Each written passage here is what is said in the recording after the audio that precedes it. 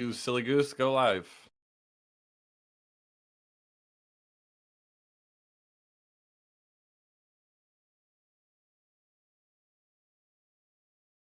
Who, me?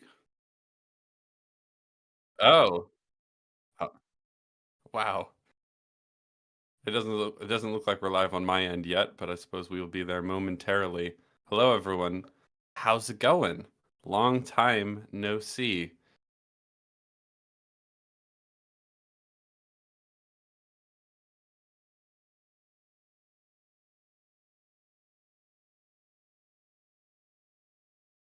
Yeah, May's a busy month. All sorts of stuff going on. It was my birthday, my girlfriend's birthday. It was Mother's Day. It was Memorial Day. It was my dad's birthday. So basically every weekend in the month of May was a no-go for at least one of us two in terms of streams. But here we are.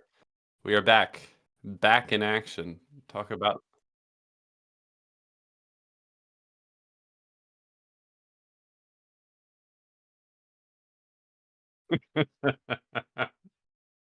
That's good. I like that. What's your favorite flop of 2024? So far, that is a good question. Okay, so I will ask you to clarify There we what you go. mean by favorite flop. Do you mean favorite movie that flopped, unfortunately, or most enjoyable flop in terms of the Schadenfreude of watching it underperform? I can answer. That's a good distinction to draw because I have two different answers depending on. Well, let's, you know what? Fuck it, Hugh. We'll do it live. We'll answer both. Okay, well, my favorite so far that Wait, hold on. Are you muted? Can they hear you? I think they can hear me now. I think I was muted before. Not sure how that happened. So we were just So sitting you in were just silence. well, you were talking to yourself, which Oh, yeah, very that's cool. pretty normal for. Do you ever have that where you just kind of start ranting about stuff in the car while you're driving? To yourself, to nobody in particular? I sure do. I'm not surprised that you sure do. I don't typically. I don't. Especially if I'm listening to podcasts by people, critics, air quotes, reviewing movies like Furiosa, I'll just start screaming. Like, that's not, no, you're wrong. You're wrong. Oh, they can hear you now. Good. Beautiful. So yeah, okay, let's I'm gonna take a look at the movies that have come out this year. And my favorite movie that underperformed but I actually thought was pretty decent. Let me double check how it Yeah. actually did. I can answer the other one right out. Furiosa. That's the other one for me. Is the Not Civil Schadenfreude War? of watching. Oh, Civil War. Civil Oh, War is kind of on the cusp of profitability, but I watching Furiosa fail has been it's been a delight for me a little bit because partly because Furiosa is so much better received. I think Civil War was very mixed from pretty much everybody who went to see it. Um, the Furiosa, the critic reviews have been just absolutely like, yeah, it's incredible. It's a fawning worthy over it. follow up. Yep. And I have very much enjoyed watching them get slapped down by box office numbers. Um, Well, I suppose that spoils a little bit what you thought of the movie, but I don't think it's going to be a huge surprise. Probably not. But my favorite movie that I think is unfortunate that it flopped so far in 2024 is The Ministry of Ungentlemanly Warfare. Oh, I I didn't see thought that that one. was a fun little movie. I enjoyed it. I thought it was pretty good. Nothing nothing incredible, no masterpiece or anything like that, but it was fun. I enjoyed it. I'll probably never see it again, but I certainly enjoyed myself in the theater. That flopped pretty hard. Um, I think it had a budget, if Google is to be believed, it had a budget of around 60 million and it made 25. Ooh. Woof. But here's the crazy thing, it made 20 domestically here in the US and only 5 internationally. Oh, And I know that interesting. and I know that part of that is they didn't even give it a theatrical release in the UK, which is Which is nuts. nuts because that's where Guy Ritchie is from. You would think that that's where a True. good. Yes. You would think that's where a good portion of his fan base is, and the British, there's the UK.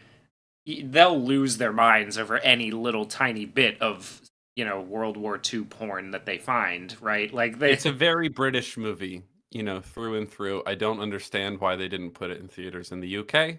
Maybe someone there knows why. I have no idea. So it's crazy that was a because like World flop. War II movies are almost guaranteed to hit in the UK, especially if it shows the UK as the heroes of the story, right? Like it's. Did you see The Ministry of blah blah blah blah blah? I did not. No, I did not see that. Oh, it's good. I think you'd like it.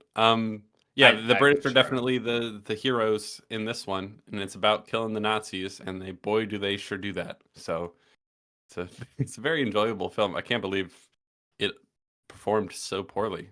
It's a shame because it was a pretty good movie. Now, moving on to the other question, what has been the most enjoyable to see flop? And I am probably gonna have to say Furiosa too, though Civil War is up there. Yes. I'm very glad Civil War didn't make A24 money. I hope they learn their lesson. I doubt it, but we'll see what happens. They've been putting out some absolute bangers. I saw the TV Glow or whatever that one was. That's another A24 picture. Yes, I saw that. You did not, correct? No, I did not you were like not that the movie. only person who told me that it wasn't worth my time. So I decided, especially given how busy May was and how far I live from a decent movie theater, I decided not to make that trip. It's not good. It's unhinged and not in a particularly fun way. So I don't recommend that. Let's respond to Donald's angry. Thanks for the super chat. Says, "Will debase self for devs episode 4? I mean 5. Yeah, you already got 4. All right, why don't you watch that a few more 100 times? Then maybe we'll give you. Really pad that viewership number, okay? Yes. Let's see. We got some questions in the chat. Did you see In Praise of Shadows self-immolate? Hugh, you are less online than I am, so you probably have not heard about this. I have not. No, I haven't. All right. I forgot Inside was even a thing when you sent me that meme the other day. So I'm. What is In Praise of Shadows? In Praise of Shadows is a YouTube channel. Apparently, I only learned about this when. Wait a minute. Hold on. I know that controversy. So, In Praise of exploded. Shadows is an essay by a famous Japanese author. That I have the book In Praise of Shadows. You're such a weeb. Unbelievable. It's a very funny book, honestly. Like it's like a essay on domestic and it's an architectural essay on the benefit of traditional Japanese style versus Western style from early I want to say like the early 1930s. But basically, he devotes an entire chapter to explaining why pooping in an outhouse with a nice view is vastly superior to pooping in a Western toilet. And I gotta say, boy, it makes some good points. Yeah, I mean, if you have the view, I suppose that is a lot better. Pooping in a garden. Good for the plants. No, In Praise of Shadows is a YouTuber or a channel, talks about horror stuff, and he got in a lot of trouble on the internet for slandering a bunch of people and being kind of a schizo in one of his videos. Really? Talking about conservative horror and then lumping a whole bunch of people in and calling people far right and all that sort of stuff. I haven't watched the whole video. I've seen little clips of it. He seems like a little bit of a nut, a little bit of a kooky guy. So, deserved a lot of the flack he got for it, from what I can tell. But I'm not. I haven't seen any of the 12 billion React videos that have come out about that whole situation. Everyone and their mother was getting in on that one. Studios truly shot themselves in the foot with the 2020-2021 release schedule going to take years to fix. Well, I think a big part of why this year has been a little weak is due in large part to the strikes. Yeah. Right? There's just not as much stuff to release this year. Things that would have come out this year are now coming out next year, maybe even the year after that for all sorts of reasons. So it's been kind of a weak year in terms of movies coming out this summer. Not that there aren't good movies coming out. We've had some surprise hits as well. I think the two biggest ones, because Dune, I think we all pretty much knew that was going to be like the takeoff of the summer blockbuster season. did pretty well. They really, they hit the nail on the head with that. Two surprising ones from what I've heard that really, managed to turn a profit despite what everybody thought or what most people seemed to think was with the new Planet of the Apes movie. I can't remember what fucking title we're on now. I think Rise this of the is War for the Planet of the the Kingdom of the Kingdom. Apes. I think it's Kingdom. That's the current one. Yeah, that one kind of, depending on what numbers you look at, kind of eked into profitability. So if you Google it, Kingdom of the Planet of the Apes, I think that's what it's called, had either $120 million or $160 million for a budget. So depending on which one it is, it probably just barely made money. Okay. But, you know, I mean, that's it's a still a bit little bit of a surprising still. surprise Yeah. considering that, I don't remember what number we're on here, but I really haven't stopped caring about the Planet of the Apes movies have never really done it I for have me, not seen any of except them, for and the I wasn't. original. I I enjoy the original one. The original one's a lot of fun, I'm Um, not about to start with number 11, so I haven't yeah. seen it. And then the other Um, surprising one was Godzilla X Kong, the did that do new well? Empire. That apparently that did quite well. Yeah. Did it do well internationally? That seems to be where a lot of these do well. Godzilla X Kong: The New Empire. Oh God, what a terrible name. Yeah, 567 worldwide, 371 million of that was internationally. Yeah, so Yeah. they do well abroad.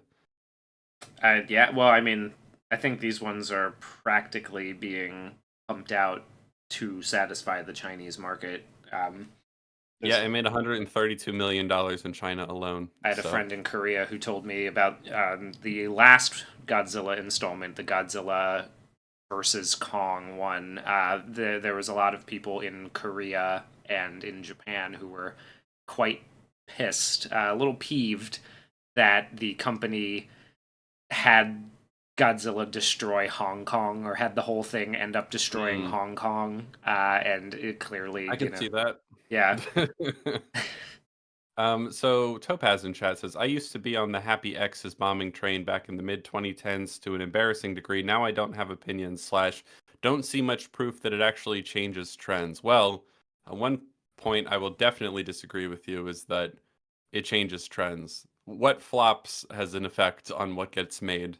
That seems pretty cut and dried, honestly. And so when it comes to it's less to me that I don't want George Miller to make another movie or anything that I'm happy Furiosa is not doing well. It's more so that I just think it's a bad movie, and we'll talk all about it. I suppose we could start talking about it now. But I think Furiosa kind of sucks. And so when I see it get glowing reviews that it doesn't deserve, and people are like, "Oh my God, why is it flopping? It's so good." It must be a problem with people not wanting to go see the It must movies. be Oh a my God, the problem with the movie. audience. Oh, it's too Yeah, smart for the general audience. Is I the haven't heard that one yet. That's the big one that I've heard from pretty much everybody is that Oh, for Furiosa, for that it's too Furiosa that smart. it's not it's too smart, too heady, too cerebral for your average audience member to really understand. I haven't heard that one It's yet. really That's like you have to interesting. have a real high IQ to get in there and enjoy Furiosa. You Well, won't I, understand it otherwise. one of the first videos we ever made on this channel was the Annihilation review, and a big part of why I was so annoyed with the cultural conversation around Annihilation that was everyone was like, "Oh my God, I can't believe it flopped." I guess people don't want original sci-fi stories written by women. It's like, no, it just didn't look very good, and it wasn't. So, Written what by do you women? What are you trying to what do say you about want? Alex Anyway, Garland? did I say written by women? I meant starring women. Happy Sorry, Pride, Alex. Alex. Happy Pride. Yeah, I Furiosa. Let's talk about Furiosa. Let's just jump into Let's it. do it. What Why? did you Why think not? of Furiosa: a Mad Max Saga? So I had not seen Fury Road for I want to say about it probably about since it came out. It had been a while, right? Like at least 5 years since I had seen Road last. So when I went to see this, I was let down a little bit. I didn't rate, but I did not think it was. I didn't think it was awful at first. But I left the theater kind of being like, this is not good. It's not very good. I see what, because I knew that it was bombing at the box office. I'd seen some of the headlines. I was just like, yeah, I mean, I get it. It's not great. It's no Fury Road, that's for sure. It's mid. And then I immediately went home and rewatched Fury Road, and oh my god, it is a total piece of shit. This movie is not good. It does not function well as a prequel to Fury Road, and we will get into why that is. We'll get there. But it also just doesn't focus, or it's not very good as a story in its own right. It's not efficient like Fury Road was. It rambles, it drags in a lot of places. The action is okay, but in a lot of parts, the overuse of particularly uninteresting, uninspired CGI just doesn't look good, and Nope. it just doesn't have the magic. It doesn't manage to capture the magic of Fury Road. It's got a little bit of a Star Wars prequel energy. I think it's you have one set of pretty good, solid storytelling in Fury Road, and then you get into this one, and it's a lot of dragging and rambling, and a lot of long scenes going off in a desert that are not quite as interesting as the rest of them. So that's I think it's pretty bad. I think it's not very good. There's one interesting performance, and I'm not That's true. And saying it's Chris it's Hemsworth. Chris Hemsworth. He I'm not gets going to to be say Australian for once, so that's fun. and I'm not going to say it's a fantastic performance, but it is No, but interesting. he's having fun. He's trying. He's trying something. He's trying to make the movie fun, and I applaud him for trying because a lot of other people aren't. Have you So, heard, real quick, have you heard where the inspiration for his quick, performance came sorry, you from? cut out. Go Oh, ahead. have you heard where the inspiration of Chris Hemsworth came from, by the way? No, I have not. He was Please inspired enlighten me. by a seagull that he saw on the beach with his kids one. Like, now that's The ticket. that's the funny. ticket. That's what we need to. That's what this movie needs. I So Topaz in chat says, if the movie was as good as Fury Road, I still think it bombs, to be honest. Good or bad, this movie is about 6 years too late. 2016 to 2018 was the window. I definitely think that's part of it, part of why it's underperformed. But if this movie was as good as Fury Road, I don't think it would have bombed quite as hard, because if this movie was actually spectacular, it would have more legs. But it has, like, if you look at IMDb and Rotten Tomatoes, it has good reviews, but like a movie can do really, really well even if it starts off kind of weak, if it just has good word of mouth. And you can't fake good word of mouth, and nothing really beats word of mouth advertising. Top Gun Maverick wasn't actually doing incredible at the box office when it first came out. I think it was suffering from a lot of the same things a lot of movies these days suffer from, where it's like, oh, another Top Gun movie in the year of our another Lord, legacy 2028. sequel. Yeah, why Yeah, now? another legacy Nobody's sequel, why nobody now? cares. All that sort of stuff came out. It was doing okay, and everyone was telling everyone they met, like, no, actually, it's really good. It's actually really fun. You should go check it out. And then it was in theaters for like almost a year. I don't know the exact A long numbers. time. Yeah, it was in theaters for a long long time. Same with Puss in Boots: The Last Wish. Those were the two surprising hits that year, I think. Wasn't doing amazing at first, but everyone kept telling everyone when they knew, like, oh, this is actually really good, you should check it out, and it had legs. So I think this movie wouldn't have flopped if it were better. I definitely think that's true. I definitely think this movie, because my understanding is that Fury Road wasn't a massive financial success, but it was a big. It was like big critical darling, and it's looked back on favorably by pretty much everybody. Yeah, I mean, one of the things that I was doing to prepare for this, I listened to a podcast by a few critics who, they were talking positively about the movie, to say the least. They were kind of blowing a lot of smoke up its ass, I think. And one of the things that they mentioned is that Fury Road, it had a lot of crossover, and it was a big budget. Mad Max is not itself, a very profitable. Like this is not the kind of franchise like an Iron Man now or like a Star Wars where you can just sort of like throw anything on the screen, for a little bit and make $1 billion. Like, this is not that kind of movie. This has never been that kind of movie. Fury Road had a surge in popularity and is looked back on, I think, pretty favorably as like one of the better action movies maybe of all time. I think you could probably say. Um, Well, it, it's up there for a lot of people. yeah, That's for sure. and it's very efficient, and it's like it's a fun watch. When I was rewatching Yeah. it after this, I was like, yeah, this movie's great. I remember why I love this movie so much. There's a lot of great stuff in here, and it creates this, this really nice world. There's no issues with having like nobody came out of Fury Road as far as I'm aware and said, well, I haven't seen Thunderdome or Road Warrior, so I was a little lost about what was going on. It's Nobody not came that at kind it. of It's not movie. that kind of No. movie, and they've never really been like you don't need to see Road Warrior to see Thunderdome, and then you enjoy that. Well, Hugh, you don't really need to see Fury Road to see Furiosa because they show you most of Fury Road during the credits. So you're in Yeah, luck. which is a strange choice Oh, I for hate that choice. a direct prequel, to the movie that you just made, like 10, well, just made 10 years ago. We should address that, by the way, too. Fury Road came out 10 years ago. And this Or guy, 9, I think. yeah, Pretty close to yeah, 9, but I'm rounding up, but yeah, it came out in 2015.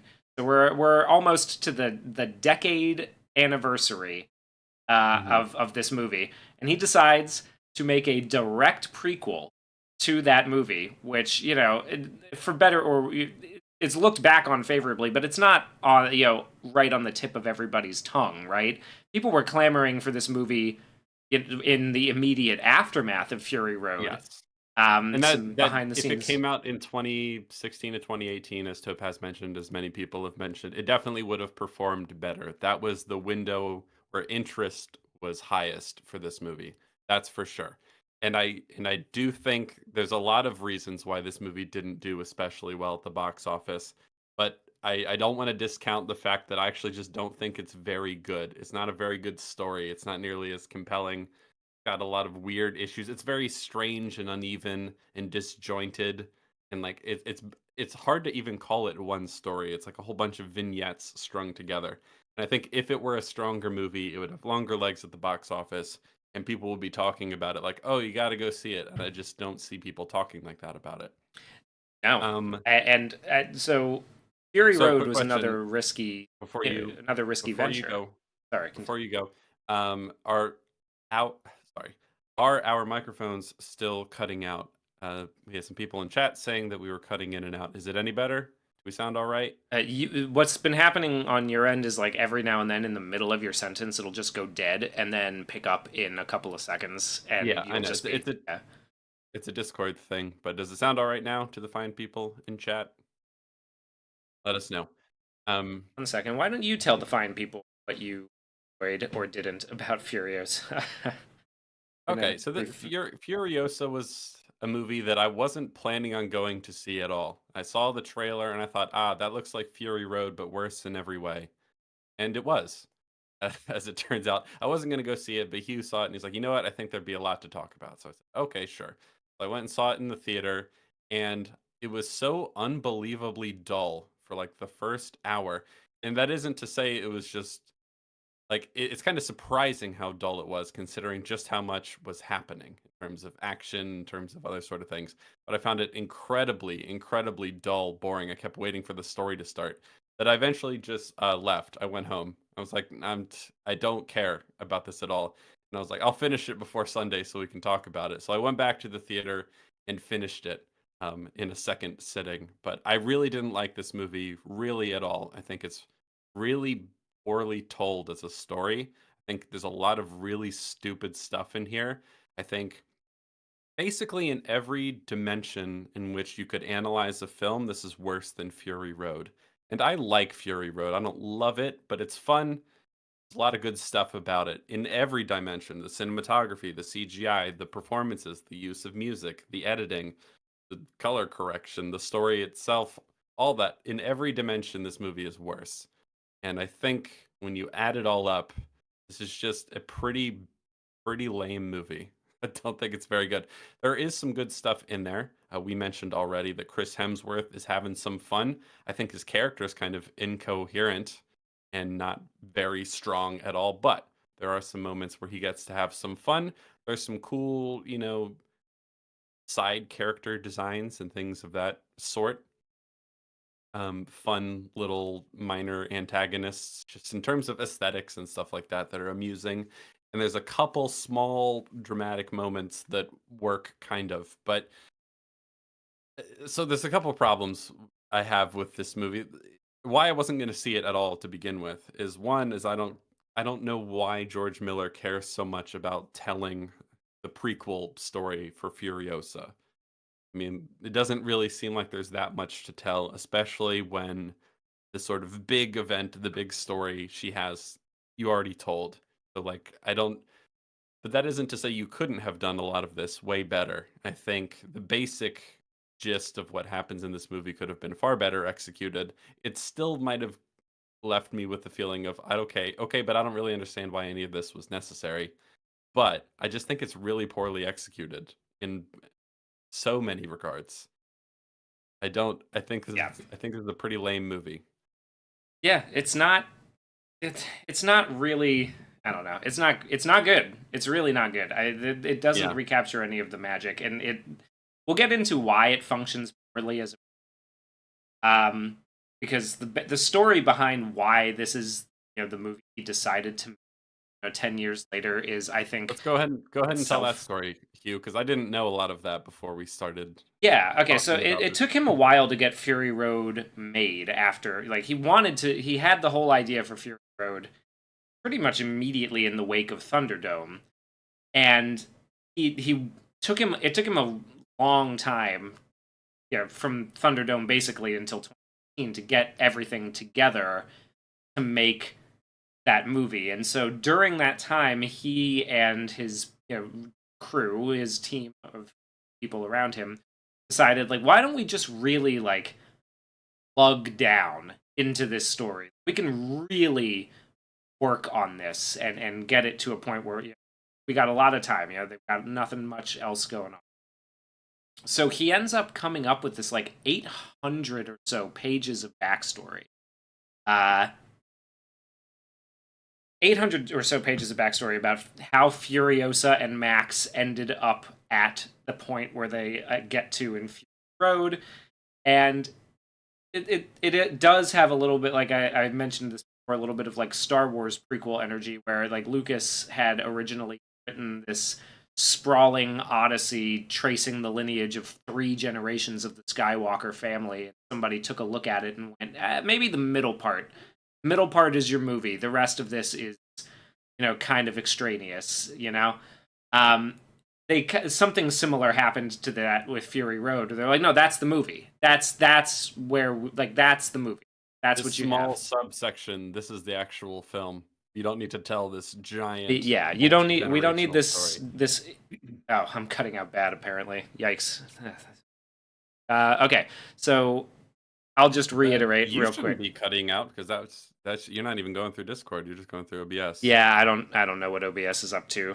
It did that update today. We've been off for a month. It's mad at me for not opening it up. Yeah, so basically he wrote 800 pages of backstory, leading up to Fury Road, and then took it to a producer. And the big thing, they were, no, Fury Road's your movie. That's your movie. Make that. The rest of this is unnecessary.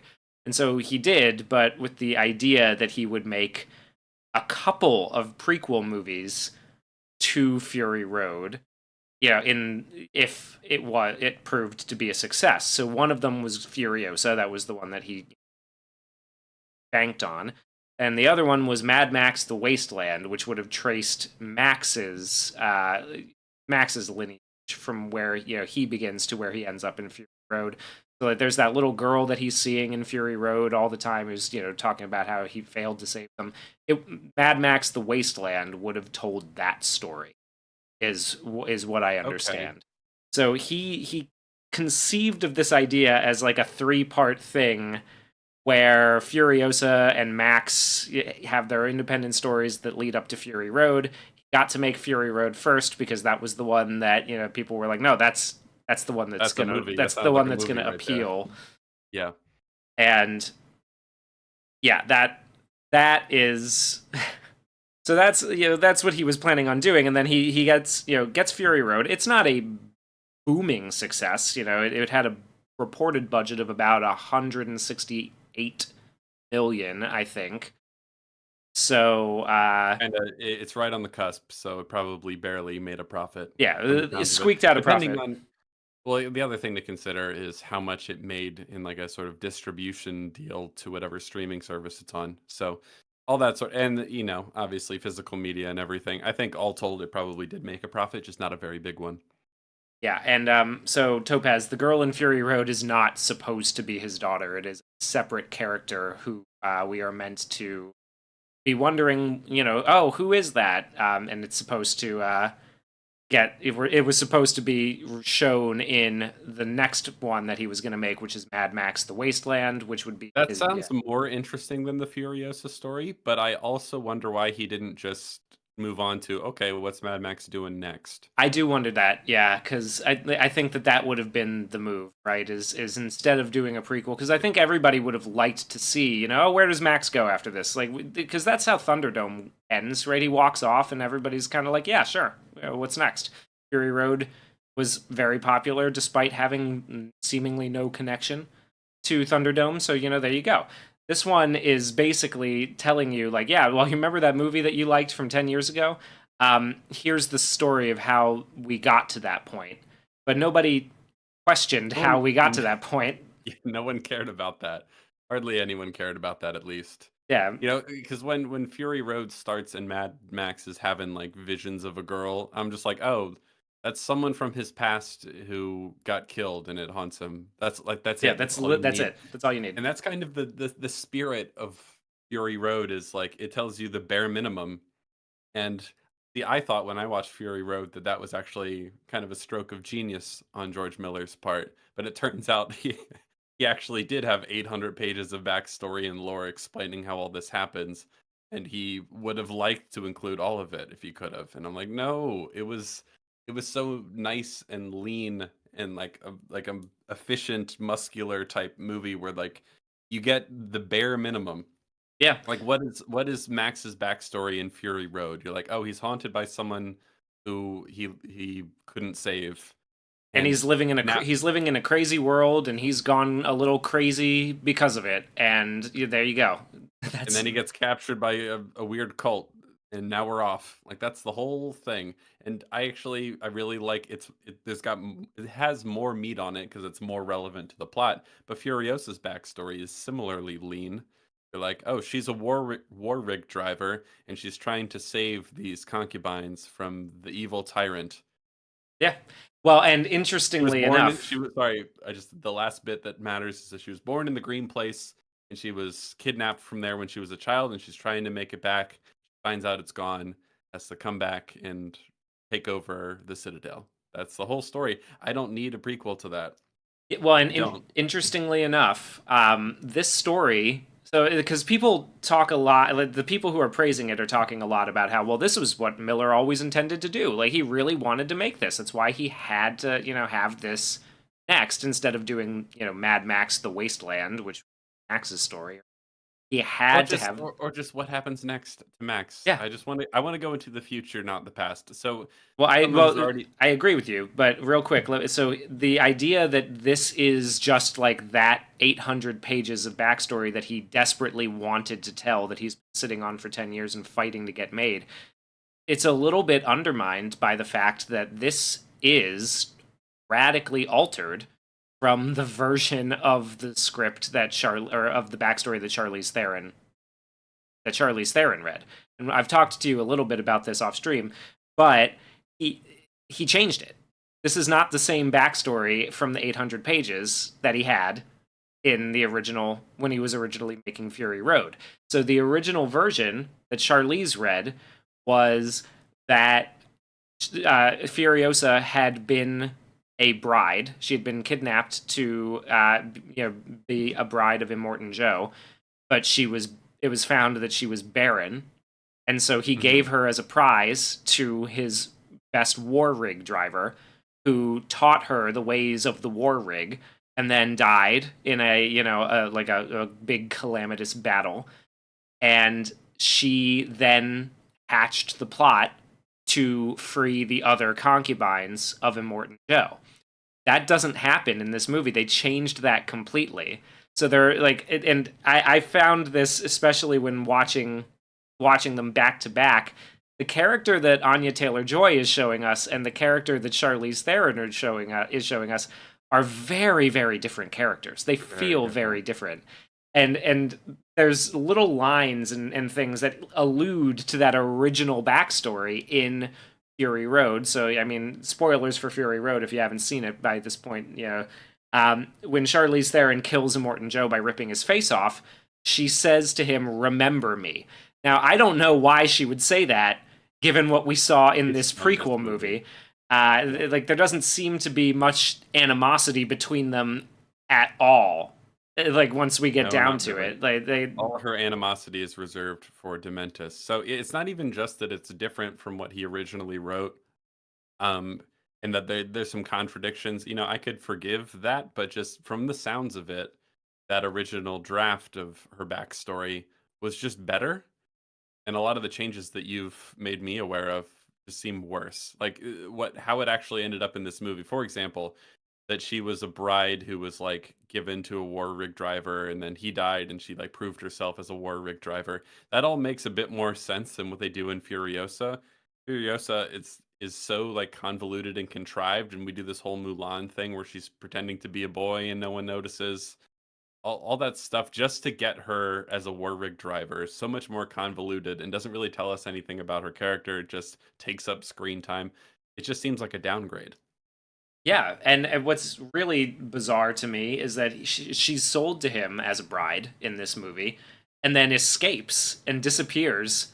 And I guess he just isn't very protective of his brides anymore, in like, or like he wasn't as protective of his brides or Oh, yeah, possessive, we'll get into it. We'll get into because he the doesn't plot even stuff. notice that she's fucking missing. Like Yeah.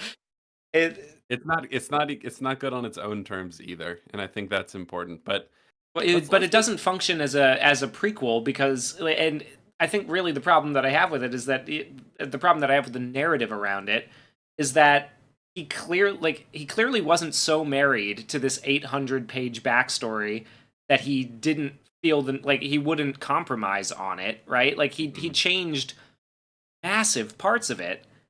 So why, like, I just it just seems silly to like force this one as the movie, to follow up Fury Road when you're willing to fuck with it. Like it's the only Mad Max that has a direct tie-in to any of the Mhm. others, right? So you're Yeah, willing to do that, but you're willing to change it even when it's, the only one directly connected, which is going to actively, screw with the continuity. So that's a like, good point. why would you? Because a lot Yeah, of people talk about these movies, rightly, I think, especially for the first, what is it, four, that like they don't really connect. It's more like myths of old than a direct continuity between the movies, right? Like in this one, our hero is a bit like he acts a little different, maybe it's a slightly different story and demeanor and all that stuff. Things keep changing, the world keeps changing. So like the difference between the world of Fury Road and the world of the first Mad Max is insane. It's so unbelievably different, but in a way that's like, who cares? Because in the first movie, which I happened to see for the first time recently, it's not even really post-apocalyptic. It's just law and order is kind of collapsing a little bit. Otherwise, people just still have shops and businesses and are still going about their lives. So it's very, very different in a way that works. But the problem with this one is this seems direct in continuity with Fury Road in a lot of ways. Like that's kind of the whole justification for making it. And then he changes a bunch of things that make it conflict and contradict what it ties into directly. Like the end of Furiosa, if you haven't seen it, ends right at the beginning of Fury Road. So yeah, it's the same. It's tied together, and so the changes matter a bit more than they do between Thunderdome and Fury Road, for example. It's an odd choice, very, very odd choice. Yeah, and here, yeah, changing quick. well, and changing your backstory is like it's just it's weird. It's a weird thing. I don't get why you would I do get that. it's that question I have about James Cameron. I'm like, why do you care about Avatar so much exactly? Like, I don't understand what your interest is here. I feel a little bit about Furiosa. I'm like, I don't know because I watched the whole movie. I've seen it 1.5 times essentially. I don't understand what part of this he was so interested in because it's so scatterbrained and like there isn't a singular focus on a certain thing. Like you're watching it, and I had this feeling many times while watching it. I'm like, okay, this is gonna be the movie. And it's like, no, we're gonna breeze past that in a montage. I'm like, okay, what is the movie then? For example, there's a big 40-year war. So that is not 40 years, sorry, 40-day 40-day war war. that Oh is my god. started between Yeah. Dementus and Immortan Joe, Chris Hemsworth character, and Immortan Joe from Fury Road. And it's like, is this the movie? No, it's not. We breezed right They through that. skip the big action set piece of, the two, you could call them the two big antagonists, the two big bads, fighting each other. They skip like they devote a lot of time to action set pieces earlier on in right? But then they like Yes. when they build to a climax of, Dementus versus Immortan Joe, and where Furiosa is gonna, make her bones as a war rig driver, right? They just completely breeze through it. They don't even show it to you. Like They don't there's even a show her making her bones as a Warwick driver. yeah. Because she meets she bonds with Immortan, what, Oh, Praetorian Jack. Praetorian Dan or something like that. Jack, I Praetorian think it's Jack, Jack. yeah. And he's like, I'll teach you everything you need to know about being a Warwick driver. You'll work with me, you'll help me out, I'll teach you some things, and then you can have all the tools you need to go wherever it is you're trying to go. And I'm like, okay. So we're gonna see them go on missions together and train and stuff like that. Nope, we breeze right past that too. It's like I don't. It's so confusing. It's so scattered. It's such shoddy storytelling. Really, it has no idea what the main thrust of the movie is until the very end. You go, oh, I guess it was the revenge, even though that didn't play a major role in most of the film. Yeah. It's very odd because most of the film you would think Furious is just trying to get back to the Green Place, and then all of a sudden it's like we're doing the whole but if you kill me, you will become just like me. I'm nothing like you. It's like, what are we doing? First of all, the most insane cliche revenge plot you've ever heard, but it wasn't even the main focus of the movie for most of it. I can't wrap my head around what the point of this story even is. So let's jump into it. We start the movie with her being kidnapped from the Green Place. Okay, that seems like a decent place to start because we know that that's her origin. She grew up in the Green Place where a bunch of women, and it seems like only women, uh, live in peace, full harmony, and there's a bunch of green trees and apples and peaches and fruits and all that sort of stuff. She gets kidnapped by evil biker gang Mad Max types, right? Yeah, Um, yeah, and then the sequence of getting her back to the camp, and while the mom tries to follow to make sure no one lives to tell of the green place, that whole thing is so long, it's so really long, and unbelievably long. it's a little bit confusing as well, because so one of the very first things that we see her do as a child, like baby Furiosa, runs up to the bikes and like cuts a line on the bike, right? She has a knife, she cuts some lines on the bikes, which doesn't impact the bikes at all when they're getting away. Like it doesn't stop any of the bikes. It doesn't Well, stop them they run out of fuel eventually, eventually. But like yeah, they get they get or far enough. something. Yeah, I don't even remember. Like I doesn't I don't think that the one we never see the guy recognize that his bike has run out of fuel. Do we? Doesn't he just get I thought we shot? did, but I, no, because the sequence is so long, you're forgetting parts of it, Hugh. that's There's true. the there is the part where like she cuts the lines on the bikes, and then they run out of fuel at night, and then they have to like decide what to do, and then eventually shows up again. She catches up to them, and then eventually they get shot. It goes Okay, on for yeah. so long. It's not particularly inspired as an action set piece. There's like not a lot of music at all. in this intro. Okay, I'm gonna talk briefly about the music because someone asked, "Is the soundtrack as memorable as Fury Road?" No, it absolutely is not. It's so much worse. The use of music in this movie really kind of sucks. There are a few moments where they use some of the same. There's like a classical piece or something that is used briefly or a few times in Fury Road that comes back in this, but it's never used in any way that's nearly as impactful. Whole action. There are long, extended, action set pieces that have very little music in them at all. It doesn't have any of the same energy as Fury Road does. I really hate the way they use music and the way they don't use music in this movie. It makes a lot of scenes really drag that it tries to do without them in a way that does not work as far as I'm concerned. And this beginning action set piece goes on for so long only to basically arrive at, yeah, she got kidnapped and her mom died. Like everything about everything is because when you're watching the movie, you know it's not really going to get into the story until Anya Taylor-Joy shows up. So when we spend the first 40 minutes, maybe 45 minutes Yeah, with the it's a little girl lot of version of her, time. it's a lot of time. Every bit of that could have been a 5-minute montage at the very beginning. Especially because a big part of what works with Furiosa's character in Fury Road is that she kind of barely remembers the green place. You know what I mean? It's all kind of a vague memory of a nice place where she grew up before she was kind of kidnapped into the wasteland. You know what I mean? Yeah. So that we see it in such detail, like instead of just kind of more of like a memory of what that was like, I think that kind of undermines it a little bit. We spend so long without really learning anything about her as a character, except that like she starts off already pretty scrappy and pretty good at taking care of herself. So she doesn't have to learn that, which is also lame.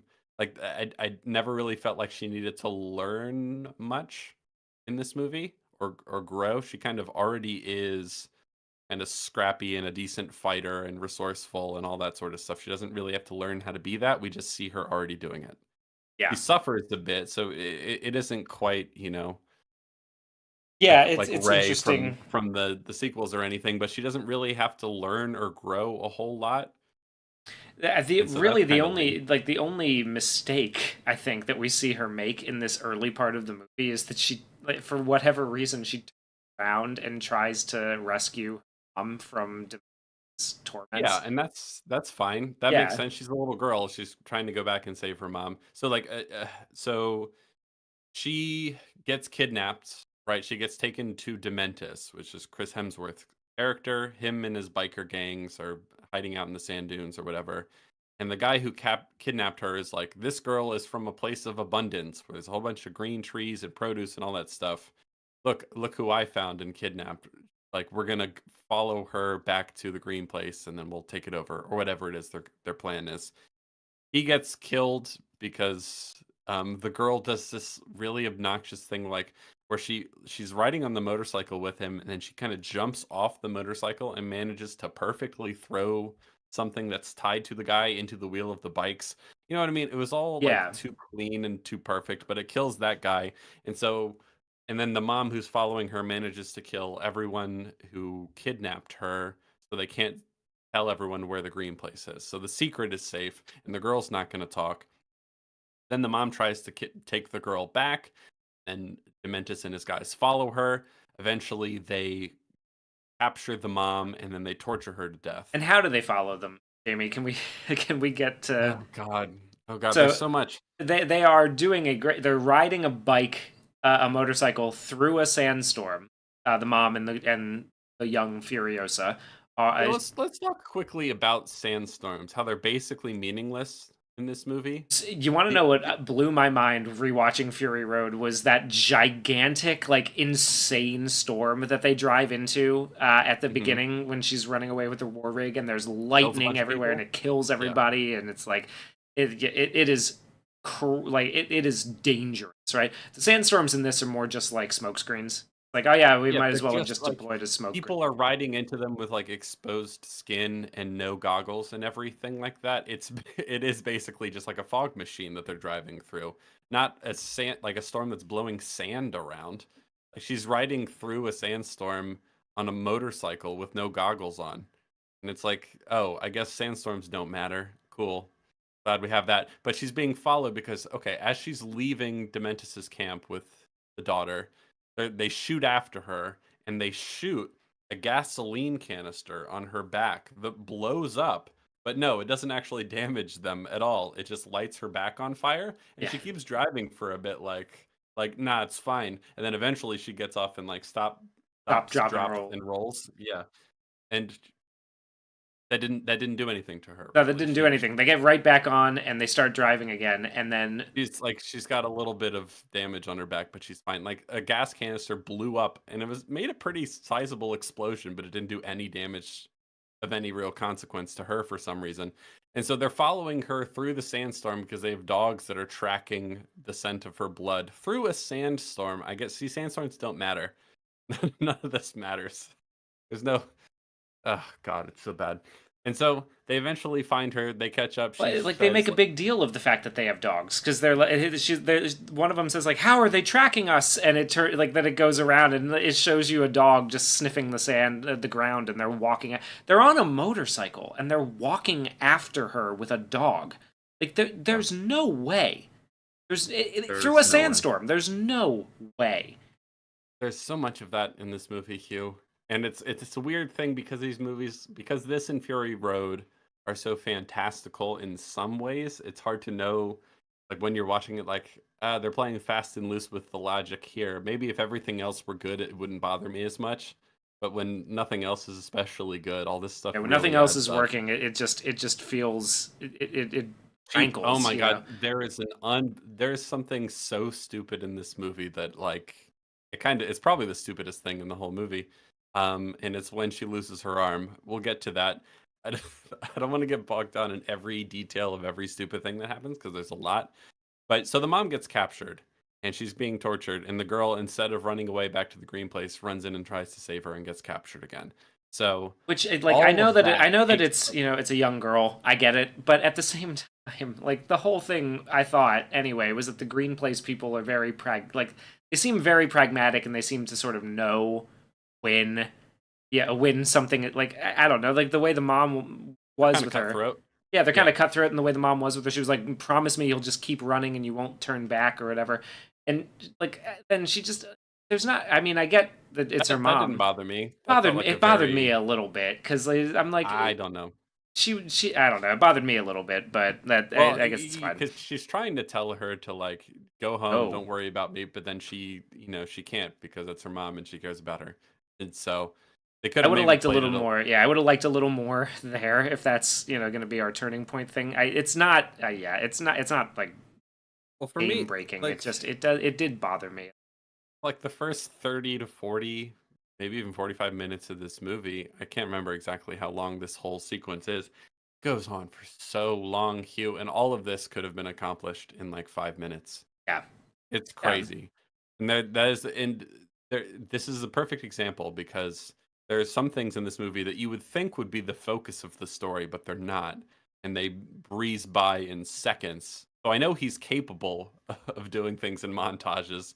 Meanwhile, this he decides to spend so long on. I don't understand it at all. Because, okay, the result is she gets captured by Dementus, and now she's with Dementus. And then we waste a lot of time here as well. So Dementus is Chris Hemsworth, and we see that he's a ruthless biker man. I just want to give a quick example.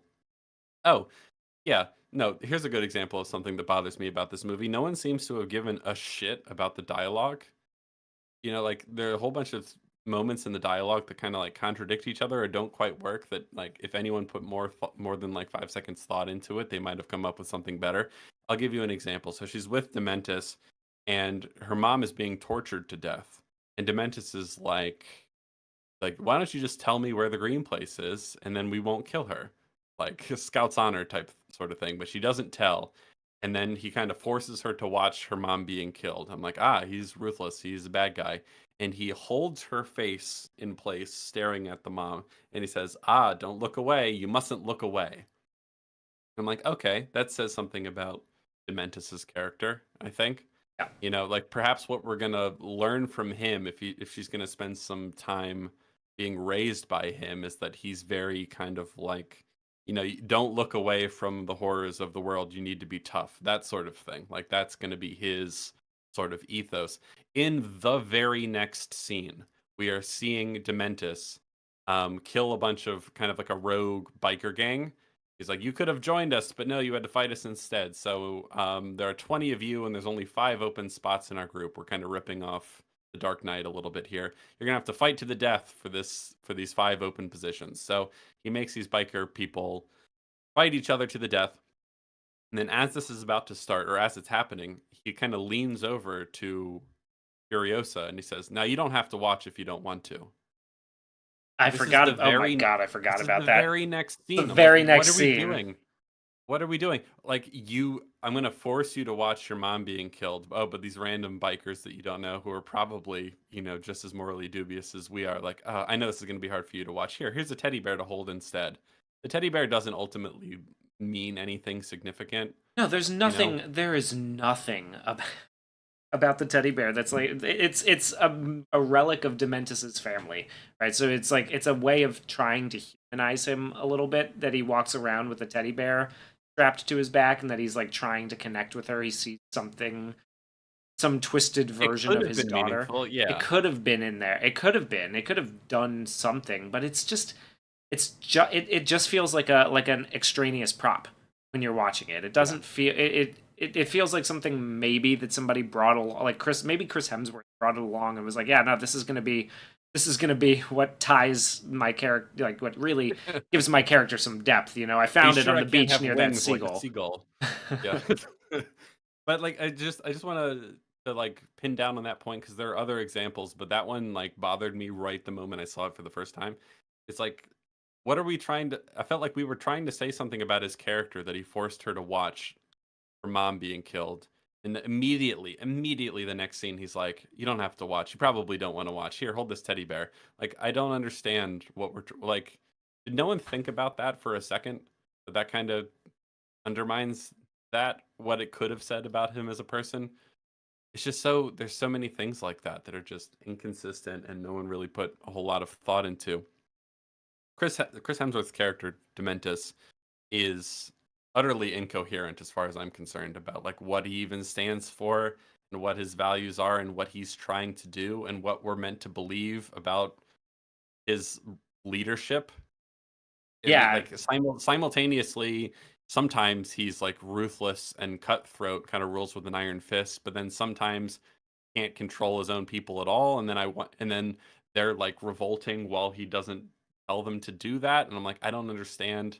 they If want you him don't to have seem if like part. They want him to seem incompetent at a certain sometimes, point in the well, movie. yeah, but Sometimes if you don't have control over this like roving horde of bikers, why are you even in charge? Why haven't they like sent you to the guillotine yet? You know what I mean? Like it doesn't make any sense to me. yeah. Nothing about his character really coheres.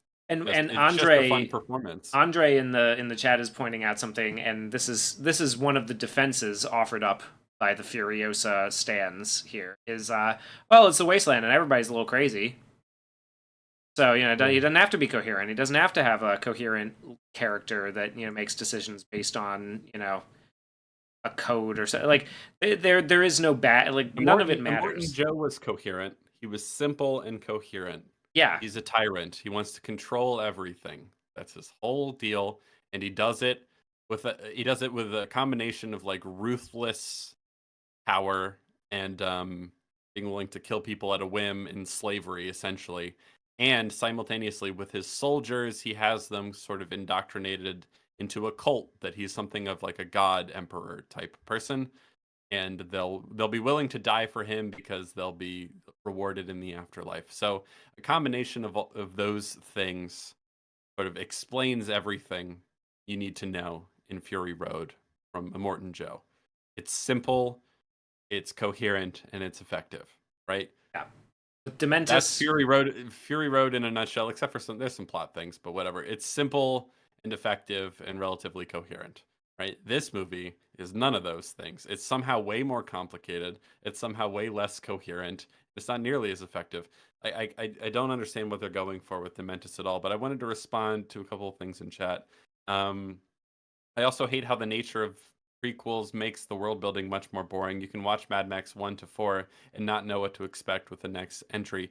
That is a good point I want to make as well. We're going to be a little scatterbrained, just like the movie, when we're talking about it today, because it seems like there's no other way to talk about it. One of the things I was really annoyed by when I was watching it a second time, or the one and a half time, is that this makes the world seem so much smaller. I'll give you an example. So in Fury Road, the story is simple and lean. There's a couple factions. There's the people from the Citadel, Morton Joe and all his folks, the war boys and the war rig drivers and the concubines and all that stuff. There's people at the bullet farm where they make all the bullets. There's people at Gas Town where they produce all the gas. And there's some sort of roving marauders in between. That's it. But in Furiosa, they make it seem like that's essentially the whole wasteland. That Yeah. it feels so small. For example, Praetorian Jack, when Furiosa will eventually try and commandeer the war rig and leave, presumably to go to the Green Place, he's like, "Where were you going to go? There's nothing out here." And the movie's like, he doesn't know about the Green Place, and it's like, no, there should be a whole. Australia is a big place, guys. There was, I mean, look, there was a Thunderdome run by Tina Turner. I don't know where. I don't know where that's got disappeared to. I don't know why we're like pretending. And because like, how did Mad Max get to where he is in Fury Road? And I don't mean by the backstory. I mean, when Fury Road starts, he's just on a precipice of a dune, and he's like looking over the wasteland. It's like, where did he come from? If there's nothing else out there, guys. Of course, there's other stuff out there. It's just probably pretty far away. He's making his way across the wasteland looking for something, and he stumbles into this little microcosm of the wasteland. It's not the whole wasteland itself. And it doesn't make any sense to me that someone like Praetorian Jack, who's been driving these roads for a long time, he's an adult, whatever, he seems to know quite a bit. He thinks that's the whole world. And we have this whole backstory, this whole sprawling backstory for Furiosa, and it makes the world seem smaller. It does. No, it really does. It makes the world seem like there's only three places. There's the Citadel, there's the gas town, and the bullet. Yeah, they said like the three fortresses of the wasteland.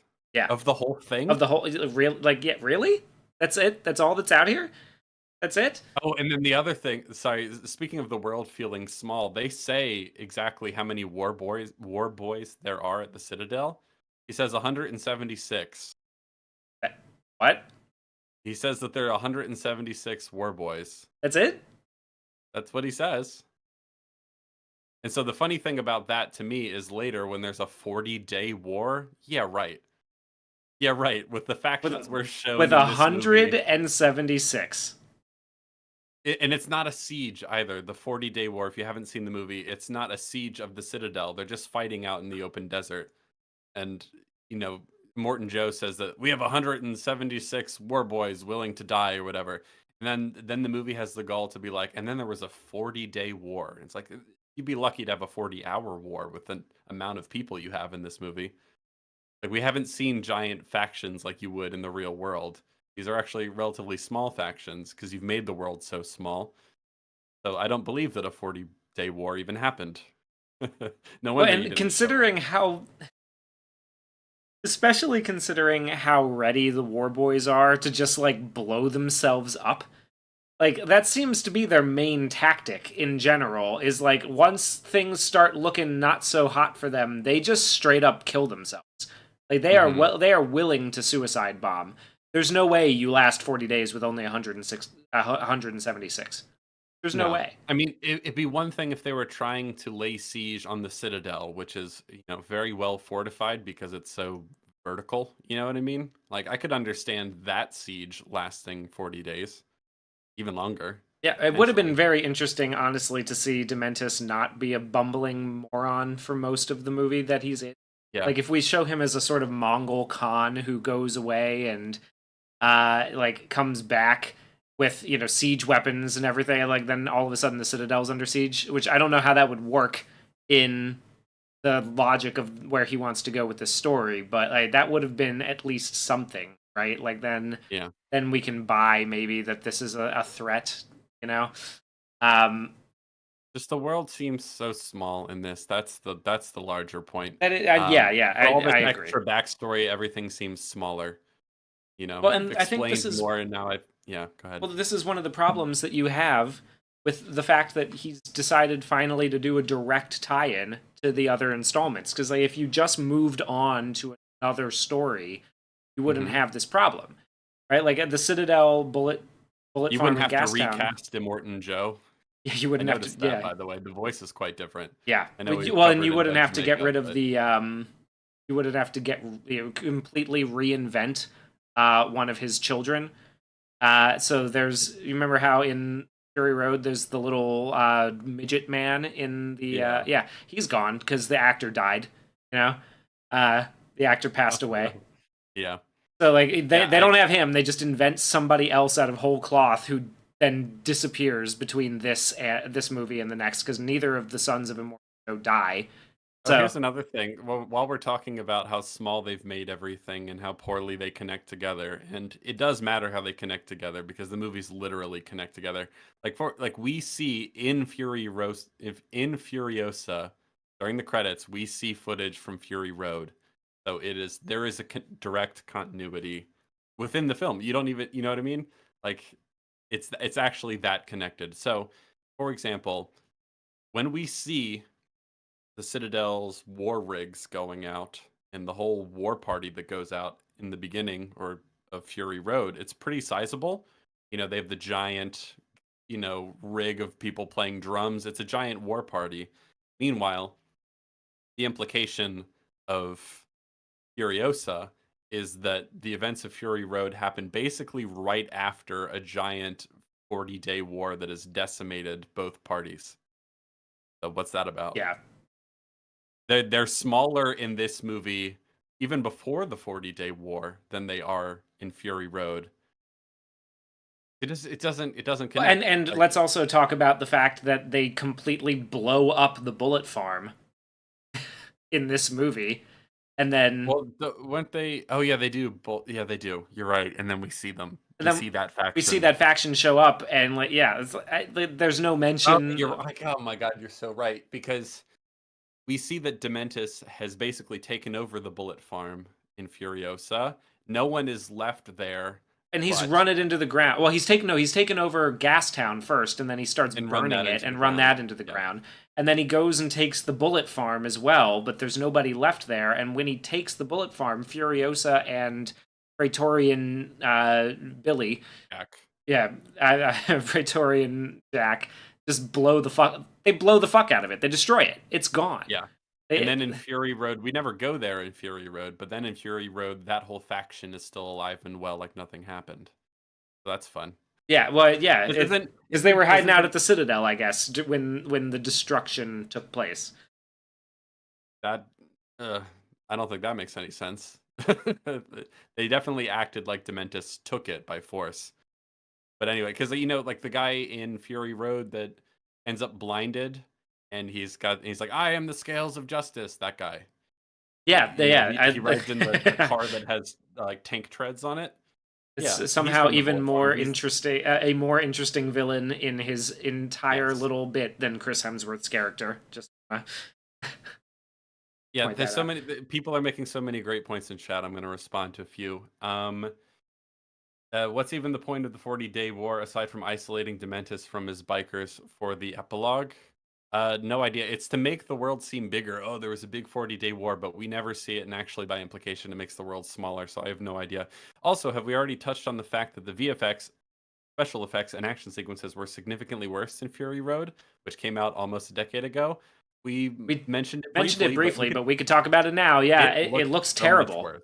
It looks way. Yeah. So the cinematographer of Fury Road was supposed to return for this one, but He didn't. Well, you know why he didn't? No, I didn't. Because he didn't feel like making this movie, and he wanted to spend time with his grandchildren instead. Good for him. Yeah, he probably took a look at what was going on and went, George, I think George, I don't know, man. George Miller should have done that too, by the way. So he That's got funny. Yeah, somebody it else, looks worse. and It it looks looks worse worse. from a cinematographic perspective. But yeah, the visual effects are significantly worse. Everything that's CGI is way worse. It looks cheap, and I have no choice but to believe it was horribly rushed. That seems to be because it had a very similar budget, maybe slightly less than Fury Road, all things considered, but comparable, weight class in terms of budget. And everything just looks worse, especially the CGI. So, the technology has improved since then. So one is forced to believe that they were rushed because it looks cheap, not look good. In terms of the CGI and some of the spectacle and stuff, it looks like a very, very good like fan film sometimes. You know what I mean? Yeah. Like if someone made a Mad Max fan film and it looked like this, I'd be like, wow, that's pretty good. That looks pretty good When as an like watching imitation them of back Fury. to back too with Fury, like you go from Furiosa to Fury Road, and Fury Road, the colors are popping. Like they are beautiful. The cinematography and the action sequence are very well coordinated, planned Oh out. yeah, And it's then great. it's like, oh, yeah, none of this was in Furiosa at all. It's a pale imitation. I It is a also pale two imitation. people in the chat have also mentioned why is Furiosa so eager to rescue the wives in Fury Road? They never established a connection between her and those characters that was meaningful. And why would Correct. she? Yeah, why would she care enough to risk her life to smuggle them out with her? That's a great question. Don't they don't? There's no good reason. There's not even really a good reason for her to despise Immortan Joe in this because she's perfectly Yeah, willing to just like she helps him out, kill Dementus. yeah. She goes back to him and says, "I am Imperator Furiosa. I want to lead this. He's mine." And he basically just goes, "Yeah, sure, cool." And she leaves Dementus, who was raising her and taking care of her, at least to the degree he could. He kept the lecherous goons from, doing anything to her. He Yeah, fed her and protected her and all that sort of stuff. And then when she meets a Morton Joe, who looks way scarier, by the way, she's like, "Yeah, I'll go with you instead." And I understand that Dementus killed her mother, but Morton Joe is not better in his any plan is way. no. His plan is to rape her. Yeah, Like, and I mean, she's a kid, so maybe she doesn't quite pick up on that. But like, he yeah, instantly singles out a girl child from the crowd and yes. is like this very weird, scary, intimidating guy who's just like, I And he want that, right? and And he she says, "You will be my bride." And she's like, "Cool, I'll go with you instead of Dementus." Why? What? Why would you? like But against like you said, Dementus's will too. He's like, yeah, I yeah. don't, I don't want to do that. And she goes, no, I no, he's not my dad. Fuck him. And now and so okay, so let's say that works because she's a kid and she doesn't really know, and Dementus killed her mother. Fine. So he goes with Morton Joe, and she gets like brought into the vault where all the brides are kept and everything. And he sees that they have to give birth, and they give birth like they have to keep giving birth. Essentially, they're raped and they have to give birth until they provide a child that isn't deformed, right? So that's just their whole life essentially. And she's like, "I don't want anything to do with this." Meanwhile, there's Rectum and Scrotus or whatever their names are, and one of them, clearly wants something pedophilic to do with her, and so she runs away and manages to escape him. But Hugh, does she leave? No, nope, she doesn't. No. She disappears. So this is another problem that I have with the way that it connects and carries Immortan Joe's character from one to the other. This is a guy who freaked out and to the point where he abandoned he brought his entire army with him out of his castle to chase down somebody who stole his favorite pieces of property, basically, the way he viewed it, Yeah. right? One of his brides, who he bargained for with, this guy, goes missing.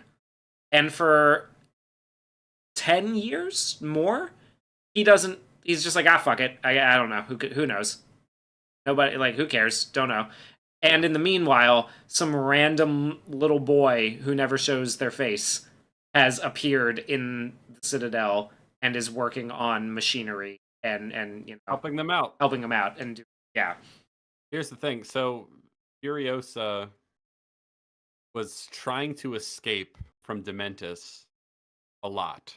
And the only reason she wasn't able to escape is because she was literally held captive in a cage, right? And then she manages to escape Immortan Joe and his goon, sons. And she's free. She's hidden herself. She's holding onto a pipe, which I thought was really stupid the way she did it, but whatever. She's managed to escape. She doesn't steal a vehicle and leave, which is something she would do immediately.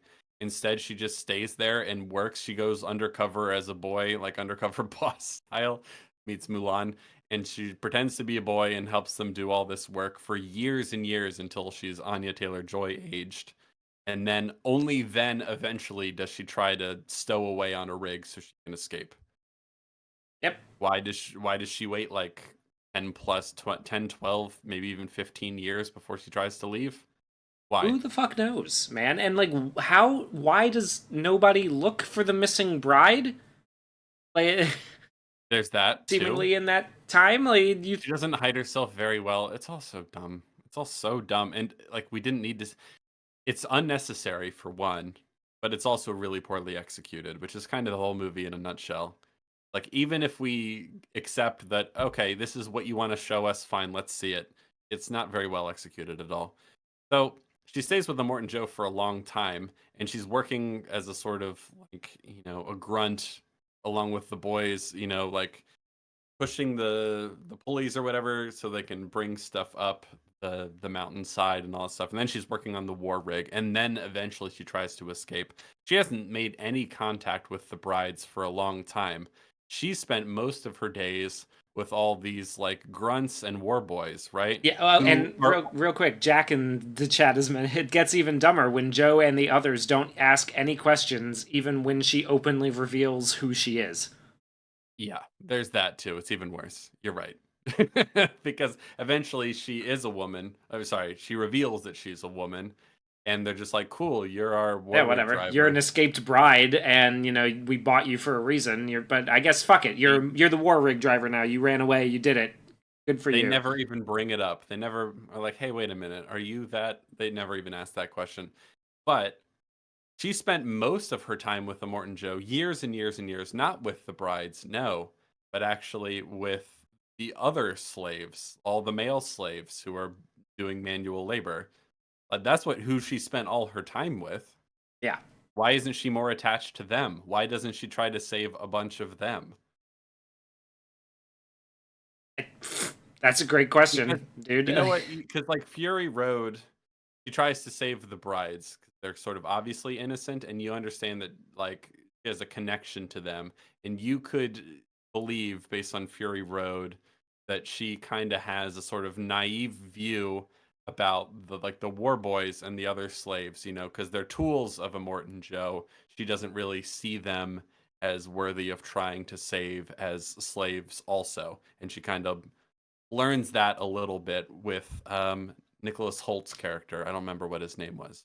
You know what I mean? Like Yeah, he's a yeah. slave too, and she doesn't want to bring him along. She wants to let him because they're so indoctrinated and all that stuff. She thinks they're too far gone. But according to Furiosa, she spent most of her life with those people, not with the brides. Yeah. So why does she only save the brides?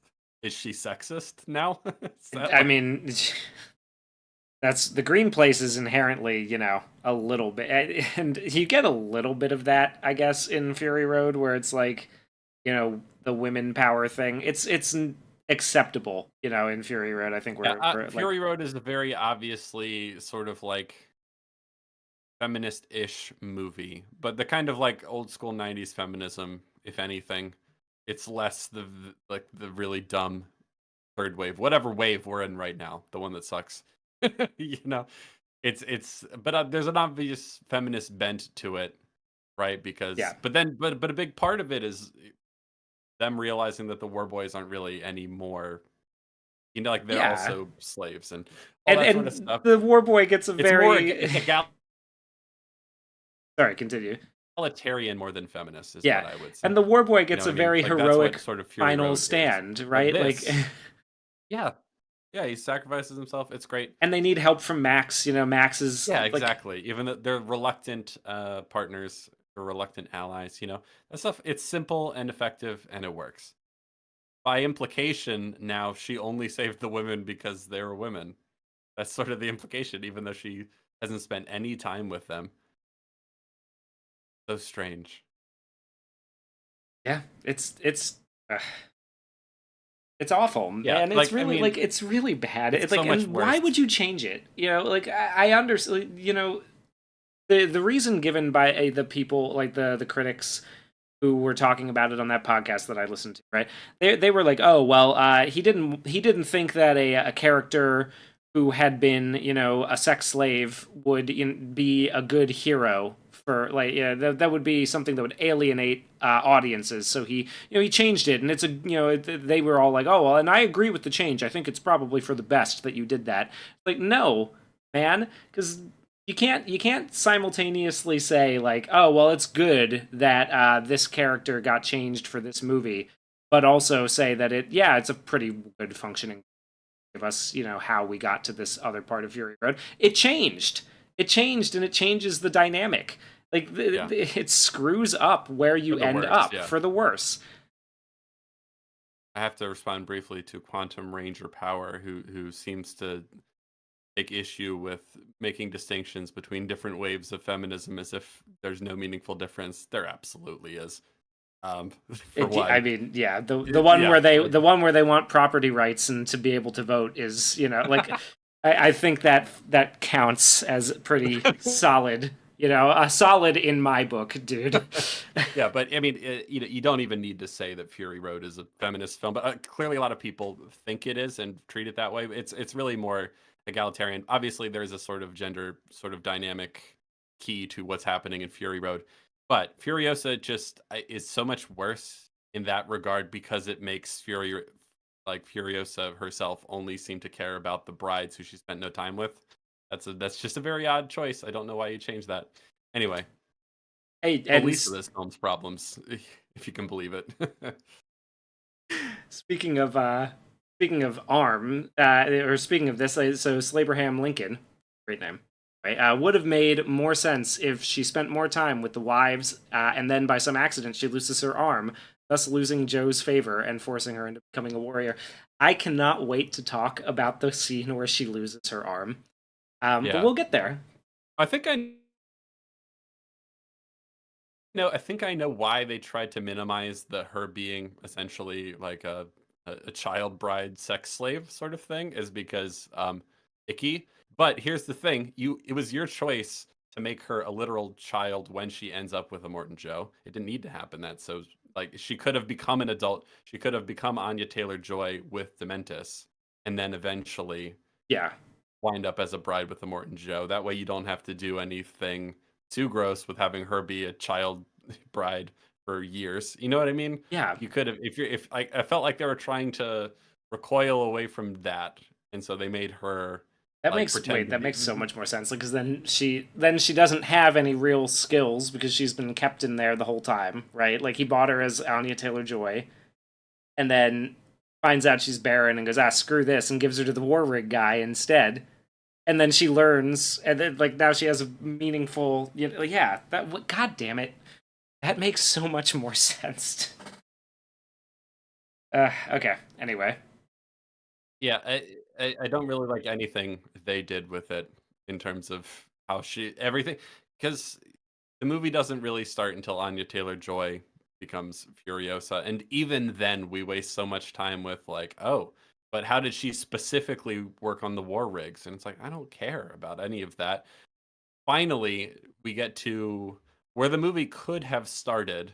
If you have like a 5-minute backstory, essentially of if you don't change anything, you do a 5-minute sort of her getting kidnapped as a child and her like ending up as a war rig driver, right?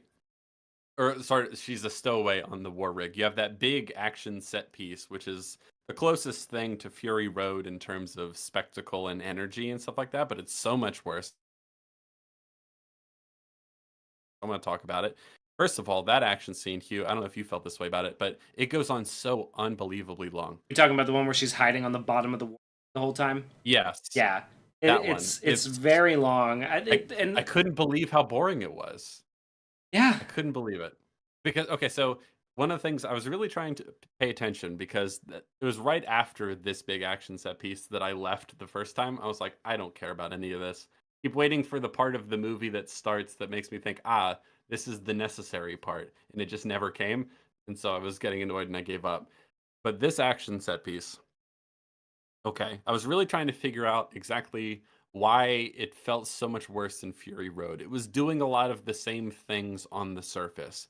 I'm like, why isn't this working when Fury Road does? And watching it a second time, a big part of it is how they use the music. So now a lot of my favorite action scenes and things play without music. It's certainly possible to make that work. But I've noticed a lot of the good ones do is that they have a lot of music leading up to the fight, and then boom, the music cuts out for the fight. And so the contrast, there's a big shift in energy. And like some of the better fights in the Bourne movies, for example, like where there's no music, it's just the sounds of them, scrapping and hitting each other and all that sort of stuff. It can work pretty well. Meanwhile, this big action set piece in the movie, um, there's no music leading up to it. It's already quiet, and like we see a bunch of the roving hordes of bikers who are going to try and attack the war rig. They used to be with Dementus and they've gone rogue. There's some throwaway line about that, and so it's all quiet, and they're lying in wait for the war rig to come by, and then they're going to attack it. And then when they attack it, does the music start? No, it's just still no music for a few. Like it felt like a few minutes. And then eventually the music starts creeping in, and it's this very basic like dun dun dun dun dun dun dun dun, and it's just constant. There's no shift in mood. There's no ramping up in energy. It's just now there's a constant beat under it, and like it's not matching any of the action. It's just kind of like it just feels like they threw a beat underneath it. Like it's not doing anything to accentuate key moments in the action, really. It was really lame. And Yeah. when did the music actually change or do something to sort of like punctuate a moment? It was after quite a bit of fighting when she eventually like goes up onto the top of the hood to put something on something that's leaking a bunch of steam. And oh my God, Praetorian Jax sees that she's a lady actually. Like Yeah. Oh God, that the is where the moment music. That's where the music cue drops. That's the needle drop. yes.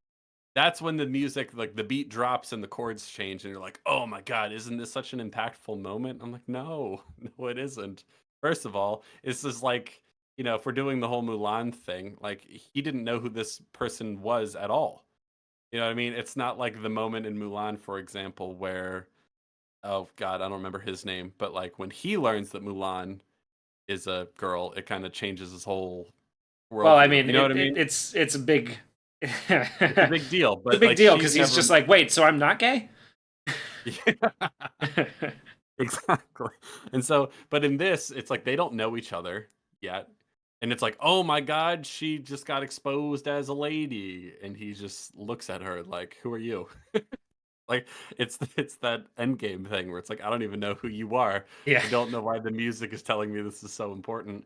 But like just think about that. So like we have this giant action set piece. It's one of the first real major set pieces in the beginning because there's been some action in like the opening stuff, but like none of it very impactful or prolonged. This is like the first big set piece.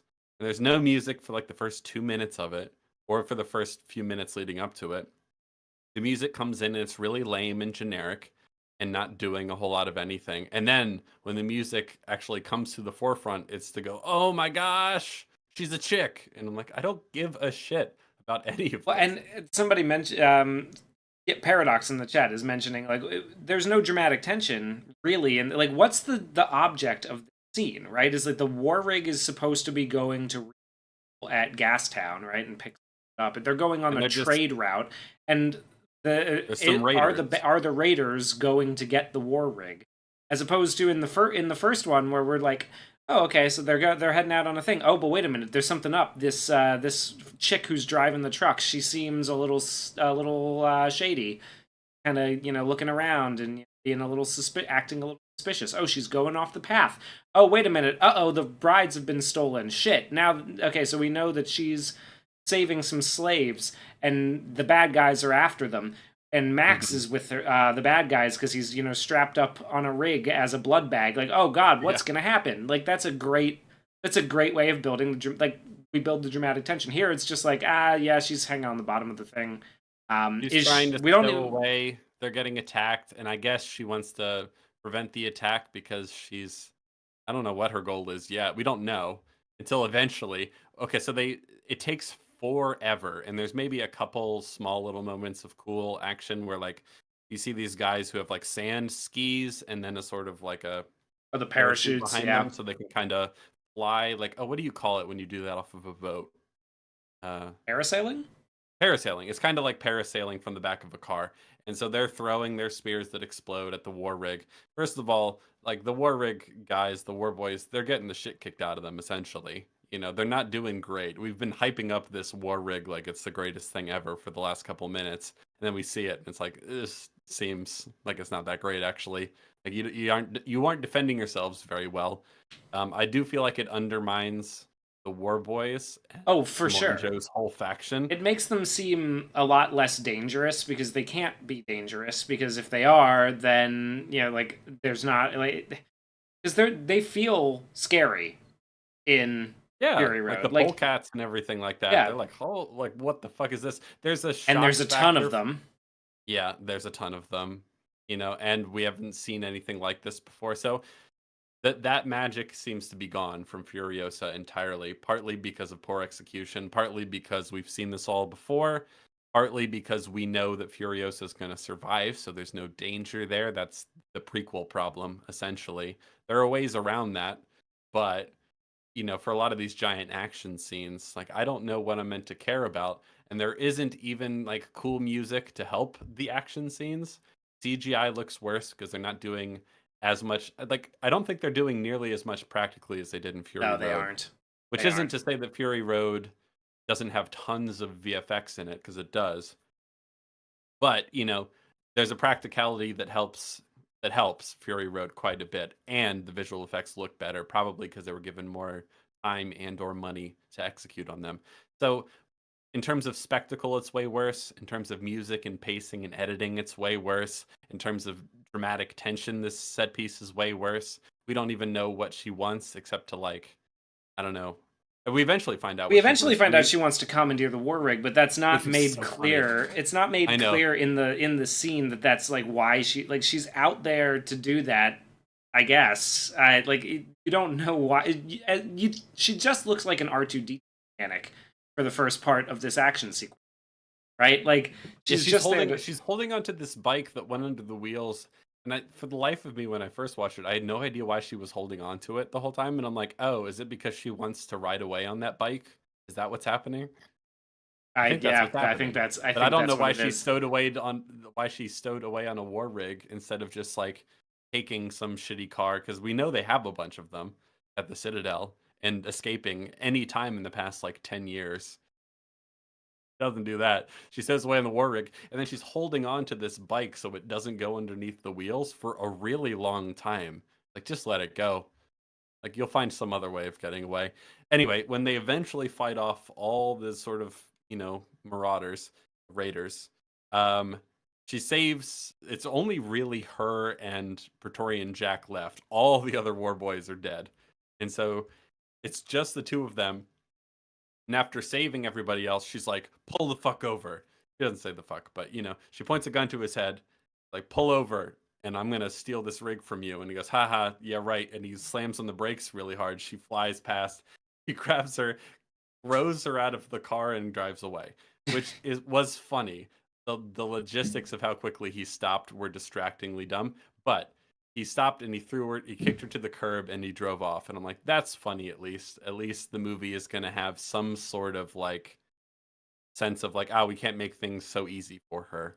Right? There she Yeah. goes. Now what are you gonna do, idiot? That was a pretty dumb move. And then what happens, Hugh? Well, he just turns right. He just stops, gets out, walks back, and goes, "Hey, you got some moxie, kid. You should be my war rig buddy."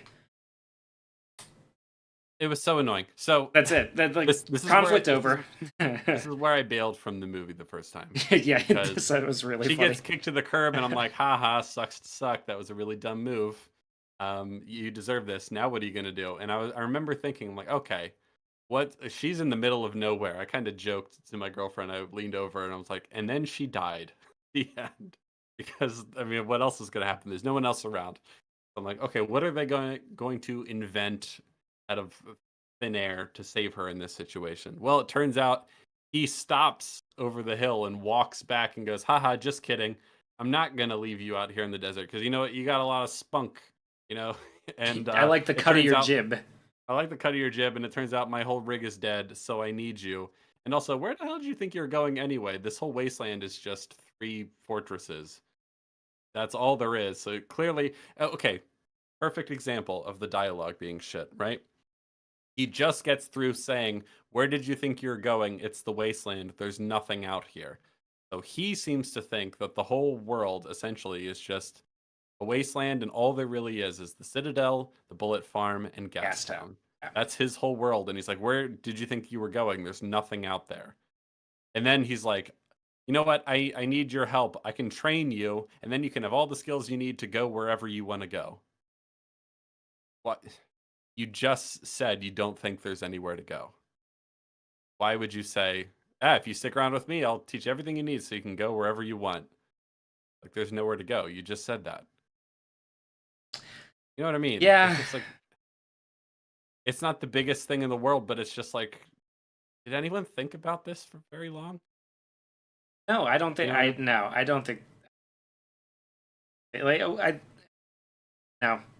And this is an interesting thing with this movie, is that it's way talkier than pretty much every other Mad Max installment. There's a lot Yeah. more just like a lot more dialogue that could probably have been cut that would have Whole helped sections the of the runtime. movie that could have been whole cut. sections of the movie that would have been better as either 5-minute montages or just not even being there. But I mean, especially with Chris Hemsworth's character, he won't shut the fuck up. Like, No, he he won't. never stops talking, and his dialogue in particular is just so, especially at the end, is just so up its own ass. It is, Especially at the end, yes. yeah, it is really, really obnoxious. But yeah, no, I like it. It's just segment like contradicting one, like characters contradicting themselves, just spout like, yeah, it's I didn't like it. So no. we also just undid any of the consequences of her actions in that one moment.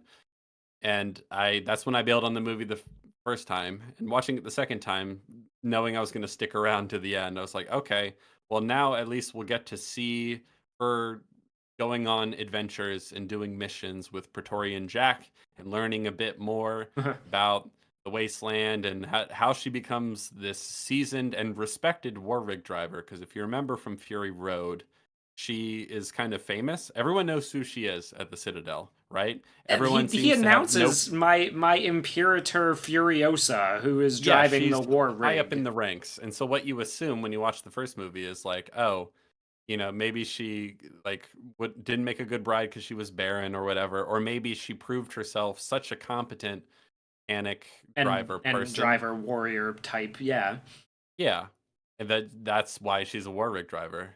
No, that's not why. Apparently, it's like it's just uh, it didn't need an explanation, but then the explanation you gave us is worse. So I thought, okay, this is going to be the movie. I kept having that thought. Okay, when's the movie going to start? When's the plot going to start? So I'm like, okay, now it's going to be her and Praetorian Jack going on missions and her learning how to be a war rig driver, which seems kind of unnecessary because right from the very beginning, she's very scrappy. She knows how to handle herself. She doesn't need to. She doesn't seem to need to learn anything.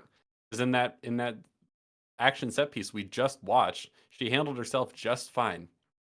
Yeah. She proved that she was better than all, you know, couple dozen or however many war boys there were. You know, she's way more competent. But like, what does she need to learn exactly? Nothing. How to And drive then, a war rig? speaking of this sort of incompetent storytelling, in the very beginning, she has this brief scene with Dementus's history man. He's kind of like, he knows all the lore. He's the lore man. And so he says, make like, can you write? Because you could be a history man. And she kind of shrugs him off, and he's like, you need to make yourself indispensable, and he'll keep you around. And I'm like, okay, how's she gonna make herself indispensable to Dementus so he'll keep her around? She doesn't. As soon as she sees an opportunity to jump out of the frying pan and into the fire, she takes it. Yeah. Like, okay, so maybe that'll be a theme, not with Dementus, but for Immortan Joe, she'll make herself like indispensable, and that's why she ends up where she is. And it's like kind of sort of a little bit, only with like helping with that crane that goes wrong. Like she gets promoted for that, but we never see her be especially good. We never see her have to really learn how to do anything. So that's Yeah, pretty well, she annoying. didn't have to learn how to do that. She's the only one who was small enough to climb out and like help Yeah. fix the crane. So they go, She's fuck it, brave yeah. and resourceful and smart and competent right from the very beginning. So when the movie goes, I'll teach you everything you need to know about driving a war rig, I'm like, okay, are we going to finally have scenes where like she can learn something? No, we don't even have those scenes, Hugh. We blow No. right past them. We see her put paint on her face so she can be like Praetorian Jack. And then basically the next scene, maybe like one scene later, with no missions in between, he goes, I've taught you everything I can. I'll help you get out of here next chance we get. Like, wow, we don't even see that. Incredible. Jeez, What do I we see forgot. Oh my instead? god, I forgot about that. What do we see instead? Well, they go to Gastown, and Chris Hemsworth has kind of run it into the ground There's a little bit. riots amongst all his There's people. riots, he can't control them, and I'm like, I don't understand whether you're a ruthless leader who kind of leads with an iron fist. Like, because if you can't control your people, I feel like they would have killed you by now, and someone else would have taken your place. You know what I But like mean? he shows up and says like because they're gonna riot and take the war rig. Like they show up Yeah. in this war zone where they're at risk of losing their truck, and he saves them. Like you want to get out of here? You got to follow me. I'll take you. I'll take you the only way, the safe way out. You know. I'm just like, okay, we're what are we doing here? I know that he's like supposed to be a bumbling incompetent, I guess. I don't particularly like that. I think that makes him a much weaker villain, that he is kind of just a buffoon who doesn't understand how to do anything and all talk and no action. I'm not a huge fan of doing that in your big bad villain who's supposed to be the antagonist. Uh, kind of fails upward time. Don't really enjoy it when I get to super competent and strong, tough character go head to head with a bumbling idiot who just happens to luck out of every situation, and get away. Like, no, that's not fun. That's not fun. She's not challenged really by anything apart from bad luck. He's not. It's not great, but they've shown up in Gastown and he's lost control of it somehow. Things are going to shit, and everything. He wants a meeting with the Morton Yeah, Joe. he wants a meeting with he? Immortan Joe. He wants a meeting They between can all like the council renegotiate their members. trade, deal specifics or whatever. Yeah, Because he's greedy and he wants more, right? Even though he's kind of running Gastown into the ground, he wants more. He wants to control everything. Speaking of no one giving a shit about the dialogue, there's another example. Later, when they go to try and take the Citadel, he says, "Come on, boys, let's take back what's rightfully ours." It's like, no, not take back. You never had the Citadel. Just say, let's take what's rightfully ours. Don't say take back. yeah. You never had it. Did anyone care Did at anybody all? proofread this shit? I like. Did it like it's a small thing, but there's a difference, right? And how did you not notice that? How did you not think like, oh, well, you wouldn't say take back because they never had it. You would just say take. Like, did anyone care at all? Sometimes when you watch a movie and like you felt like you notice that all these little details make sense and cohere, and you're like, I'm in good hands. Not with this movie. Like No. no one cared about any of this. No one thought to have any of it make sense. And for a Um, movie that is pretty much, as someone mentioned, it's like all lore for Fury Road. It's like it's it not doing a is. very good job of being lore and focusing on consistency because he doesn't Yeah, care about that, and like he's famous yes. for not caring about that, which makes it like, why would you do it then?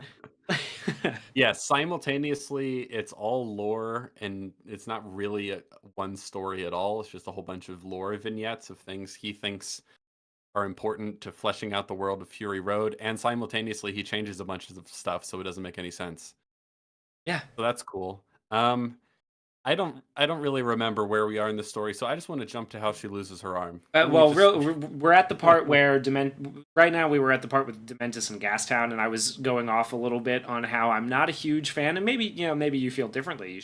Now, are you? How do you feel about the villain character who is a bumbling idiot who has just like wears his vices on his sleeve and sort of just like lucks out of every encounter that he has with the super talented and competent hero. Because and a super competent other villain faction yeah, for that matter. I don't like it, and here's why I don't like it. It's also inconsistent. It's not even that he's just bumbling and incompetent and kind of not able to keep everyone in line the whole movie. Like there are parts of the movie where people are clearly willing to die for him. There are parts of the movie where clearly he's ruthless and cutthroat and can kind of command a crowd of people and all that sort of stuff. And he's a ruler sometimes. yeah, You know what I mean? And like he's competent sometimes until he just randomly isn't. So I really don't like that. I kind of liked what I thought he was going to be from the early scenes. So in the early scenes, it's like when we first are when we introduce young Furiosa who's just been kidnapped to Dementus, he kind of takes a fatherly sort of warm, like it's fake, but a fake fatherly sort of warm approach with her, and then he's ruthless when she's not around. And so I thought like, oh, maybe he's going to be like a really, you know, like a bad father figure for her. Like he's going to be the one that kind of raises her and kind of molds her into who she becomes in Fury Road. Not really, but that's what I thought was going to happen because for example, in that first scene with her, they're like, "Oh, we need to like," so they try to get the guy who is now bleeding from the neck to point them in the direction of the green place, the place of abundance as they keep calling it. And they're willing to like string him upside down the blood doesn't so he doesn't choke on his own blood, and then like draw a map. They're really ruthless, and then he lets his dogs eat him, right? yeah, He's pretty cutthroat and he's pretty ruthless. We see that with the biker gang too. But with her, he's like, listen, kiddo, you don't need to tell us anything. Why don't you I'm gonna have my guy take you. We're gonna make sure nothing happens to you. You get cleaned up, and in the morning you'll just take us back to your we'll take you back to your home, right? yeah. Like which I liked, right? Because he's Yes, conniving. he's conniving. That is a manipulative villain trying to solve a problem. And, like he understands there are more ways to do it than just ruthless violence, right? Which I like. Yeah. It reminded me historical parallels of like of the Khans of the Khans who established the Mongol Empire, who would they would use diplomacy as a weapon, and like, they would use the sort of like catch more flies with honey approach when they Yeah. when they Especially with the realized that kid. they couldn't smash themselves against a problem every time until they solved Yeah. it, right? Like they were willing to do whatever it took. And I liked that part of him at the beginning where I was like, okay, so he's gonna be like, kind of a tough one, a tough cookie to crack here, right? Mhm. We're setting up an okay little villain here. And then they just kind of bumble around with him for a while. Um Yeah. yeah, Whereas like Immortan Joe was a bit like the tyrant par excellence. You know what I mean? He's just brutal and ruthless and like naked in his corruption and tyranny and all that sort of stuff, right? I thought Dementus, like, he's a bit more charming. He's a bit funnier. He's a bit more kind of snake-like in his willingness to be deceptive and sort of duplicitous, that sort of thing. But no, not really. no. He's just he's crazy, he's kooky, and then sometimes he can't keep his shit together, and sometimes he can get people that are willing to die for him, and sometimes he's hyper competent. Like, so I like He's his just a plan to seagull chasing French fries on the beach. He wouldn't know what to do if he caught one. That's funny. I like his plan to break into Gastown. Talk about things that are decent. Yeah, Where like I mean, it was kind of convenient for him that there was a bunch of white clay under him in the middle of the desert, circumstantially. Like he just has a bunch of clay now. But anyway, he's like, a bunch of you are gonna pretend to be war boys, and this like war rig we just captured. We're gonna pretend like we're chasing after you, and they're gonna let you back into Gastown, and then we'll Trojan horse them, right? That's a decent plan. It's kind of conniving and kind of fits the sort of yeah, and conniving, that causes sneaky. a problem because at first he is not like they're not attacking each other, right? They're just driving behind the war rig and Yes. throwing bombs to the side conveniently to the side, and nobody's really Mhm. like making. So then they go, oh, he realizes that they're not opening the gate.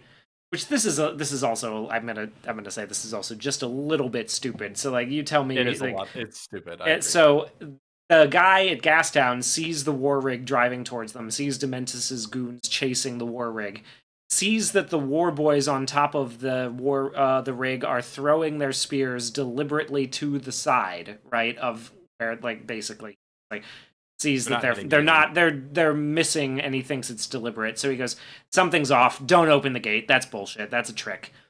And then Chris Hemsworth notices that this is going to happen, that this is happening, and he goes, hey, make it real, kill some of them.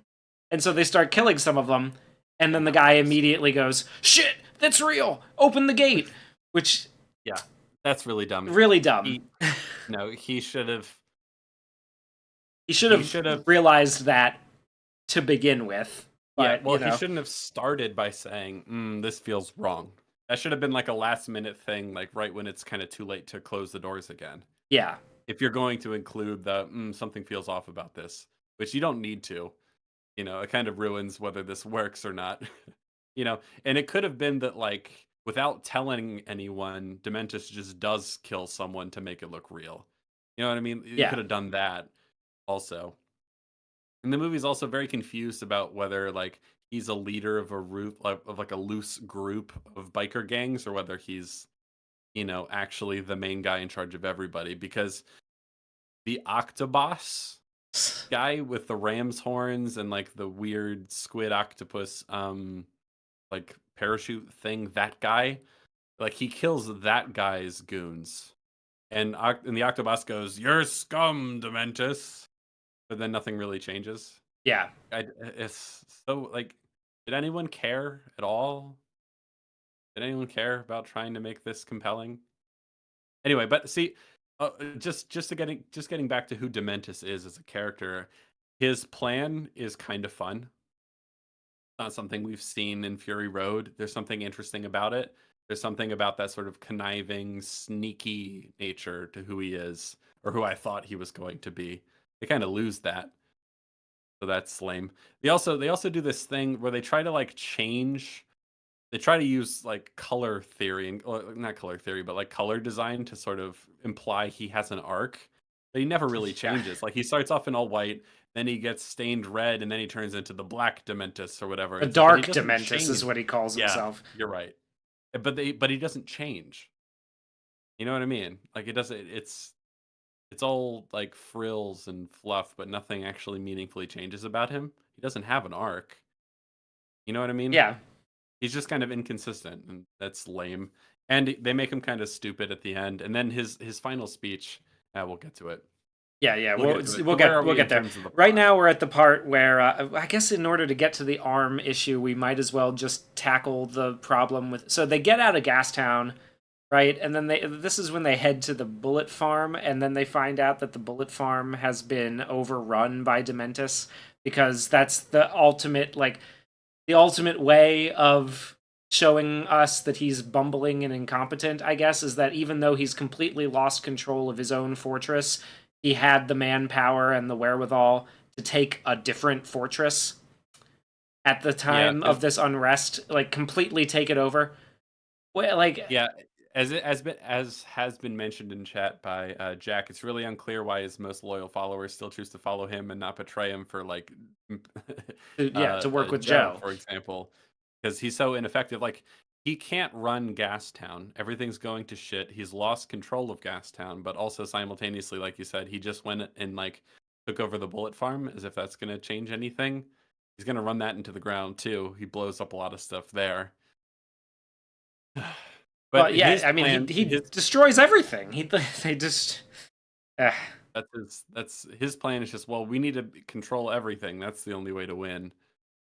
But he can't run or manage anything, and everyone seems to know that.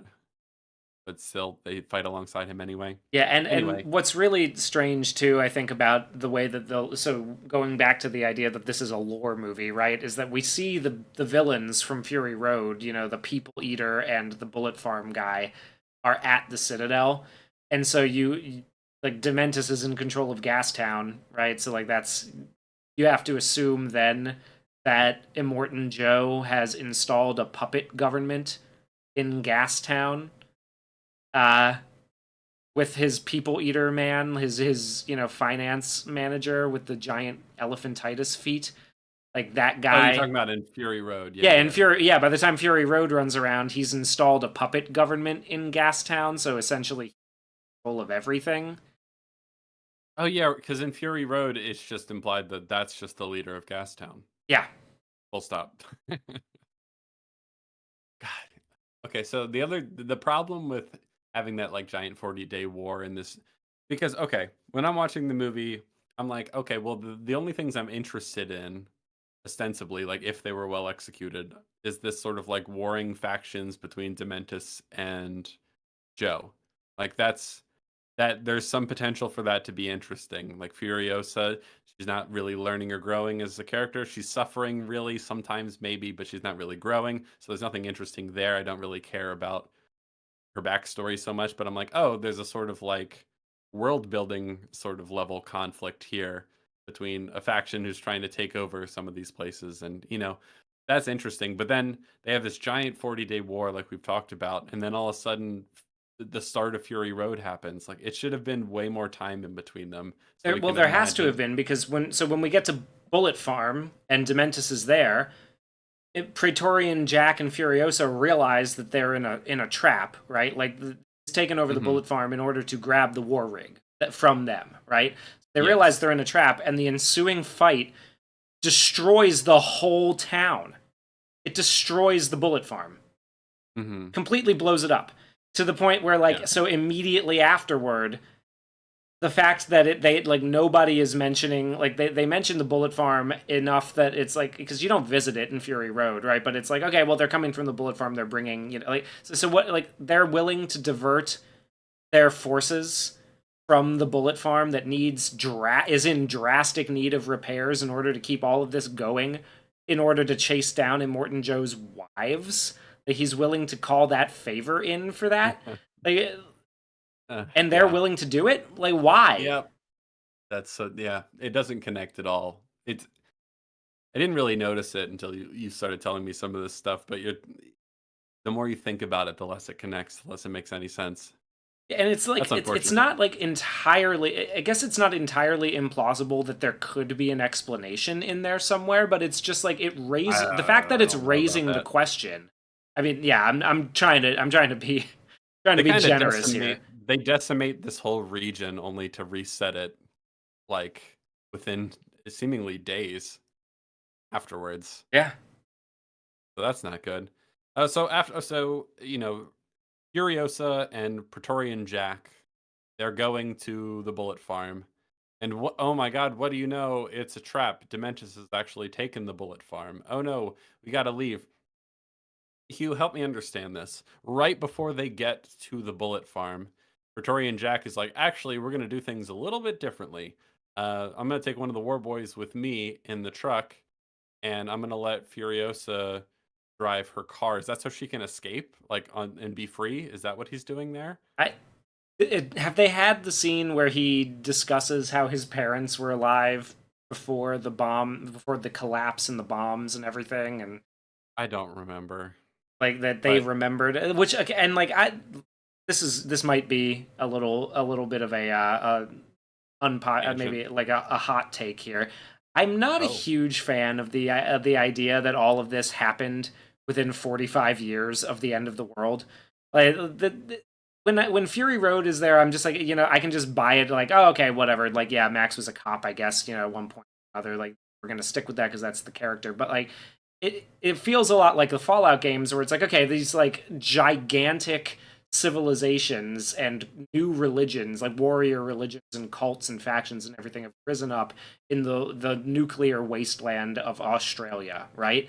But like, it feels like a lot more time than just, it's like it's been 45 years since everything went to shit, basically. Like, Yeah, it there are was people starting. alive who were there. Yeah, and it's like And there are a Morton lot of Joe people alive. Yeah, and Morton Morton Joe Joe would would have have been been alive. alive. So I'm just like, so all of this just sprung, like in 45 years, this all managed to spring up. Like, that's it. Like, that's all we got. Okay, I mean, sure. Okay, fine. Like, it's not a game breaking thing for me. I just like, I'm not a huge fan of having it be so close. But like, the thing is that it doesn't matter in Fury Road. Like, who cares? It has Yeah. nothing to do with it. There's no characters who are telling you The that. year isn't mentioned Yeah, either. Yeah. like there's no characters who are telling you like, oh yeah, my parents were alive before everything went to shit. Like, there's Right. none of But this that in one Fury does. Road. This one has that, and that just kind of like, it just rubs me the wrong way a little. Yeah, like I don't know. Yeah. Doesn't quite work. Setting aside how we get there, so he tells her, like, I'm gonna get you some transportation so you can get out of here. But simultaneously, we need to go do one more job at the bullet farm. But right before we get there, I'm actually gonna change things up. So you're not gonna be in the cab of the war rig with me. You're gonna be driving another car. And she doesn't seem to know why he's doing this. She's like annoyed. And she's like, but I drive the war rig. She's kind of like petty about it. And he's like, just trust me or whatever. And so they are separated now. They're not in the same car. And why does that happen? Only so they can be separated by this gate at the bullet farm. So they go in and, oh my gosh, it's a trap. They're trying to back their way out as they're being attacked by Dementus's crew. But only she makes it through the gate and he's stuck. And so now they're separated on the opposite side of this gate. It's the only reason I can see that they separate right before they go there, just so the plot can happen. It Yeah, seems really, and really so we unmotivated. can show how good of a sniper she is, because she's gonna get through. Like, It's just so contrived. It's yeah, so contrived. and he floors it, into the, yeah, he's like, all right, well, if I'm stuck, then fuck it, and he floors it and starts heading deeper into the bullet farm, which, Mhm. conveniently enough for the plot, draws all attention away from the person who's stuck on the outside of the gate, so that she can come in from behind and start picking them off one by one with her sniper skills. She's very, very, very, very, very good at it. Because we all that training we saw off screen, she's just Yes. really good at that. She's been Um, sniping. She's been sniping for a while.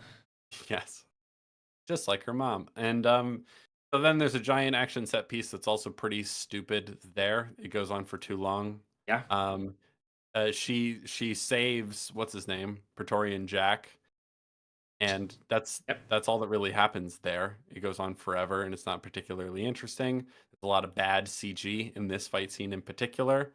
Um, it's just, yeah, it's not very good. There's a lot of like playing fast and loose with the way physics works.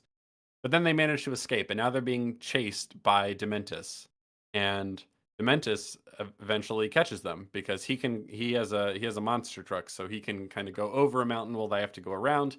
He catches up to them, and he's like trying to ram them off a cliff, and her arm is outside. She sticks her arm out to shoot. She sticks her arm out of the window to shoot something, and then it gets like smashed against, in between Gets her car. mangled, Like, it gets yeah. mangled in It's between crushed her car and in the his tire. car's tire. And so, like, that's like part one of like a three-part story of how she loses her arm. Before we Yes. continue that, because I know you've been wondering, but how does she lose her arm? Before we get to that, Paradox asks, why does Jack love her anyway? I see why she likes him because he treated her with love through his actions and words the whole story, but I don't get why he likes her. Obviously, she's competent and helpful, so that's one thing, but why does he love her? She's a I wasn't woman, probably. because she's a woman and like the only woman he's ever seen, But it yeah, appears. that happens. I 'Cause think, honestly, that happens enough with people. yeah, that's the only woman. That's the only woman around.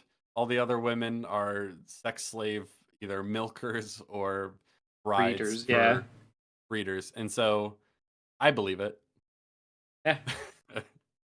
Like dude's thirsty, man. I mean, you would be too. Yeah. And he's like, you know what? All right, this is it. This is the one. She's the Um, barista who, said "Have a good day" when she handed yeah. him his coffee So I think what's happening here is after a that I can 45-year totally dry spell. I can believe why they like each other, why they love each other even, but it's just I don't understand why I'm meant to care about it because we see nothing of their relationship. Yeah, We that's the problem. fast forward past it. We see the moment where he's like, "Hey, you were helpful back there. Let me train you." Okay, now you're trained now, and they have maybe a conversation like, "Oh, like about her history, but it's very brief. They like touch their heads together at one point. Like that's about it. And we're meant to be super sad when he dies in a bit. Spoiler alert. Gee, But I he's don't not in really. the other movie. I wonder what happens to him. Yeah. So he died, and we're supposed to be really sad about it, but I'm not because I don't really know them I or want. care I about cannot them. wait to talk about how he dies too. Like I can't. I'm still annoyed with him for going back and saving her in the desert because I wanted there to be some consequences for her actions. So I don't really care much for him. Yeah. Yeah, but so they're captured by Dementus. Her arm is all mangled, and he's decided that it is time to to dark Dementus it up. He does a little thing about how she has Oh, turned him into dark Dementus. I want to set up something really quick. We haven't talked about it yet, but there's a very awkward exposition shoehorned in scene where we see that um, Furiosa has tattooed on herself a star map to the green place. And then she's kept it hidden for years and years and years and years by always wrapping her arms up. Sure, whatever. It's the least of the movie's problems. And so you're like, oh, well, she doesn't want people to find the green place, but I guess she wants to remember it. So she tattooed it on herself. Sure, whatever.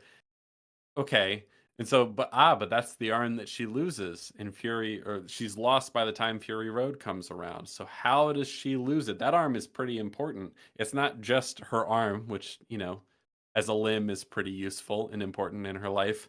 It has significance It's got a map. for It's got the map to her home drawn on her arm. So this means a lot to her in a whole bunch of ways. So maybe you might be thinking, "Ooh, is she going to have to like give it up or to cut it off or something like that so that no one so it isn't discovered, or is she going to have to sacrifice her arm to save something that's more important to her? Like maybe she's going to have to like her okay, just hypothetically, let's say her arm gets pinned under a giant car or a rock or something like And that. maybe she has to sacrifice her favorite arm in order to save her favorite cock. Like, who knows, Yes, dude? Like, yeah, she has to cut it off so she can go help Praetorian Jack and save him. Or maybe she has to cut it off so she can go after Dementus so he doesn't get away, so she can get revenge. Something along those lines, Something that might be slightly more meaningful than nothing, right? That's maybe what you would do if you cared, right? I think so. Anyway, I think like so you make the character make a difficult decision so that we feel where she's given up what she originally wanted in order to get something that she believes she needs. So her want has changed through the course of the movie. Like maybe now mhm, she's like, okay, well, this is my past. I've got to let it go to preserve my future, right? Like that kind of thing, which that sort of is a thing. little Or bit if of an she's issue or if considering. she's obsessed with revenge instead of getting home now, like because that seems to be what the movie wants to say is true, like because she's taking opportunities to go after Chris Hemsworth instead of just going to the green place several times over, I would say, actually.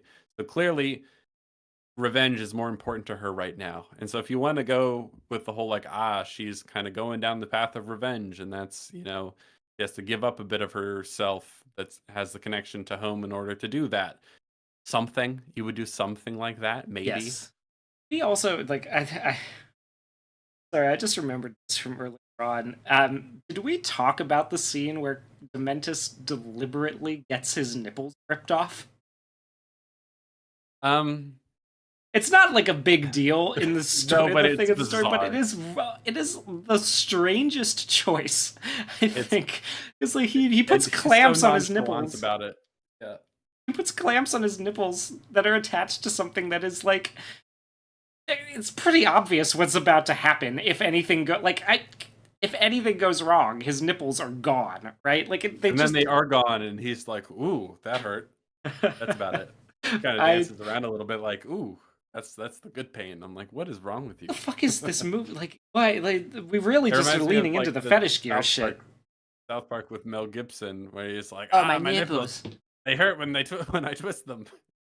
Maybe That's it's what a it reminds me of. callback. It was, Mel Gibson was supposed to play Dementus. He does have the beard like he's supposed to be old Mel Gibson, but who knows? Anyway, we're at the arm. So stage one in losing her arm is it getting like kind of squashed between The the monster tire of truck the monster tire, truck and which her I felt vehicle. like probably should have just ripped it off, but whatever. It gets smashed, and so now it's injured. Then they get captured, and now the Mentis, he has Praetorian Jack and Furiosa captured, and he's like, I'm an evil bastard. So what I'm gonna do is I'm gonna tie Praetorian Jack to chain him up to the back of a motorcycle and sort of drive around, and someone else is going to drive the motorcycle around in circles, and he has to run after it. Eventually he'll get tired and he'll be dragged along the ground, right? Yeah, And and meanwhile, meanwhile, I'm gonna let my dogs out, and they're gonna chase him down and like eat him slowly, and I'm gonna chain Furiosa up to make her watch. But he's gonna chain her up, and like they go to start chaining her up, and they start chaining her up by both arms, and he goes, no, no, no, just by the busted up one. Just specifically requests that they chain her up just by the screwed up arm mhm, and hoist just to her be above the extra thing, just to to be be extra. extra cruel. And she's being held from like the sort of tow truck chain thing, slightly off the ground, and she's sort of dangling there watching her love be tortured to death being dragged behind a motorcycle. He's like Yes. running and trying to keep up at first, but eventually he's being dragged along the dirt. And then what happens? I just want to like they've hoisted her up by the broken arm in the middle of this giant circle of bikers who are going in circles, like making big circles around Chris Hemsworth's truck rig, and Chris Hemsworth Encircling them, encircling, surrounding them. surrounding. They are and they're moving in, like they're not all moving in one direction. There's rings of bikers, so some are Mhm. moving one way, some are moving the other, so that it's continuous, right?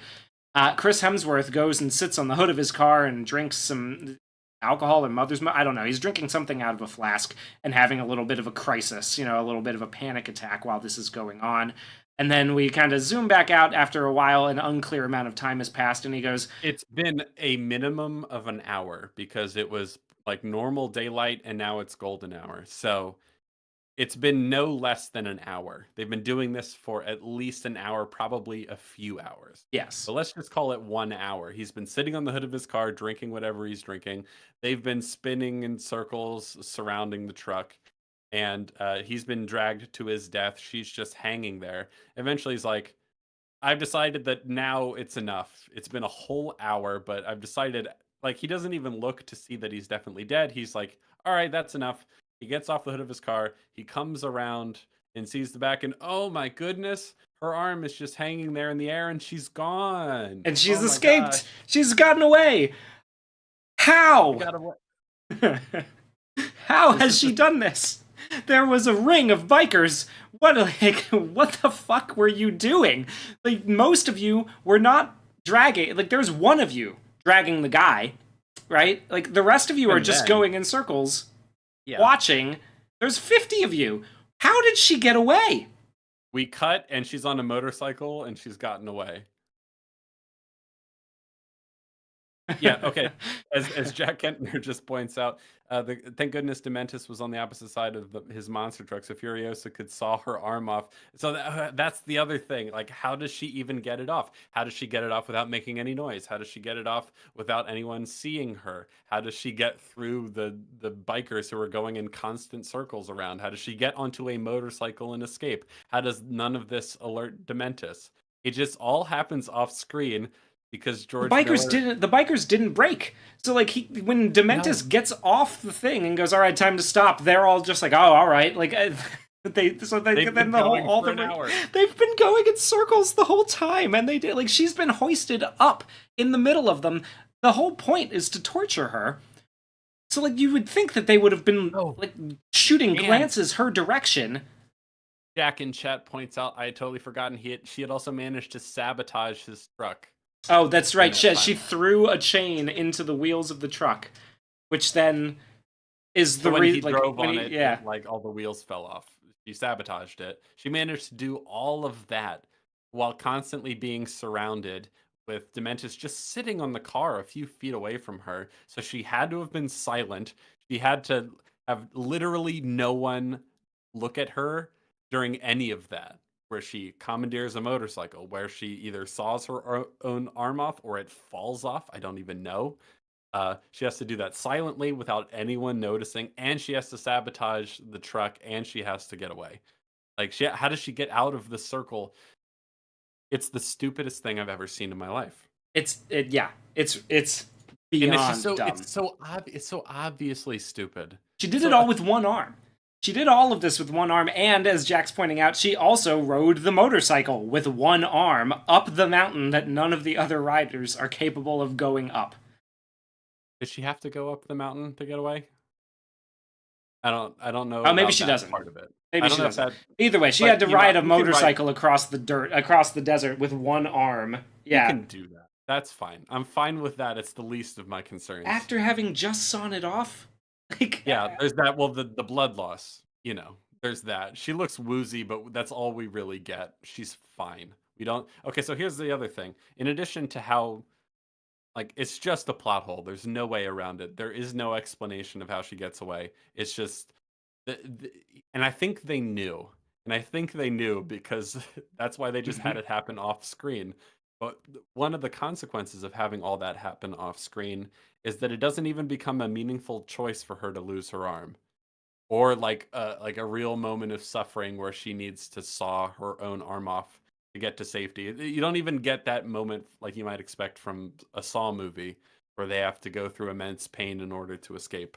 And it kind of shows how far they're willing to go to, earn their freedom and to get away and all that sort of stuff. Also, if she wants to kill Dementus, um, when she got free, why didn't she just run up and stab him?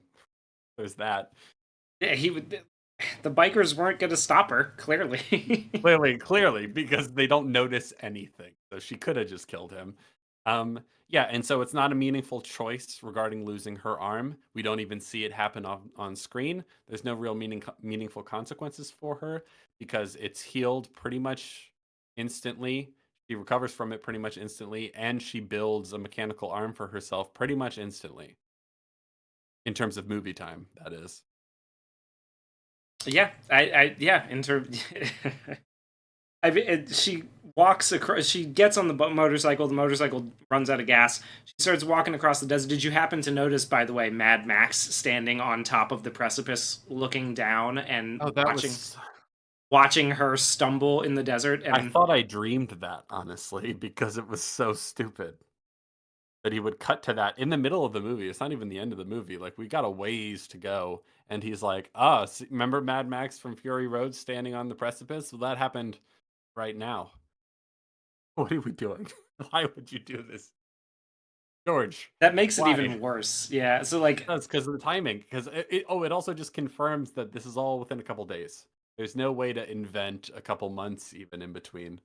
Like, no, he was right there that day. So he's a blood bag for them essentially while she's going and getting revenge. It's even worse, they overlap. They don't just like connect like end to end. They actually overlap with each other. They have to.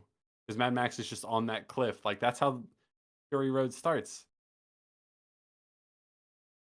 oh my god, I didn't even. I figured it was just him looking over a different cliff, but no, I mean, it's got to be. it's gotta well, yeah.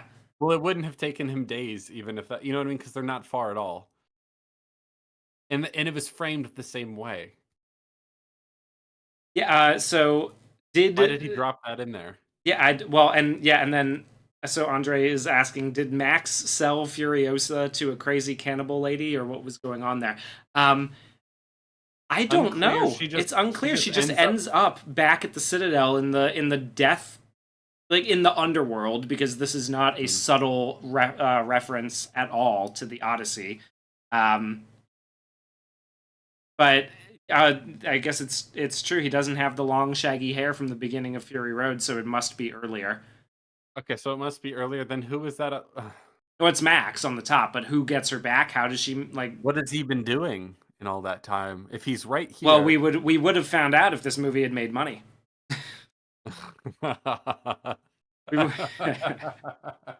It's our fault, really. It's our fault. It's our fault for not understanding the creative genius that is George Miller, who would have told us the story in Mad Max: The Wasteland if we had only given him, $1 billion for this piece of shit.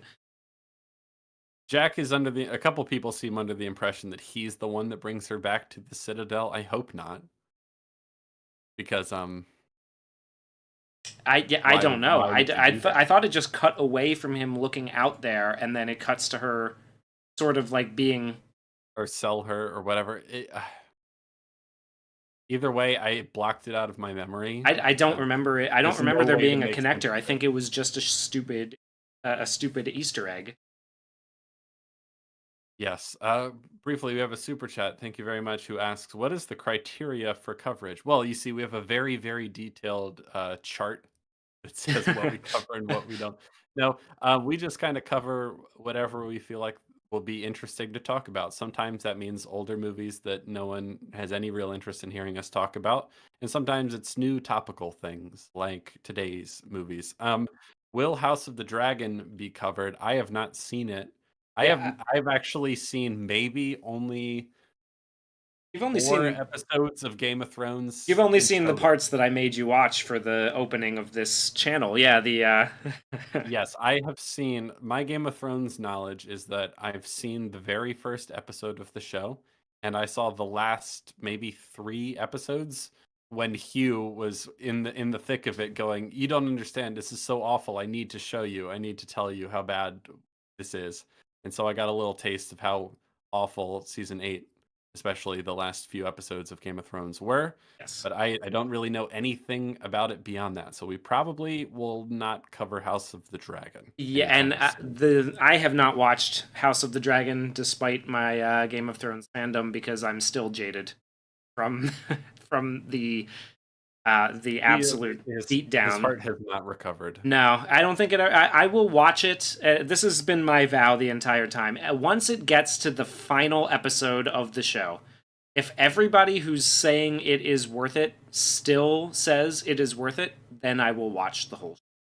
That is, like, I will not. It seems reasonable, honestly. From that, because I will not go through what I went through with Game of Thrones. Can't do it. It's not going to happen. I'm sure it is great so far. Game of Thrones was great for 4 seasons, and I even made excuses for seasons 5, 6, and 7. I couldn't do it any longer after 8, so I will wait until the very end. Done, and it ends well. Yep. I sympathize with that. I do. Yeah. So probably no House of the Dragon coverage, except for maybe years from now when it's finally over. Maybe. So. Maybe. Don't hold your breath on that one. Let's see. I do remember. I actually. So this is kind of funny. I actually rewatched the part of the Game of Thrones episode on our show, or on our channel. That first video? That very first video, yeah. Because oh god, I shudder to think at how janky it was. It's pretty. The audio quality is not great, but I stand by every criticism that. So. Funny comment in the chat. How is everyone so jacked in the wasteland? What are they eating? That's a good question. This movie tries to imply that they're actually getting a pretty good supply of healthy vegetables, because somehow the Citadel is providing enough like cabbage and stuff like that to sell to cabbage and other vegetables. I definitely remember cabbage. I don't remember what else they had. There is cabbage coming out of the war rig, and the so for the Gastown but it's not evenly distributed. So like, it, it's somehow they seem like they're, at least all the war rig people seem to be relatively well fed based on like how jacked they are and everything. So it's not clear how they should even have that much food. Like if they can't produce any healthy children at all, but they're producing all this healthy vegetables and stuff like that so they can all live.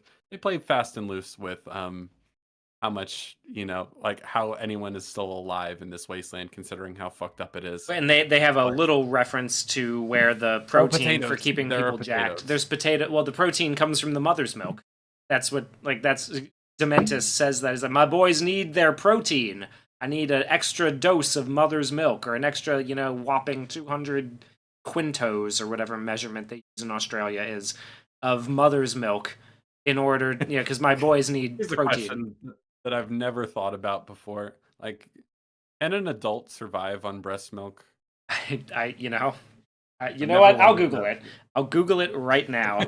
I have never thought about that once in my life. We all stop drinking it at a certain point, hopefully. Hopefully, no, all you in the chat stopped drinking it at some point. But like, what happens if you keep drinking it like well into adulthood?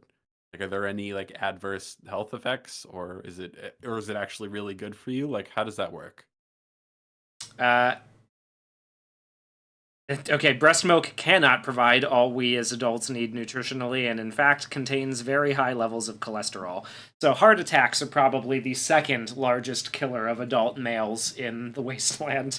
The first being war boys, traffic accidents. They all die of heart disease because they're all drinking breast milk, so they all die of heart disease. That's pretty funny. Rikika, just I understand I don't need to watch Game of Thrones for it. I'm just not. I know it's not exactly the same people, but I will wait. And if you want to wait around until House of the Dragon coverage, if it ends great as it is going, I would appreciate that, because obviously it's not going to happen anytime soon. So psychologically broken by season 8 of Game of Thrones that he will not allow himself to get his hopes up with the first 2 or however many seasons being good, only for it to end shitty again. He just his little heart can't take it. Well, no, I will shoot up in Minecraft.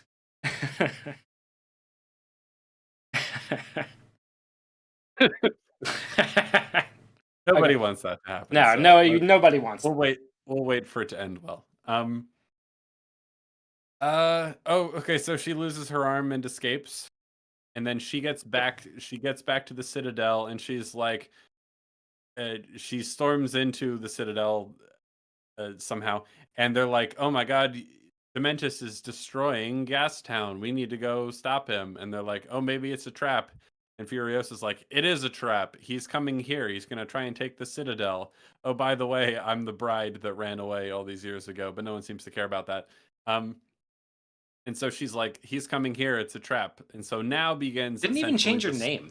Like, that's another thing that, like, it's like, I always just kind of, considering the culture around Immortan Joe and, like, his son Scrotus and, like, all that crazy Valhalla, but, like, metalhead biker bullshit, I just always assumed that Furiosa was an alias that she had given herself, not the given name from a culture of green, peaceful women who farm. That is a very good point.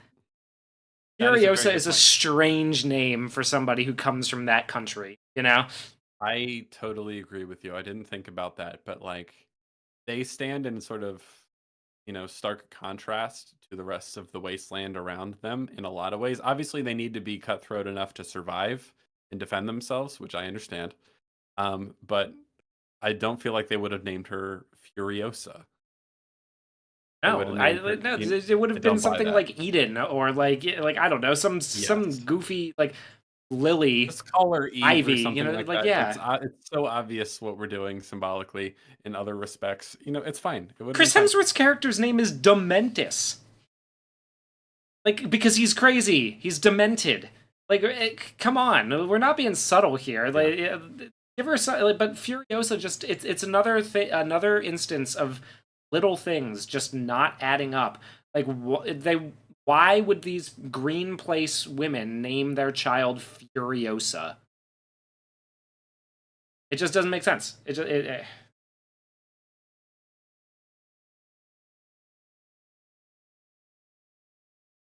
Jamie? I had to step away for a second because I just got a sandwich, which is nice. Go ahead. What were you saying? You asked me something, probably? No, I just you had just dropped off the face of the earth there for a second, and I was making kidnapped by seagull news. I didn't. Oh, but speaking of, you know what? I was going to make this joke earlier, but the moment passed, so I'm going to make it now that it's far too late. I have really good timing, you see. Someone asked why they gave him such a big fake nose, and I was going to make a joke that it's his beak because he took inspiration from seagulls. Totally worth the wait. Glad you guys stuck around on that one. Next is Hives. Thank you very much for the $20 super chat. You didn't even want to say anything. I appreciate it. Hey, love you. If he named his daughter Cuntis, that would be pretty funny. It's very Australian, you know. That makes sense. Honestly, yeah, that would have been pretty funny. But yeah, so she's escaped. She gets to the weird cannibal. I guess cannibalism is another way that the protein is getting spread around in the wasteland, because we've got a tunnel dweller who lives underground, and like there's a bunch of rotting meat bodies all over the place. I got the weird impression that they actually weren't eating meat, but they were like eating the maggots growing on the meat. I don't know why I got that impression, but that's I mean, that makes, I guess that makes some kind of sense, right? Like does it? I don't know. Or am I dementus? I've been dementus all along. You know, everybody always says bugs are good protein. You know, Bill Gates has been trying to make us eat those for years. So like, I don't know. I mean, I guess it's really I think really the problem with this cannibal lady underground is that it's not there to flesh out the world, right? It's just there to provide a illusion to the underworld in the Odyssey, right? Or to or the Aeneid, right? Like some kind of like she ends up in the underworld, surrounded by death. And the old woman there says, "You'll be happier here," or like, "It'll be easier here." And she decides not to do it because she's, you know, a Greek Roman hero in a epic poem. Yeah, it's one of many scenes in this movie that just doesn't come to anything. Like nothing comes of it. I'll give you another example. This one really annoyed me because I had to watch it twice. Early on in the movie, after they do that scene that they rip off from The Dark Knight where he makes these goons fight to see who's going to join their ranks. After that, we dissolve or we do some sort of transition, and now it's nighttime. And this scene like is maybe like a minute or two long, and all that happens in the scene is that Dementus is sitting down somewhere, and his history man is like, "I got you this. This is like a human blood sausage." So it's like, oh, okay, he's a cannibal. He takes a bite and eats it. And then we cut to Furiosa looking at him, and we hold on her for long enough that you expect something to happen, and then the scene just ends. Yeah, and there's a lot of there's a lot of stopping and starting in all of the so the title cards for the chapter title cards are awful. I don't think that I'm not a huge fan of them in general, but like in certain movies, like the ones I can think of, Kill Bill, Pulp Fiction, I think, does Inglourious Bastards do it? I think mostly any Tarantino movie that decides to do this, and a lot of Kubrick movies that decide to do this. It works in those instances because we have rounded out the story in each of those chapters and given little titles, or like we're seeing a full scene play out, like in The Shining, right? They serve to sort of, number one, they denote which scenes are happening when, and they screw up the sense of time in the hotel. That works, right? In Tarantino movies, it's, okay, here's the chapter where she escapes from the hospital, right? Here's the chapter where she goes and fights Vivica A. Fox in her home, you know? It gives you, it breaks it up but each one is a contained story, and you're like, okay, what's going to happen? Like, it ends at the chapter ends, and it goes, okay, what's going to happen next? What's going on now? In this one, it's just breaking up glimpses of the saga, but none of them fully congeals into a whole story each time. No. So it's I'll just give you undercutting the tension. I'll give you a really good example of this. One of the chapters is called Lessons from the Wasteland or Lessons in the Wasteland. I don't remember which. So ostensibly this is the chapter where she learns things about the wasteland. Because remember, she wasn't raised in the wasteland. You would think she would need to learn a bit about how to survive in it. Not really.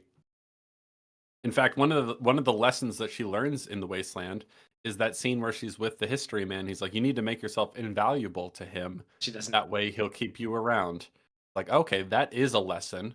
That is a good idea. I'm glad that guy gave that as a piece of advice. It's good advice. Does she have to do that in the story? No. Does she do that in the story? No. All right, time for the next chapter. What are we? What? What are you doing? That Yeah, was so meaningless. and it slows everything. Like it has the result, especially like considering how tight and like action paced these or like action focused these movies are supposed to be. When those happen, it just short circuits all the momentum that it's got going. It just completely stops it in. So you're like, because you're like, okay, well, wait, why am I moving on now? Like like at certain, I think it was right in between the third and fourth chapter. I was just like, okay, you finally started to get on a roll a little bit. It's not great, but you're actually like picking up the pace. Now I've got another chapter card right in the middle. And then, Yes. after that is when the 40-day war happens in a montage. It's like not Oh even my really a god. montage. It's just like one slow-mo scene, that goes through with a voiceover. So I wouldn't even really call that a montage. And then now we're chasing down Dementus because he lost, and he has. Another thing that adds to that same like momentum killing is the constant like fades to black between Yes. scenes. Like you keep thinking the scene is like gonna go somewhere and it's like, oh no, that's the end of that. It didn't amount to anything. It didn't build on what came before it. We didn't learn anything new, really, much of the time anyway. And then fade to black. And then he does that like 8 times in a row. And those are kind of the visual equivalent of chapter breaks as well. Yeah, You so know? there's more than four. It's just not all of them have titles. Yeah, that's the other weird thing about it. And one of the chapters, like where there actually is a bit of story momentum, is sort of in the middle of the movie when she is like, adult Anya Taylor-Joy, Furiosa. We go a long time without a chapter break, so long that when it happens again, I'm like, oh fuck, I forgot we were doing that. Yeah. It's really bad. And speaking of like, okay, so title cards can be really useful. You've mentioned a couple of ways of how they can be used and ways good directors have used them before. With those little fades to black, there's a really good example of a movie that does that well, and that's Gone Girl. Gone Girl uses these quick fades to black to change chapters, and every time it does that, it's changing where it is in the timeline, right? So when Yeah. it does the quick fade to black, we're going from the current day, because and it always does it in the same direction, which I really like. So in Gone Girl, I won't spoil anything if you haven't seen it. It's an amazing movie. You should go check it out. We're watching Ben Affleck's character try to deal with the fallout of her going missing. Whenever we're gonna cut to the past to reveal bits about their relationship or everything that led up to her quote unquote going missing, we do a quick fade to black, and we always hard cut back from the past to the present. Usually to do something strong as like a juxtaposition. So there's a pretty famous one in Gone Girl where like they're like kissing and then it hard cuts to his mouth being swabbed for DNA. Whenever Yeah. we go in that narrative direction, it's always a hard cut. And whenever we're going back to the past, it does a quick fade to black. It's really It's like yeah. meaningful and useful as a device. It conveys a lot of information. And he And doesn't change it up like what the purpose of them are. Right? Like, he yes. decided to settle on fades to black for going into the past and hard cuts for going back, like flashing back to the present, and that's what he Mhm. stuck to. In this And that's one, what he sucks to. But it's really funny. There is a scene later in the movie where he uses a quick fade to black in another context. Do you know which one it is? That's when she kills Neil Patrick Yeah. Harris. Yeah. Yep. It keeps fading to black, so you think the scene's over, but it's not. And I'm like, that's because you've set it up as a device. You know what I mean? Like, this is a way we transition out of a scene, and like, just kidding, we're still in this scene.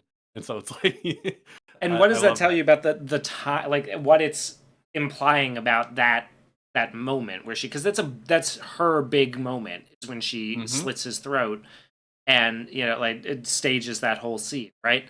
So that, having employed it to go back into the past, that kind of messes with the way that you're viewing time, and it really hits you as in like, okay, this is a colossal moment on her timeline, Yes. right? This is a big moment Hmm. for her character.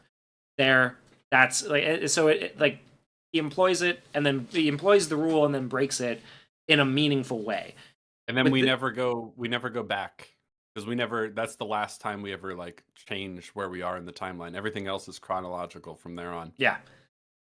which is another great choice. Hmm. And then at the very, very end, they're being interviewed on TV. I just want to gush about Gone Girl because I love this movie.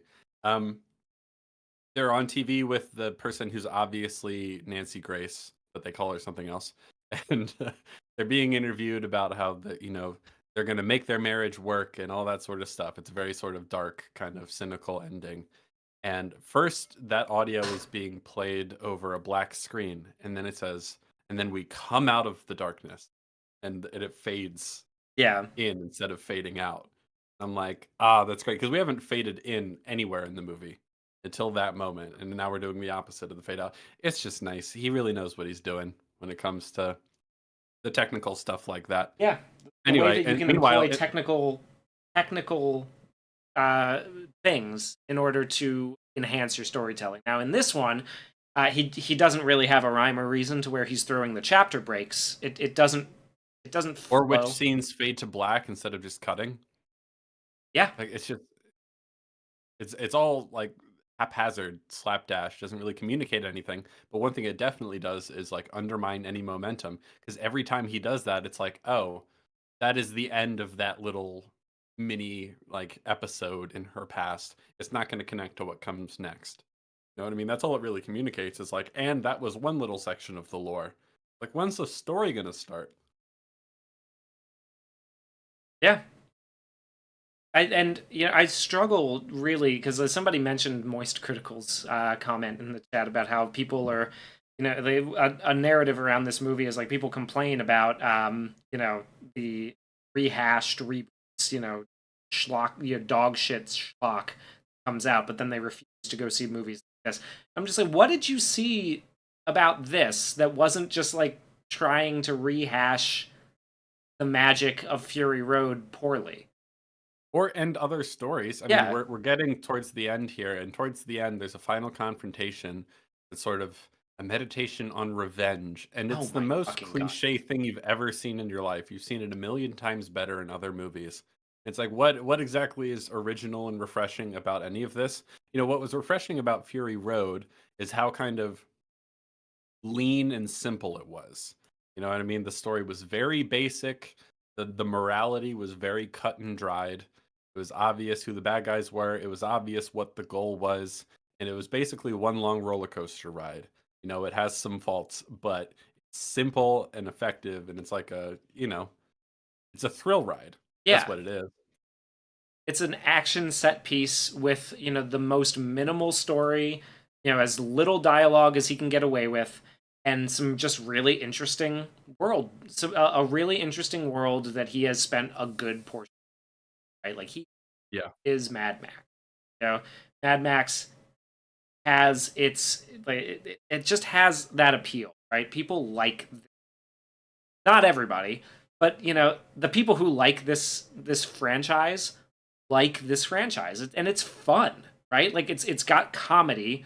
Hmm. Borderlands, the video game Borderlands was heavily inspired by this, right? Made by, I think, an Australian studio, and like Yeah. you can see why Borderlands and Borderlands 2 were so popular, with this Mad Max style, like over the top, like goofy over the top, but like kind of scary, kind of like big bombastic action stuff. It's just a like it hits a particular for a particular demographic, and it hits hard most of the time.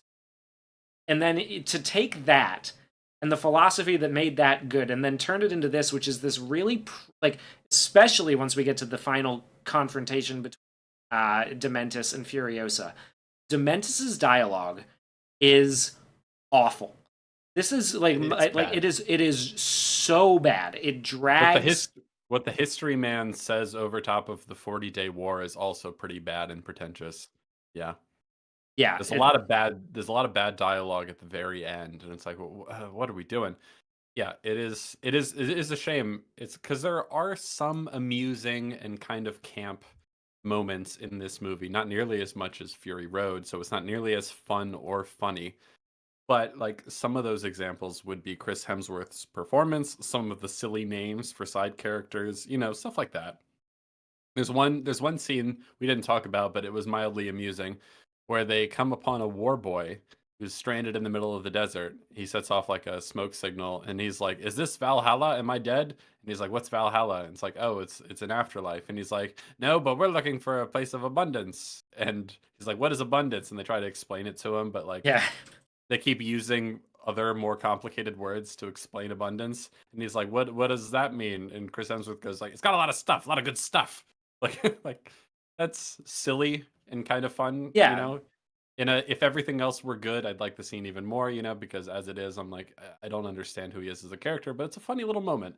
And there's some of that in here, but not nearly as much as Fury Road. Fury Road's funny. It's like a pretty funny movie. Like it's Dude, that part with the "I am the scales of justice" when the bullet farm guy gets blinded by the sniper shot, which is like I love that sequence, by the way, because it's like he's fucking about. He is fucking about and having a great time. That actor really, was chewing some scenery and he's just riding around blasting bullets into nowhere from the top of his car, screaming like "I am the scales of justice" and just like shoot it like like it's. I love that part. It's so goddamn fun. And yes, and like as soon as he's blinded, he's like, "I guess I'm Lady Justice now." Yeah, there's a flair for the dramatic. Yeah, when like Max is constantly making these like funny faces. I feel like he's trying to shoot, the like sniper rifle bait meme. Yeah, that's bait meme, or like he's trying to shoot the sniper rifle, and the girl he shoots and he misses, and the one ride calls over and goes, "You've only got 2 left now," and he makes this like annoyed face, like, and then like he does it again. It's just like 1 left, and Furiosa walks over, and he kind of like reluctantly, just like, "God damn it." Like puts his shoulder there and gives her the sniper rifle, and she shoots the light. And it's like, yeah, that's funny, man. Like the way that he's reacting to the world is funny.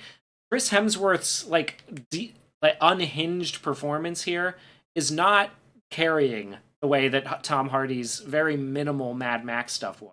The way I think they kind of hoped that it might carry, sort of maybe a little bit like Jason Momoa in Fast X.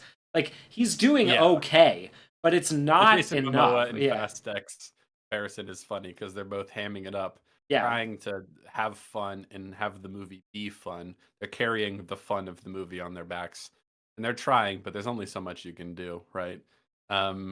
Chris is good in the movie. I'd like to see him in better movies. This is like I'd like to see him with some. No, I don't blame him. Like he tried to have fun with what. Yes. Like if you're an Australian and you get cast in a Mad Max movie, you want to have a good time with it, and he wanted to have a good time. You can feel from his performance that this has kind of been a dream of his for a long time, right? Yeah. To like ham it up in a Mad Max movie. And you can feel the passion. I always enjoy some of these actors, especially ones who are very famous in America and are often doing accents that aren't whatever their native accent is. I'm always happy to see them just get to be whatever their native accent is in a movie. Dude, I love when Colin Farrell gets to do the Irish accent. Yeah, it's great. I like it when Benedict Cumberbatch just gets to be British. I like it when, all this sort of stuff. You can think of a billion examples, but his voice and the way he talks is very funny in this, and a lot of it is just like his accent. It's kind of grating in a fun way.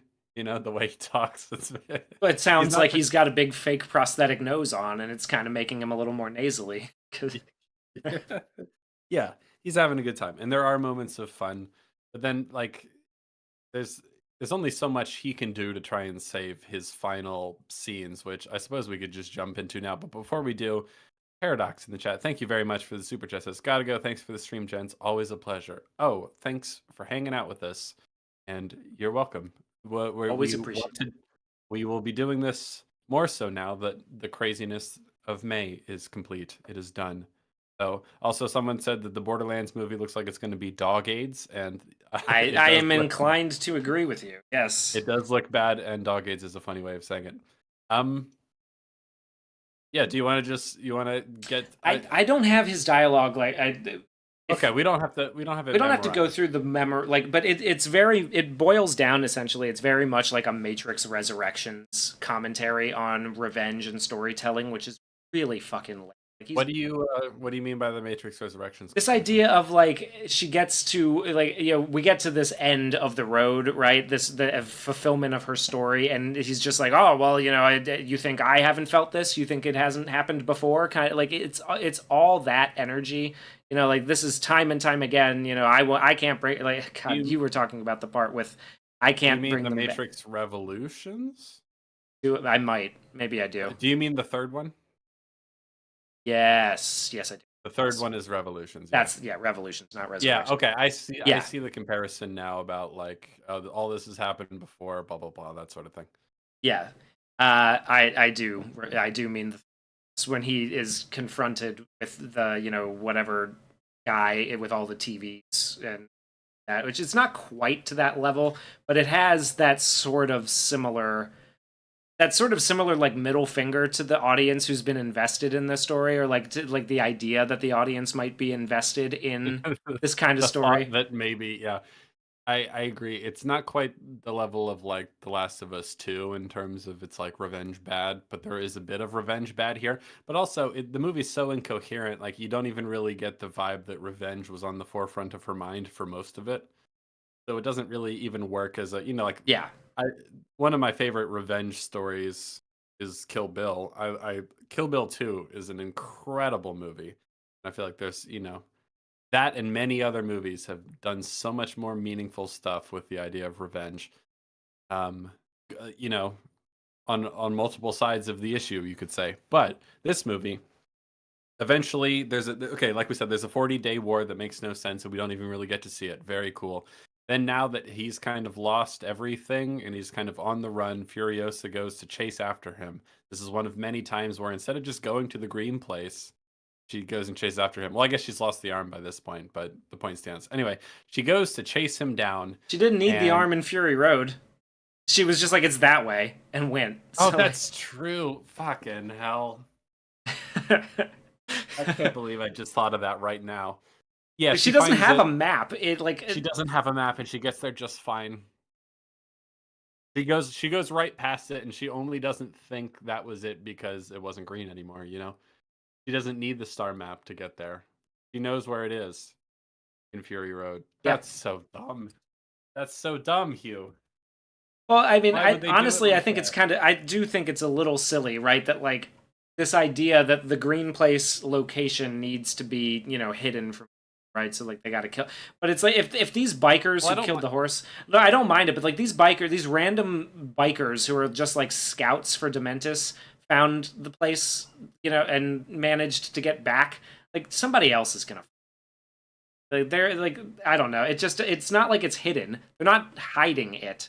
Really, it's out there. There's just a forest, you know, like they haven't tried to, you know, build a wall or, you know, like I don't know. It's not a huge problem for me. It's just like, I see what you mean, but yeah. It just, I'm like, you know, it's not like it's impossible to find it, dude. It's not impossible to just stumble on it, and Furiosa just seemingly remembers exactly where it is in Fury Road. Part of the problem that Furiosa creates is that in Fury Road, she's going to the green place, but it turns out that it's not there anymore. It's been so long. So you don't have the problem in Fury Road of like, how has no one ever found this before? Because it hasn't been there for like 20 years, 30 years. However old However, Charlize is in the movie, yeah. which is I think 20, but then again, Let's stress. let's call it 20 years. It's been at least 20 years since the Green Place existed. Or it's been a long time since the Green Place existed. So it's not if it's only like a day or two's ride from the Citadel, it's not all that surprising that no one from the Citadel has ever found it if it doesn't exist anymore.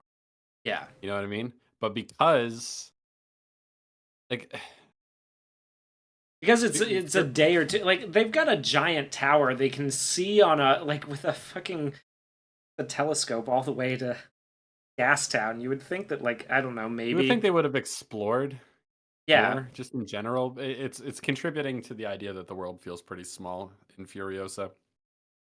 I understand why they want to need to keep it secret, but you're so right that the star map thing is useless because she just finds it anyway in Fury Road without the map. That's incredible because they made a big deal about it and then wasted that opportunity by losing her arm off screen. Oh boy. Oh boy. Yep. So anyway, she chases Dementus down, and there's like it's a really dragging plotting scene where she's got this car that I like. They do this reveal of the car as if it's meant to sort of reflect Max's like the iconic look of Max or something. But like they I pull it didn't off. understand that at all. Yeah, I was like, I don't. Am I supposed to recognize that? It plays no part in Fury Road, so like, why are we doing this reveal? Like it's a Batmobile. Like Yeah, they gave it like odd like importance that didn't quite make any sense. yeah, Before you continue, Little King mentions that the green place just doesn't exist anymore, quite like the mountains there. Yeah, it was kind yeah. of a mistake to have it be like this mountainous place because it's just going to be like a sandy swamp now in Fury Road. There was no mountains there in Fury Road, but he doesn't care about how it connects. Simultaneously, he's Simultaneously, obsessed he with was obsessed with telling a prequel to the story. yeah, Like, it doesn't make any sense. Before we get to chasing him down, I want to mention briefly the really annoying thing it did.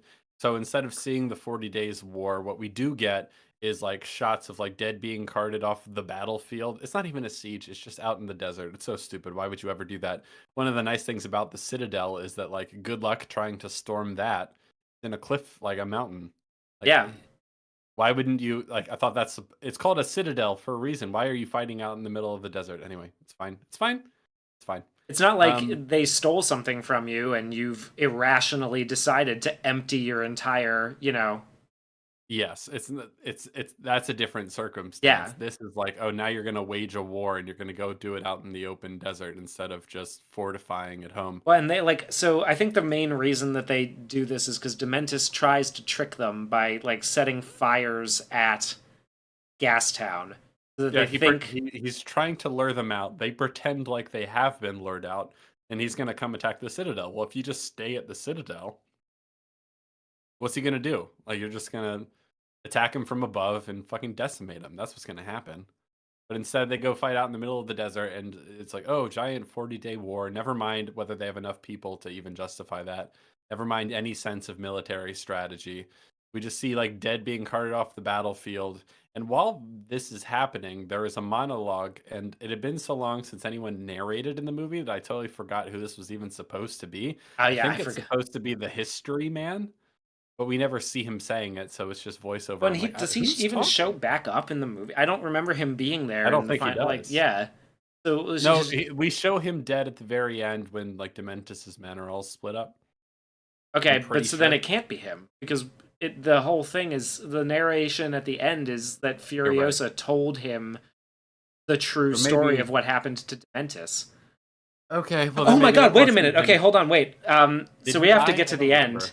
because the whole idea of this being directly connected, like end to end Lego piece hookup to Fury Road, is gonna get completely thrown out the window when you remember what happened to Dementus, because it's got to be long enough for a tree to grow.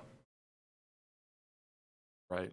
And bear fruit, that's years. Yeah, Uh, yeah, because trees take like 3 to 5 years to bear fruit, often more.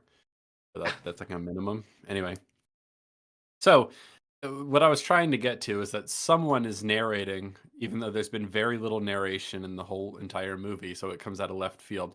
During the 40-day war, there was a narration about, the Persians fought the blah blah blah. It's just like recounting all these wars, and it's like, what is even the point? It's a really lame version of War Never Changes. That's what that was.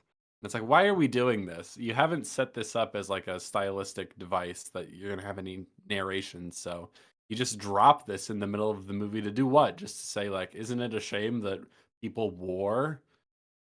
Like, well, not always. Sometimes war is necessary. Like, I'm so sick of this very narrow view.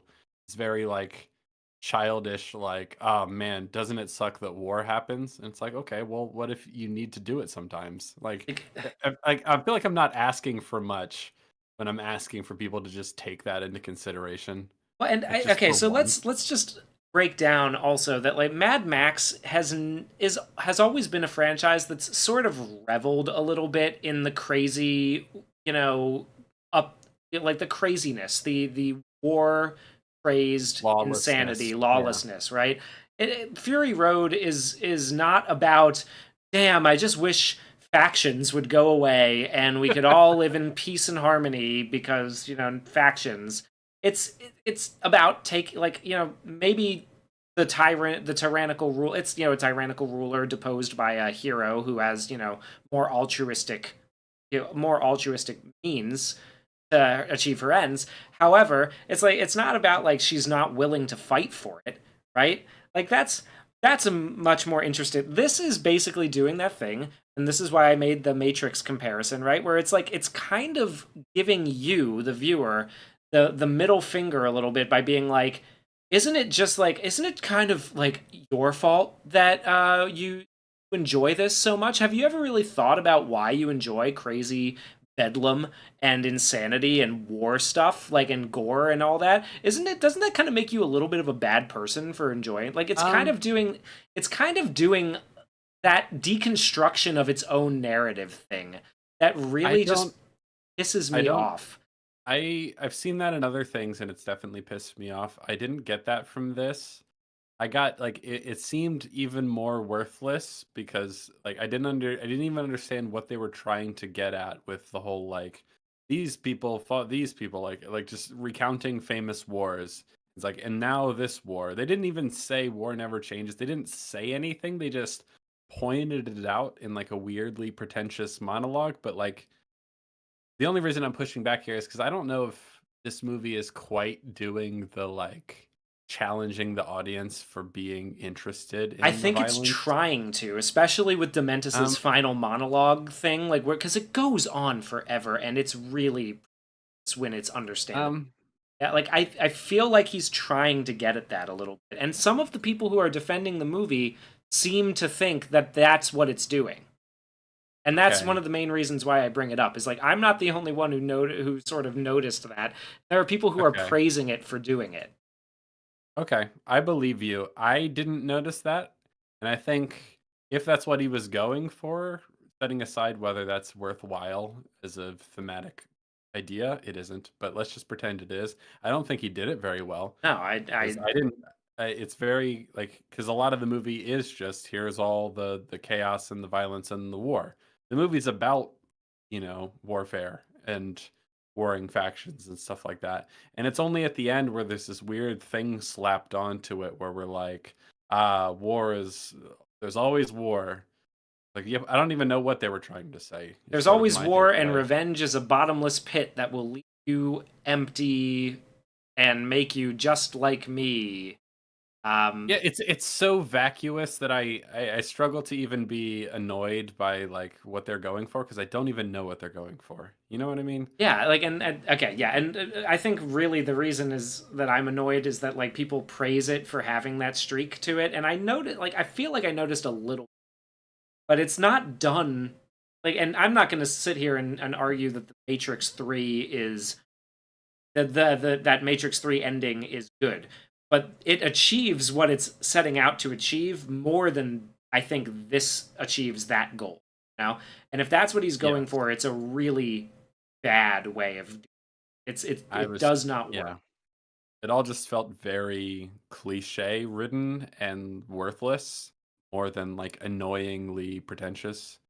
But like, okay, let's get to let's because the monologue that happens over the 40-day war is just like recounting all the wars that have happened, and now this war is happening. And it's like, okay, what was the point of that? We get to finally she catches up to Dementus. We'll skip over all the bullshit. It's dragged out by the fact that he separates all his crew and she has to decide which one to go after. First one she goes after isn't him, it's someone in disguise. Just it's time wasting, really. Yeah. Eventually she catches up to Dementus and she's like, now it's time to enact revenge. And oh my god, this scene is so long. There's even like a break in it where she like punches him and it knocks him out, and then he wakes back up, and then they keep talking. It's that long. It just goes and goes and goes. I don't remember all of it. Like what Okay, do you I've got remember of the I've got a little bit of a potential, like, it's not exact, but this is sort of, what's going on. She yells at him to give it back at one point, which you mentioned. Yells at him that Okay, yeah, so she's confronting him over because at first he doesn't even remember who she is. He's like the I don't even know who you are thing, which I don't quite believe based on everything we've seen, but whatever. She has to like remind him that he killed her mother, yeah, for example. he's basically just like, oh, what was it? Who was it? I kill a whole bunch of people. It's a lame version of the do you have any idea how little that narrows things down, like that sort of thing. Yeah. Um and so she What did I and then make she you says watch? That kind of, like, yeah, it's a lame version of all those things you've seen a million times before. At one point, I swear she says something to the effect of "give them back," she does. and he goes like, "Killing me won't bring them back." And I couldn't believe that they did the like, you know, that killing me won't bring them back, right? Like that's a cliche in and of itself, but she had actually literally asked him to give them back. Like she knows they're dead. I don't understand why they had her say that. I was so baffled by that. And I'm so baffled by it that I almost Oh, can't here we go. believe that's what she said. Do you have the I have transcript? the transcript. All right. So she says she wants her childhood and mother back, and he says, "That's exactly how I felt. My own family, my own magnificent beauties, taken so unjustly, so immutably. I'm right there. I'm right there with you. I too crave nothing but revenge, a big belly full of revenge." She loads a gun, But and okay, hold on, because let's break it down because okay, you can't do the like, oh, I'm just like you. You literally killed her mother and stole her childhood. That was literally you. You can't do the like, oh, we have so much in common because I also lost people. It's like, well, she isn't. You know what I mean? Like, it yeah, doesn't work like that. Anyway, continue. yeah. So she loads the gun and holds it to his head, and then This is when he scoots around. He goes, "If I may, if the shooter goes behind the back, the shootee won't know the precise moment of the execution. Minor torture, but any little bit counts. Either way, the rat shot will turn my brain into a pink mist so fast I won't even hear the sound of the gun." She says, It's this movie is so talky compared to Fury Road. "Yeah." Unbelievable how talky it is. She says, "I'll Um, hear it. I'll hear it for the rest of my days." And he's like, "Of course you will." She goes, "I'll feel the kickback in my hand." Sure. And then she faces the gun to his face and says, "I'll remember your face as the slug worms its way into the soft matter of your brain, taking it with you what you call your uh, and your memory, for okay, which my mother will fortunately be absent." okay, I'm gonna stop you right there. Why does she say what you will call your reason? Why would she say that? Has reason versus, I don't know, like intuition been a part Insanity. of this story at all? No? Yeah. Like why does she say what you call your reason? Does she not call it reason? What is happening? Why would you say that? It doesn't make any sense. Yeah, Like like he hasn't been like the guy who goes and sits around, like a philosopher king who goes and sits around and gives no. like speech. Like There's it doesn't make there's any been nothing sense. yes, it's just thrown in there. I don't know why you would say it like that. The like it'll wipe your memory and then my mother will be gone. But he doesn't remember your mom either. We've already been over this. You know what I mean? Yeah. This is what I mean. No one gave a shit about the dialogue. So he doesn't remember her mom. He doesn't remember killing her mom. So they want that like sort of callousness. He doesn't even remember it thing. But meanwhile, she's like, this bullet will worm its way into the soft matter of your brain, take what Taking you with call it your what you call reason. your reason. and your memory, for which my mother will fortunately be absent. He's already absent. Did anyone think about this for a second? I really don't think they did, because it keeps going. This is not the end. And I'll be dead, and you'll still be sorrowing your lovey-dovey and your mommy magnificent. You idiot. You can never balance the scales of their suffering. Then she starts smacking him across the face with the gun, and that's when she screams, "Give them back." And he says, "I can't." She hits him again, and he says, "What you want, dear, are my cries of anguish, anguish without end. If I could give you that, I would, but I don't fear the loss of bliss in heaven nor retribution in hell, and I've got a fiendishly high pain threshold." Keeps hitting him, and he screams again, "Do it again." And then he's like, after a little while, he says, "If you can't do me quick, you're going to have to do me slow, but you are never going to get anything close to what you want." And then he has a seizure. He fakes He having fakes a seizure, yeah. Okay, and we'll stop you there because that's like half of the scene, I think, right? It's not even. That's all I've got. That's all anybody has bothered to transcribe. Okay, so I think there's more after that too, or maybe that was it, and there's a break in between. Okay, why does she yell, "Bring them back" or "Give them back"?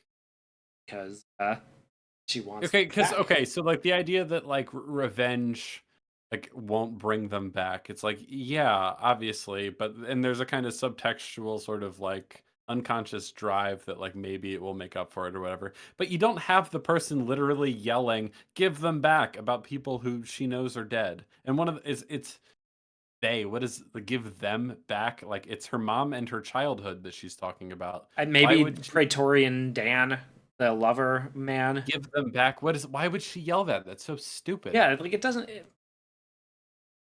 You would think that like all of the And like the loss of her that's the arm and the death of all sorry, of those people on the that's the motivation for the like that killing them won't bring them back. It's like why why would she yell "bring them back"? Is she stupid? Is she stupid? Does she think that's how it works? that he can just It's, wave his arms and come and say, "Yeah, it was all a trick. Don't worry." Yeah, the other thing too is that this idea of like her revenge on him being sort like, there is that line in Fury Road where right before she rips off Immortan Joe's face, she says, "Remember me," which is a bit of a revenge thing, right? It's like, so the lesson she learned from this, that revenge doesn't make up for anything. She's like, fuck it. Maybe it does a little bit. Maybe just a little revenge by the time Fury Road rolls around. Now, and here's the other thing. Okay, they're trying to do this like because there's more to the scene because there's I think he like gets woken up and they keep talking because I know he says something to the effect of like, if you kill me you'll be just like me, and she's like, "I'm nothing like you." It is that cliche. it is. It's exactly that cliche. And here's the funny thing about that is that we're in like this savage wasteland and he is a murderer and a cannibal who's caused all sorts of untold destruction. Like you don't even need revenge to justify killing this guy. It's perfectly justified to just kill him. You know what I mean? So Yeah. like, you'll turn into an evil monster if you kill me. It's like, nah, this is the good thing to do actually. We've A good thrown person that would. like old world and maybe this just only makes sense if he's like trying, if this is trying to do a thing, because it is only 45 years since the old world has sort of devolved into this, completely unrecognizable, like, different morality warrior religion with bikes, Yes. thing. Like if he is an old world holdout, right? Like maybe it makes some kind of sense that he's just like, oh, you can't just become a horrible person. It's like, no, I thought that was the whole thing with this. Was like the whole thing with Mad Max is that everybody goes a little kooky when all this is going on, right? Like everybody goes a little nuts. And so it's like we're just watching the fallout of everybody after everything has completely devolved. We're watching a guy try to be a good person in a world where everybody's kind of not great people, right? And so like who's the least worst person of the Yeah. wasteland, right? I don't know. Yeah, like just like you're perfect. A good person should kill Dementus. Like you're not a bad person for killing Dementus in this world. You're a good person if you kill him. But like the whole like you're just like me. If you kill me, you better not kill me for revenge. And it's like no, you're a horrendous monster that's causing. Not even just that he's a monster, but like just for like pragmatic reasons, he's just ruining what little stability there was. Also, you know what I mean? Like Yeah. it's like you know, I don't know. So the whole like you'll turn into me if you kill me thing, like that they try to explore better and a lot of other things like, Batman and the Joker and all that sort of stuff. It's just utterly worthless here. There's no meaning to be derived from it. Because then eventually, so she beats him up a bunch, and then a narrator is like, "Oh, some people think she killed him, and obviously they wish she had done more. But really, she whispered to me in secret that what she really did was take him back to the Citadel and plant a tree in his crotch somehow. That She's been carrying a peach pit around with her in her but she mouth. grew it's specifically out of his crotch, which the symbolism is Oh. very intentional here. And so like from his genitalia is growing this peach tree, the fruit of which might eventually be planted and like result in a better world sort of thing.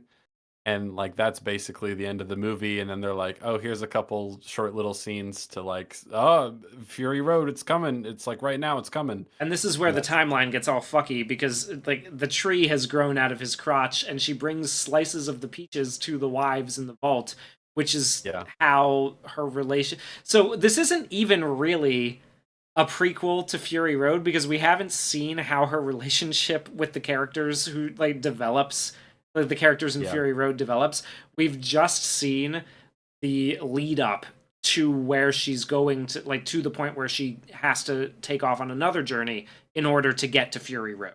It's a little like doing Prometheus as an Alien prequel, where it's like, no, you didn't do an Alien prequel, you did a prequel to an Alien prequel. Like, there's still a chapter missing in the middle Yes. here that you have not told. Like, you need.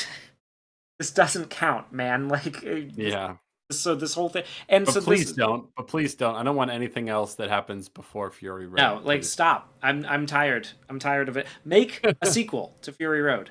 I don't want any Well, more don't even prequel make a shit. sequel to Fury Road. Make another Mad Max movie where he's off doing something else somewhere else in Australia now. That's what I want. If anything, that's what I want. Yeah. And so that Um, that ruins our idea of the timeline being that this is like a couple days before Fury Road because it has to be long enough for an entire fucking peach tree to grow and bear fruit out of Dementus, which isn't even that a is corpse. He's still alive. He's which also doesn't make sense. yeah. But it's who cares? He doesn't care. Clearly, not a good movie. That's basically the movie That's the in a end. And then nutshell. like the final shots of the movie is The just final the scenes final from like Fury Road. ruining. I can't believe they did this. We mentioned this already, but then it cuts to credits and you're like directed by George Miller, like cool, thanks for this one, man. And then it kind of interrupts the credits with more scenes and I'm like, "Uh-oh, are we doing like a post-credit thing?" No, it's just clips from Fury Road that have been desaturated for some reason and they Match the keep visual style of this, and they like no, no, I no, no, no, no, no, no. Sorry, they. This movie is desaturated. Sorry, this movie is saturated the way Fury Road is. When they cut to Fury Road in the credits, it has been desaturated from the way it normally looks, just to like oh, distinguish it as like like in the future. I don't know why. I don't know why they didn't just show clips from it, but it's almost like using black and white to show the past, but it's the future in this case. I don't get it, but I just think the gall of going, "Hey, remember the good movie?" during the credits is like I couldn't believe it. and an I was interesting thing is I think I was they shocked. deliberately, so Charlize Theron would not allow them to use her likeness in the film, so they deliberately have Really? to hide any scenes. So the older actress, for or like whoever they get to do older Furiosa leading the wives into the rig, I sneaking see her them. from behind and from far away. Yeah. Yeah, they were not allowed to use Charlize Theron likeness scenes. Good for her. Yeah. My understanding is that her and Tom Hardy both kind of had a falling out with Yeah, Miller. yeah. Well, yeah. From What what do I you know about understand, that? so George Miller, George Miller is not the kind of guy who, like, Steven Spielberg, for example, is particularly well renowned for kind of being able to come onto set. He's got everything, the way he wants it to be. He knows how it's going to look. He knows what we're going to be doing in the day. Gets it done. They, everybody goes home. The budget is handled properly. He's very rarely the kind of guy to derail an entire production and cause massive holdups just because he has some He's a random consummate idea. professional. Yes. Yeah. George Miller is the opposite of Steven Spielberg in a lot of ways. He's apparently been known, especially during Fury Road, apparently what happened is he like, well, hey, what if we just built this giant, giant tower, giant set, and we, like completely we did that instead of what we were supposed to be doing today, and it has like this kind of, and everybody would sort of go like, well, okay, could, but that'll set us back weeks because it's a massive construction project we have to undertake. And he'd go, oh yeah, but what if we did it? And so everybody would have to just like stop for the day and get started doing that. And it got so bad to the point that Tom Hardy would refuse to come out of his trailer for days on end because he was just like, this is horseshit, man. Like, I don't want to be out here. Do it like, we were supposed to be out here working, and now I'm like, okay, well, I've got to wait for 6 days. Like, I was ready to go. So yeah, they had a big falling out with him. They want nothing to do. Or I think Charlize, who is did not care for the way that went as well. So As someone mentioned in chat, that would explain why the budget's kind of ballooned a bit. I mean, because these are expensive movies, kind of yes, inherently, but I do think they probably. It sounds like they went kind of over budget from him, sort of changing his mind and adding new things and all that sort of stuff.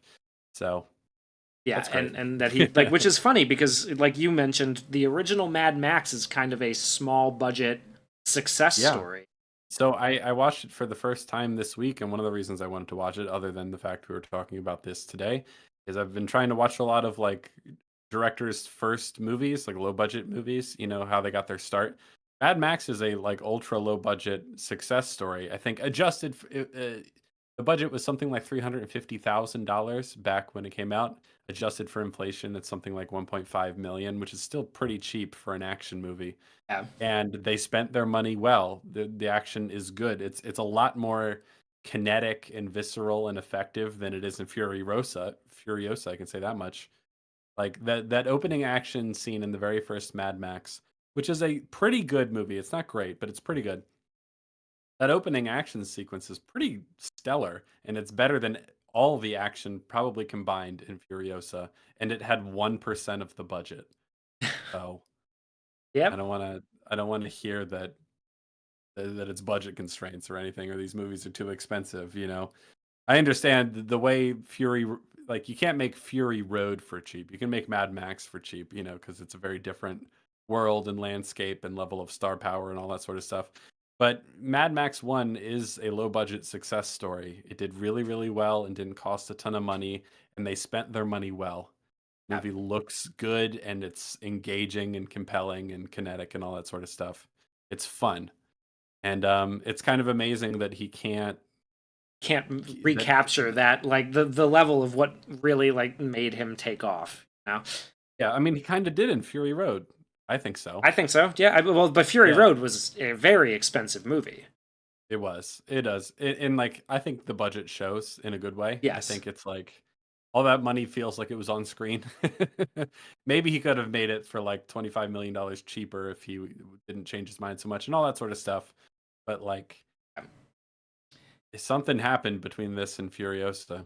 But there was a big legal dispute, a salary dispute between him and Warner heard that, Brothers that tied it up. I'm not very familiar with all the behind the scenes stuff, but there was a lot of basically just legalese that got in the way and delayed. And this isn't a thing. So two things I want to address from the chat. One, a while earlier, somebody had said that this movie is about 6 years too late, and yeah, I would agree. Somebody did also say that like this is a prequel nobody wanted, and I think you're kind of right, but at the time, after Fury Road came out, I remember a lot of talk about how there was going to be a Furiosa prequel, and there were a lot of people who were pretty stoked on the idea. Yeah, it Yeah. was right in the wake of Fury Road being a critical darling, and it took home what 6 Oscars, so people were really happy. It was kind of like the equivalent of Silence of the Lambs being the horror movie that broke through and finally got some recognition from awards from Hmm. that. It was a little bit like there's like this is the action movie that did it, right? And yeah, people were excited for what he was going to do next, and then it took him 9 years of like arguing behind the scenes to get it made, and was dead set on making this as the next chapter, to the point where he bet the future of, well, I guess like the prequel future of his franchise really on this movie. He's been telling people that unless Furiosa really picks up at the box office, he won't make The Wasteland, because like really, who's going to give him the amount of money to make that movie after this happened? Right? It's like this Yeah. is not proving that Mad Max is going to I defy mean, the box this, office expectations, regardless of what you put on screen. Like, if anything, yes. it's telling you you've really got to make it good to get people to show up. Like Fury Yeah. Road did not, like we mentioned this a couple times, but it did not make like insane amounts of money against its budget. It just did well. It did It broke even. respectably. It broke even, and people liked it. Mhm. This is not like this is not going to do that. This is not going to This might revitalize be the Mad the Max end stuff. of Mad Max entirely, not just the sort of prequel saga he has planned. Like there might not be another Mad Max movie because unless someone else other than George Miller picks it up in the future like 10, 15 years from now, this could be it. This Yeah, could be the last one. This could be the last one George Miller ever does. He's getting up there in age. I don't he's know what his age is, 79. but yeah. 79. Oh, yeah. I've, this could be it for Mad Max. I like no doubt that in like 20, 30 years, maybe, or maybe not that long, maybe called 10, 15 or something like that. Someone other than George Miller might try to do another Mad Max movie that's just another sequel about another Mad Max adventure. And that could maybe do well potentially. But I think this is it Yeah, for a while. I do not foresee. Somebody had mentioned that the Wasteland is on its way. It's not happening. There's no chance. This movie has made what 120 million, like collectively over its 3 weeks now, against a reported budget of over 168 million. That's a That's a that's big hole. that's not a flop. That's a massive flop. Yeah, especially that's a reported budget 168 million. I don't think their marketing was very strong. I don't remember a lot of commercials for this, so I don't want to double it for the marketing budget, but like there's at least another 40 million tossed on top of that to get, advertisements and get eyes on it. So it's like a $200 million or more movie at least, and it has made 120 million total so far, and it's not Not good. spreading. The word of mouth is not good. It fell off what 60% between week 2 and now, which is awful. Mhm. Yeah. So I just want to respond. Someone said even the OG Mad Max movies didn't make that much money, but they had smaller budgets. Yeah. Well, here's the thing: Mad Max One, and this has not been adjusted for inflation, cost $350,000 at the time and made 100 million. So yeah, that's a hit, that's a big baby. hit. That's a big hit. So that's, I think, if I remember correctly, for a while that was the most successful film relative to its budget. It was surpassed by something not long after. That record is now still held by Paranormal Activity. Before that, it was the Blair Witch Project. Before that, I don't remember. But relative to its budget, it was one of the most successful movies. So makes sense that they made a sequel to it. While we're here, I'm gonna look up Mad Max. God, what's the second one called? Road Road Warrior. Warrior. Road Warrior budget. Doo.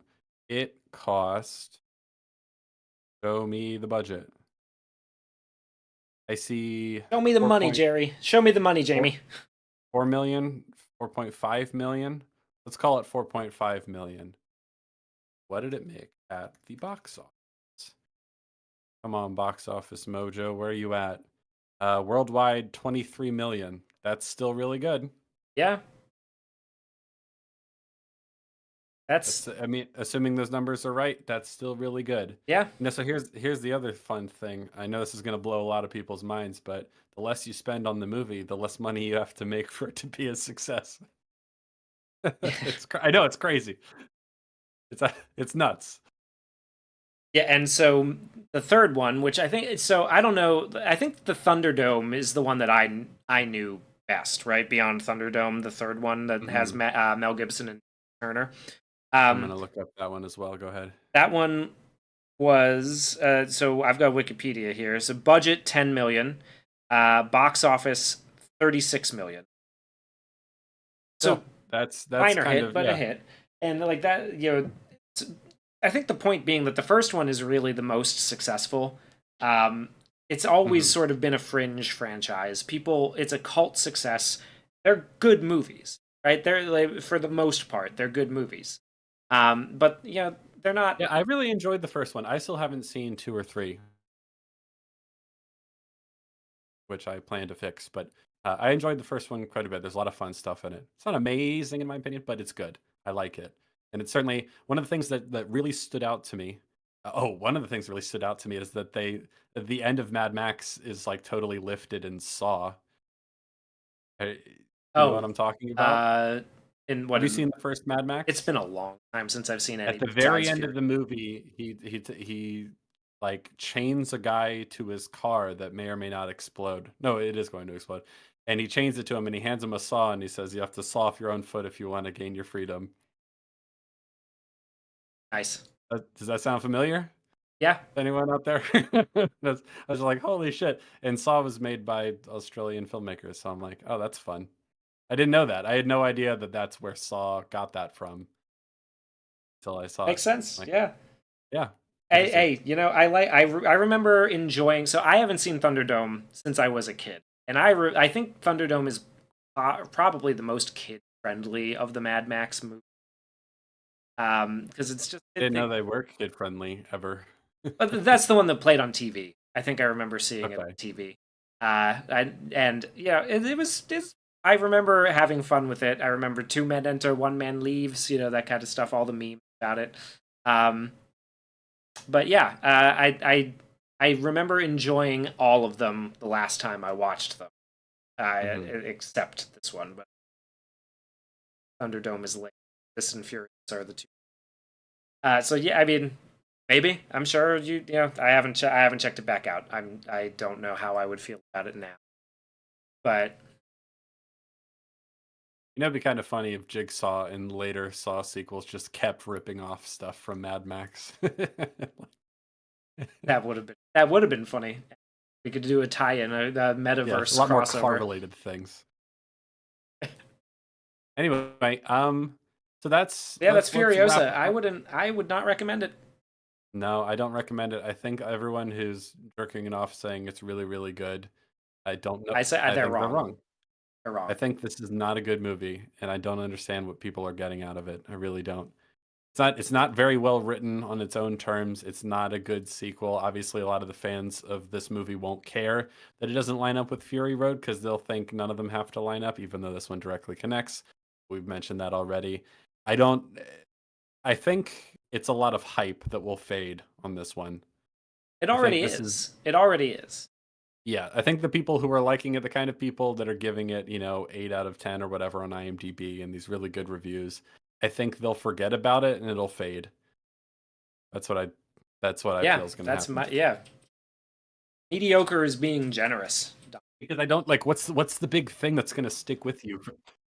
Yeah, at best some of it's mediocre. I think it's really bad in a lot of ways, but if you think about a lot of the movies that you rate really highly that'll stick with you forever and stuff like that, like what from this movie is going to stand the test of time? What are you going to remember and think back on? You know what I mean? What Yeah, I I can't. I'm gonna think back on. I like. There's a lot of memes. There's a lot of memes in Fury Road. I'll remember, oh, that was a fun movie. It was crazy, and the music and the guy playing the guitar and all that sort of Yeah. stuff. And like, the mediocre, the witness me, that's all stuck. Witness That's all me. stuck. That's Yeah. bait. That's a good one. Mhm. Like, do not grow addicted to water. You'll crave its absence or like resent its absence, whatever he says there. That line, the Yeah, like that music that plays over some exciting action scenes. Like that. There's some the blood iconic bag shit in that thing. movie. That's my car. All of Tom Yeah. Hardy's little lines. There's nothing in this movie that's going to there's nothing in this movie that's gonna stick. None of it. No. Maybe people remember. Like, I don't even think people are going to remember. Like, Chris Hemsworth's performance is not good enough to be a standout thing. Really, it's not good enough to stick in people. Like, oh, that was a really cool character. Like, or like a really interesting take on a character like that. I don't Yeah. think it's going to be that. I don't think it's going to do it. I think it's Yeah. going to be funny to talk about how, like, one day it'll be funny to talk about how he was inspired by a seagull he saw on the beach with his kids. That's it. Well, now I'm just thinking about Fury Road again, and like there's even some more emotional moments, like not the most emotional things you've ever seen in a movie, but like that work pretty well. Like he doesn't tell him his name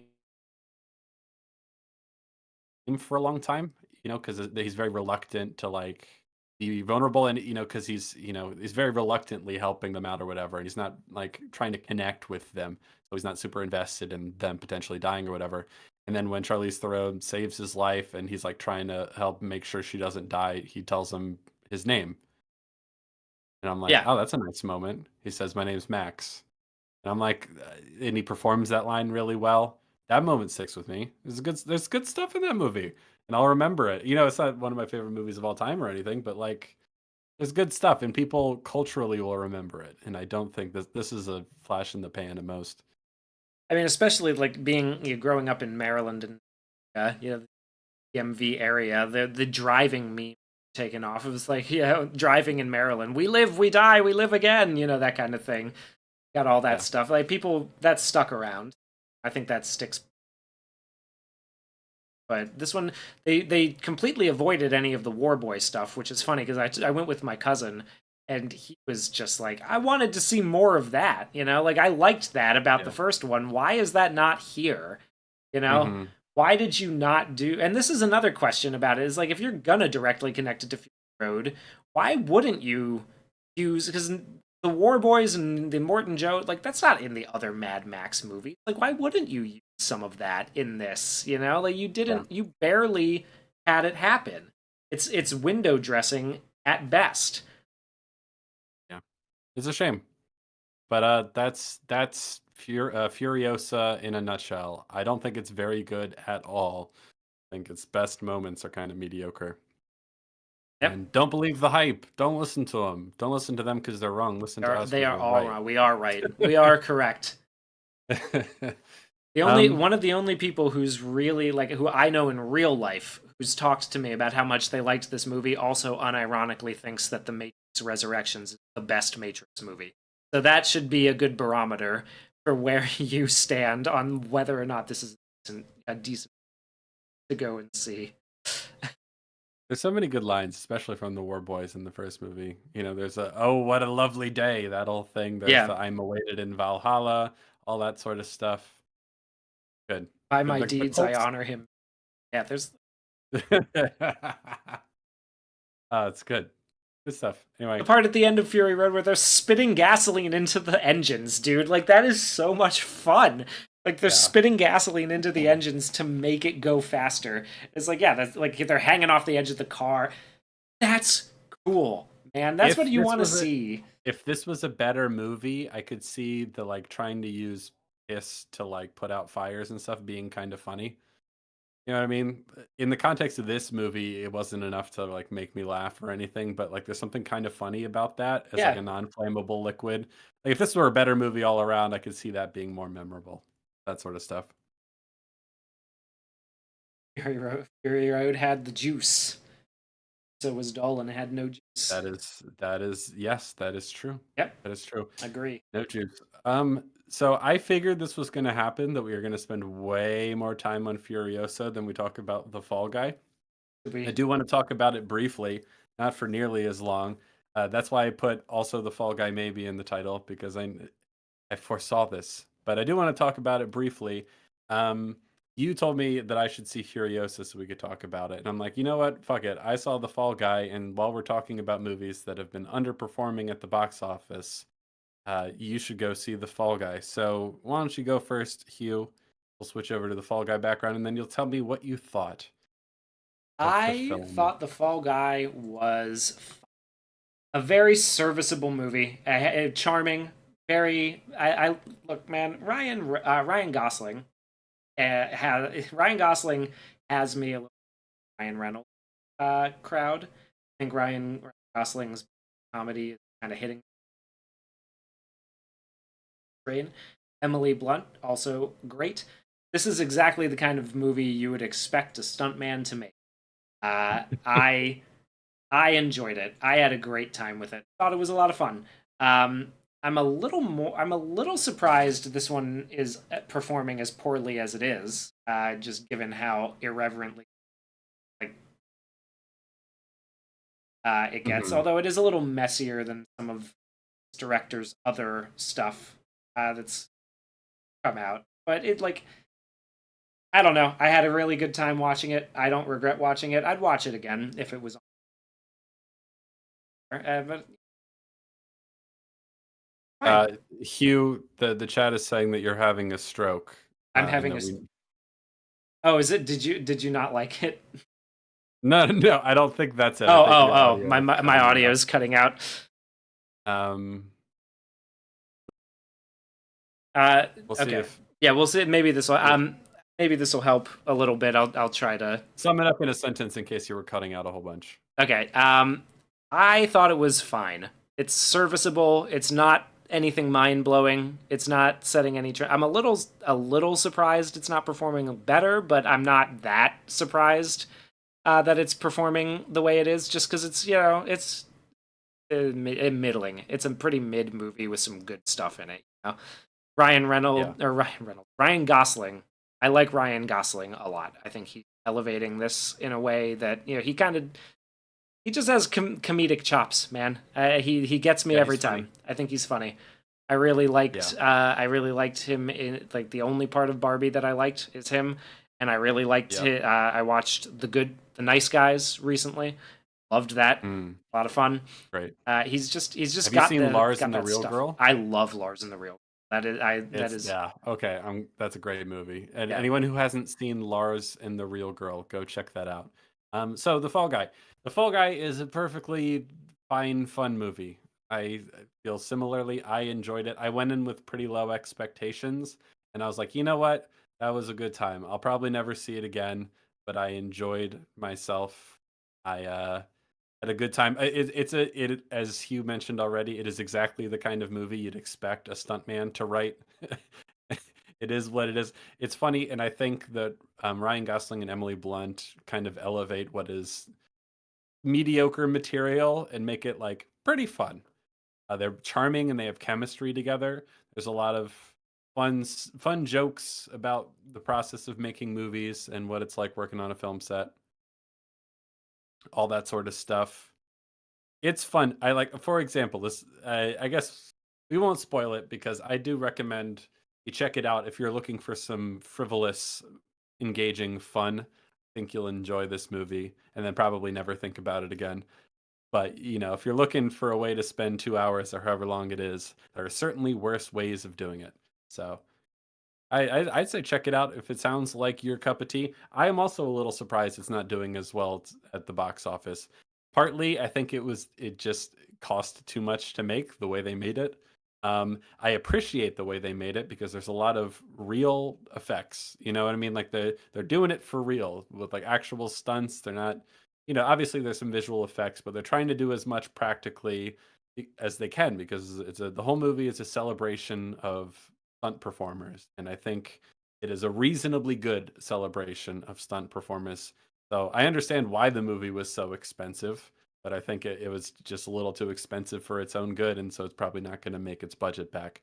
Um, But I am a I little mean, it is. surprised, like you said, that it is underperforming because it seems like something like mainstream audiences would enjoy. Like I told my mom she should go check out this movie because, my mom's one of my she tells me all the time that one of her favorite MCU movies is Thor 2. So that's my mom. She, I feel like she'd like this movie. She'd have a good time with it. I just think a lot of people haven't seen it. I'm not quite sure why. Ryan Gosling just coming off of Barbie being a huge success, Emily Blunt just coming out of Oppenheimer being like the two biggest successes of last year. It's a fun, silly movie. I think part of why the movie didn't do well, it's probably not the only reason, but it had kind of a shitty trailer. I don't know if you saw the trailer, but I saw the trailer a few times in the theaters, and I'm like, oh, that's a lame trailer, but maybe the movie's good. And it kind of was that way. Like the trailer made it seem like more generic modern slop, but like maybe it'd have some funny moments. And it was okay. It was fun out of 10, as someone has mentioned in the chat. Someone said Bullet Train was painful. That movie wish it could be a Guy Ritchie movie. Yeah, so that Bullet Train director is the same guy who did The Fall Guy. This is less trying really hard to be a Guy Ritchie movie. This is a bit more kind of silly and earnest than Bullet Train is. But I enjoy. Oh, Rakika asked this or Ungentlemanly Warfare. If I only have to watch one, I would watch Ungentlemanly Warfare. I think that's probably better of the two, though. I think they're comparably decent, okay, fun, and relatively forgettable movies.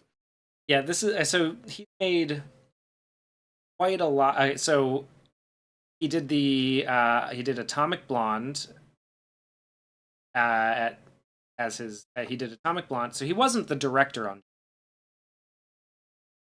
Sir. I think he was a stunt choreographer because he's been a stuntman forever. Like he was. I think I looked it up, and one of his first stunt credits was Blade. So he's been around a while. Gotcha. Okay. Doing, So doing yeah. stunts and then working his way up to stunt coordinator, stunt choreographer, stuff like that. Eventually, he gets into directing movies. Yeah, and he started with his first thing was a short, a Deadpool No Good Deed, which is in the wake of the first Deadpool. So that, yeah, I've never seen that. Did not go in that one. But he But directed Deadpool 2, correct? he did Atomic Blonde and then Deadpool 2. Yeah. And then Once Upon a Deadpool, I assume that's a Christmas special or something. That was just, yeah. I can't remember what that is. And then Fast and Furious presents Colin Hobbs and Shaw. Which, Love yeah, that. oh boy, I sure did love that movie. How was that from a directing point of view? Hobbs and Shaw. I mean, it's fine. It's a serviceable little action buddy cop action movie. I think it's really just sort of being elevated by the fact that Jason Statham's having fun. Like that's really the point that sells it for me. I'm not a huge fan of The Rock in his like turn from His reputation's going down pretty quickly in recent yeah, and you know months. what? I hated him before it was cool. I'm gonna I am not a fan of The Rock, and even less so now that oh, did you hear though? Let's going back to our Fast and Furious stream. Speaking of The Rock, did you hear that? Like, so given the fact that The Rock is sort of now infamous for showing up, 7 to 8 hours late every day to set, the whole Vin Diesel The Rock feud has been thrown completely into a light. Where it's just like, wait, was Vin right the whole time? I don't believe you. Was he right to hate him? Yeah, it's funny. I had heard from a couple people, working on films and stuff like that before I don't know what made it like jump into the spotlight publicly recently, but The Rock's had a reputation for a long time, even though his like public image is very like I get up at 4 a.m. and I lift weights, I do all this stuff. I'm really dedicated, hardworking. He just like wouldn't show up to set for like hours. He just showed up whenever he wanted, and everything had to like stop. come Yeah, to a screeching halt and wait for him like days on end and stuff like that. And it's like, oh, that sucks. That really sucks to work with. And then apparently, Ryan Reynolds' dislike of The Rock has come up recently. That apparently he really dislikes him, and there was apparently a lot they of had a big fighting shouting behind match in that On Red Notice, Red yeah. Notice, yeah. And they haven't or they hadn't spoken for years or something in between that, and now The Rock is trying to make more Red Notice cinematic universe movies or something. That's funny. Now he's working with one of the Safdie brothers because I feel like he saw Adam Sandler in that, and he's like, "Can you guys do that for me? Can you guys put me in a serious movie?" Yeah, wait, guys, show everybody that I actually am a good actor before I go back to making dog shit. Yes, please. Yeah. I speaking of Ryan Reynolds, I saw recently some sort of interview he did with Hugh Jackman because they've been friends for a long time apparently, and obviously a Deadpool and Wolverine is coming out, which I might see if there's nothing else particularly interesting coming out that week. Um, and Ryan Reynolds was talking Really about Hugh needed to. Jackman. He was talking about Hugh Jackman. He was talking about like how hardworking and professional is on set. I'm like, you can tell that's really important to him because of his hatred for The Rock and other people who aren't like that. Even though they have this public image that they're like super hardworking and nice behind the scenes, they're kind of a nightmare. Yeah, so The Rock, yeah, I think his. I don't know why they keep trying to put him in the Fast and Furious movies. I feel like that might He kind of go away subsumed it. He's eventually. been trying to. Well, because he was in 5, and so like the fourth Fast and Furious movie was not a huge success, and it was kind of precarious. Like it made some money, but it was kind of precarious whether or not that it was gonna keep going after that. And then the fifth one comes along, and The Rock sort of breathed some new life into the franchise by playing the antagonist to Vin Diesel. But then the Yeah, and that sixth was one of one, the only like good ones. Yeah. yeah, it's probably the best one, hands down. Like for just dumb fun action movie cars. But then the sixth one comes along, and now he wants to be a good guy. And the seventh one, and like then after the seventh and eighth one, he It's wants a to mess. split off and do his own thing. But because he's been trying to start his own franchise for years, he keeps doing. He tried to make CEU all about him by going with the Black Adam thing. The power. What did he say? What's the phrase he said about DC? Like the balance of power is about to shift, or something like Yeah, that. It something was a like pretty that. funny, Yeah. weirdly ominous quote. Yeah. But just getting back to the point, yeah, David Leitch is kind of a we'll call it a mixed bag in terms of his directorial Yeah, work like because I like he Atomic seems to Blonde. I he like the seems to visual shine stuff. with like action choreography. That seems to be like what he's most interested in, and that's some of the best stuff in The Fall Guy. I think The Fall Guy is like remarkably silly and earnest, and Yeah. just having a good time. And so it's a good have a fun, frivolous time at the movies kind of film. And there's some legitimately really funny stuff in there. Yeah, yeah. I think Nothing. out of all the ones that I've seen all of his now that I think about it, but all the major ones anyway, and this is definitely my favorite of all of the ones that he's listed as the actual director on. Um, Mhm. but Well, he's not a writer, so he's only doing the directorial stuff. yeah, well, but he's listed as a producer on John Wick. But from what I'm gathering from the chat, it's sort of like an Alex Garland and Dredd situation where it's Mm, a well-known secret that he directed John Wick. He ghost directed it. That's yeah. what it seems like. Man, he has Um, a long list of stunt coordinator credits and stuff like that. Let's see, what do we have here? We have a ton. We have Tron Legacy. We have The Hangover. We have Jupiter Ascending, X-Men Origins boy, Wolverine, The Midnight Meat Train. That's a really funny bad horror movie. Speed Racer, Jumper, Balls of Fury, The Bourne Ultimatum. He did all three of the Bourne movies, I think. E for Vendetta. Yeah, so he's done a lot of action choreography and stunts for a long time, and you could tell that The Fall Guy is a passion project for him. And I think it shows that the people involved care about trying to have it be fun and entertaining. And so I think it's worthwhile. yeah. I mean, Um, it's really better. Like it's really just like goofy fun. I mean, it's right down to the yeah, fact that the villain is an egotistical actor who pretends that he does his own stunts. even though he doesn't. Yeah. Yeah, even though he doesn't. Like it's what you expect in good ways and bad ways. You know what I mean? I Yeah, like it. I think it's enjoyable. And I'd recommend it, especially if you're looking at a lot of what's coming out and it all looks awful. This is a perfectly fine movie. Um, We got a super chat from Daily Dose. Thank you very much. He says, "Do studios actually match the budget when marketing? If the new Mission Impossible film is apparently $400 million, which I've heard it's ballooned quite a bit Jesus to that level, Christ. $400 million, would the studio actually pay the same for marketing or $100 million cap? No, they wouldn't cap it at $100 million, but they don't usually spend exactly 100% of the production budget on print and advertising. It's usually, because I only know this because of those leaked documents from the Sony hacks, and you can see exactly how much they spent.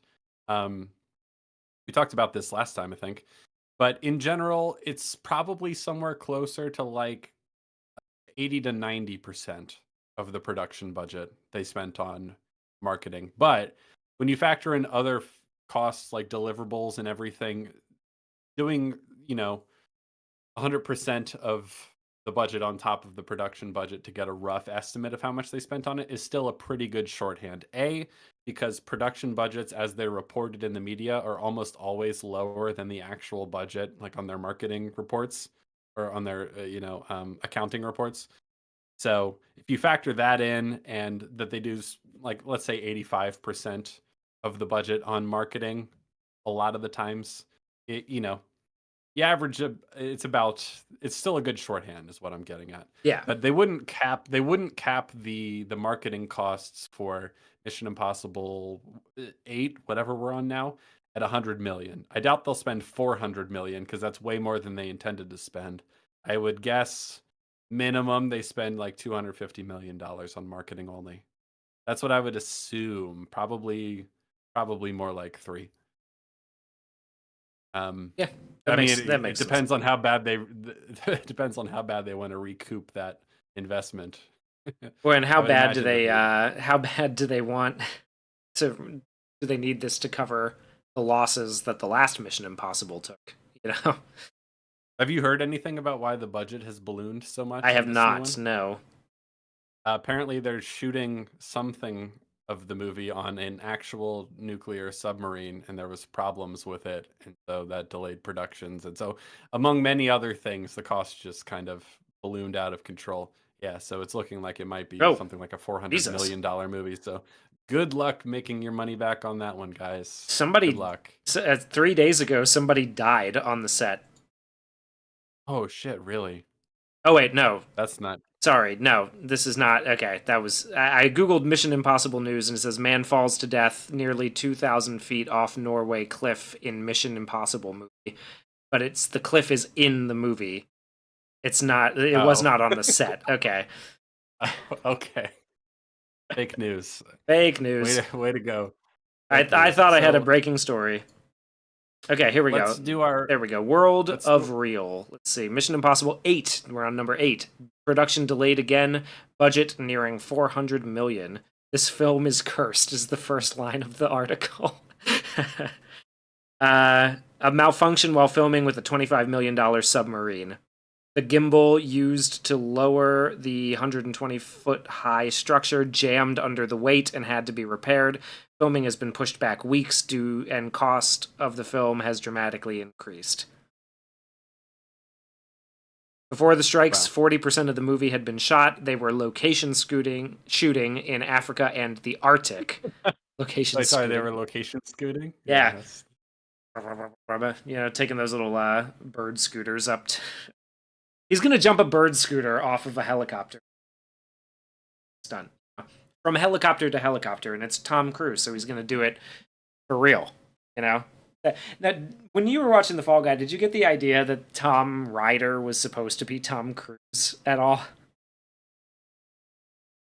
No, because Tom Ryder is a douche who like doesn't Doesn't have do any his respect for stuntmen, who doesn't actually do his own stunts but pretends he does. But Tom Cruise actually does his own stunts, and everyone seems to have respect for him for that. I don't think it's supposed to be Tom Cruise. Okay. It's supposed to. I feel I got more the vibe that the one of the main antagonists in The Fall Guy, the actor that Ryan Gosling is a stunt double for a lot of his career, is like a wannabe Tom Cruise type who won't actually put in the work rather than Tom Cruise himself, if that makes sense. Fair enough. If I understand correctly here, if I've done the math right, if they Actually, hold on. Just a moment. Calculating. I think the eighth Mission Impossible movie, if it really cost 400 million to make and they spend something like 300 million on marketing, um, it could even be less than that. It needs to make $1 billion to break even. If you factor in the cut that theaters take, Yeah. yeah. And So good luck with they that, were in the guys. best position possible to hit that number the last time, you know. Like to hit Yeah, and a billion dollar, that one did not do well, and it didn't have legs because no one really came out of it thinking it was all that great. Yeah, well, because So like, good so luck, what? guys. Like, it was coming off of Fallout and Top Gun Maverick, which, like, basically, like, they're not in the same world, but they're basically the same, right? Like, we're looking at a Tom Cruise movie where, yeah, like, Halo jumped for Fallout, he flew around in Navy planes for Top Gun. Those two were big successes. He had the world by the balls, and he dropped Dead Reckoning Part 1, which has since been retconned to just Dead Reckoning. And that Yeah, was a hot stinker, man. That was it was dog a hot shit. stinker. Lame movie. Anyway, I suppose let's wrap up on The Fall Guy. It's fine. Go check it out if you want to watch a nice, fine, reasonably funny, mostly forgettable movie. Yeah, it's a good I, Sunday afternoon watch.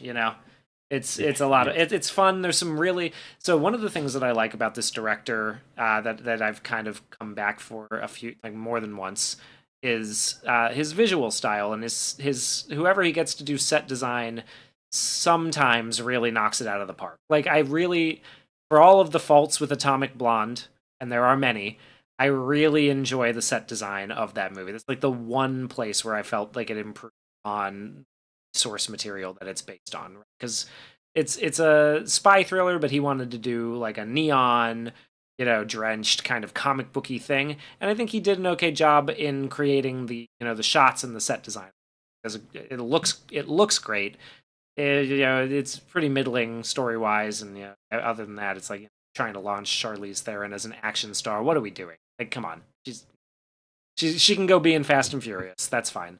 Um, but this one has some of that. There's a couple of scenes where it's just really like a really nice look at the one that really got me was when they're doing the split screen phone call in that movie, Yeah, which is like it's a fun. lot of he's got a neon suit. It just looks good. It just looks nice.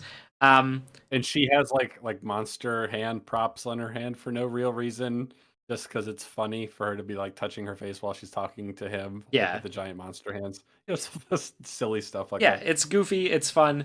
Um, everything there's some little things with the movie that but none of them are big enough to warrant me complaining about them. Like it's all in the Yeah. service of having a good time. I am fine with that. So yeah, I would recommend it. I think it's my favorite of his directorial ventures. It's better than Deadpool 2. That's I would stand That's by good. that. I'd hope so. He's not doing Deadpool 3, right? That's the Bob's Burgers people No, are it's doing Deadpool 3. oh, I don't know anything about who's doing Deadpool 3, but I know it's not him. Well, anywho, that's this round of Flop-apalooza 2024. I'm sure there will be more flops this year to talk about if they're worth talking about. Thanks for hanging out. Thanks for joining us. Hope you have a wonderful rest of your Sunday. Thank you very much for the super chats. I do believe we responded to all of them, so that's good. And yeah, we have more stream. I don't know what we'll be talking about next Sunday yet, but we definitely have things we'll want to do in the future. One of them is before Nosferatu comes out, we want to revisit all the Eggers movies. And I definitely want to revisit some classic movies and some older movies that we like. Oh, someone mentioned that we should talk about more David Fincher movies. I I would would be love down to to do do that. that. I could, movies like Gone Girl and The Social Network and Fight Club. I could talk about those movies forever. So that might be something worth doing. And we'll try to keep up with some more topical stuff out, things that have just come out. as they interest us and as they interest you guys. And yeah, that'll be the plan. We're back. We're back in the saddle. So stay tuned for next Sunday when we'll talk about something. I don't know what yet, but we'll see you there. Yeah, we Thanks sure for will. hanging out. We certainly appreciate it. There's been some great points from the chat about Furiosa, things we didn't even think about. So that's always great to see. Thanks for hanging out with us. Oh, and Maxine is coming out. I'm pretty hyped for that. You know what? For their faults, I enjoyed X and Pearl, so I am reasonably too. excited for Maxine. So that'll be fun. All right. Thanks for hanging Thanks out. for hanging out, everybody. We will see you next time. Toodles.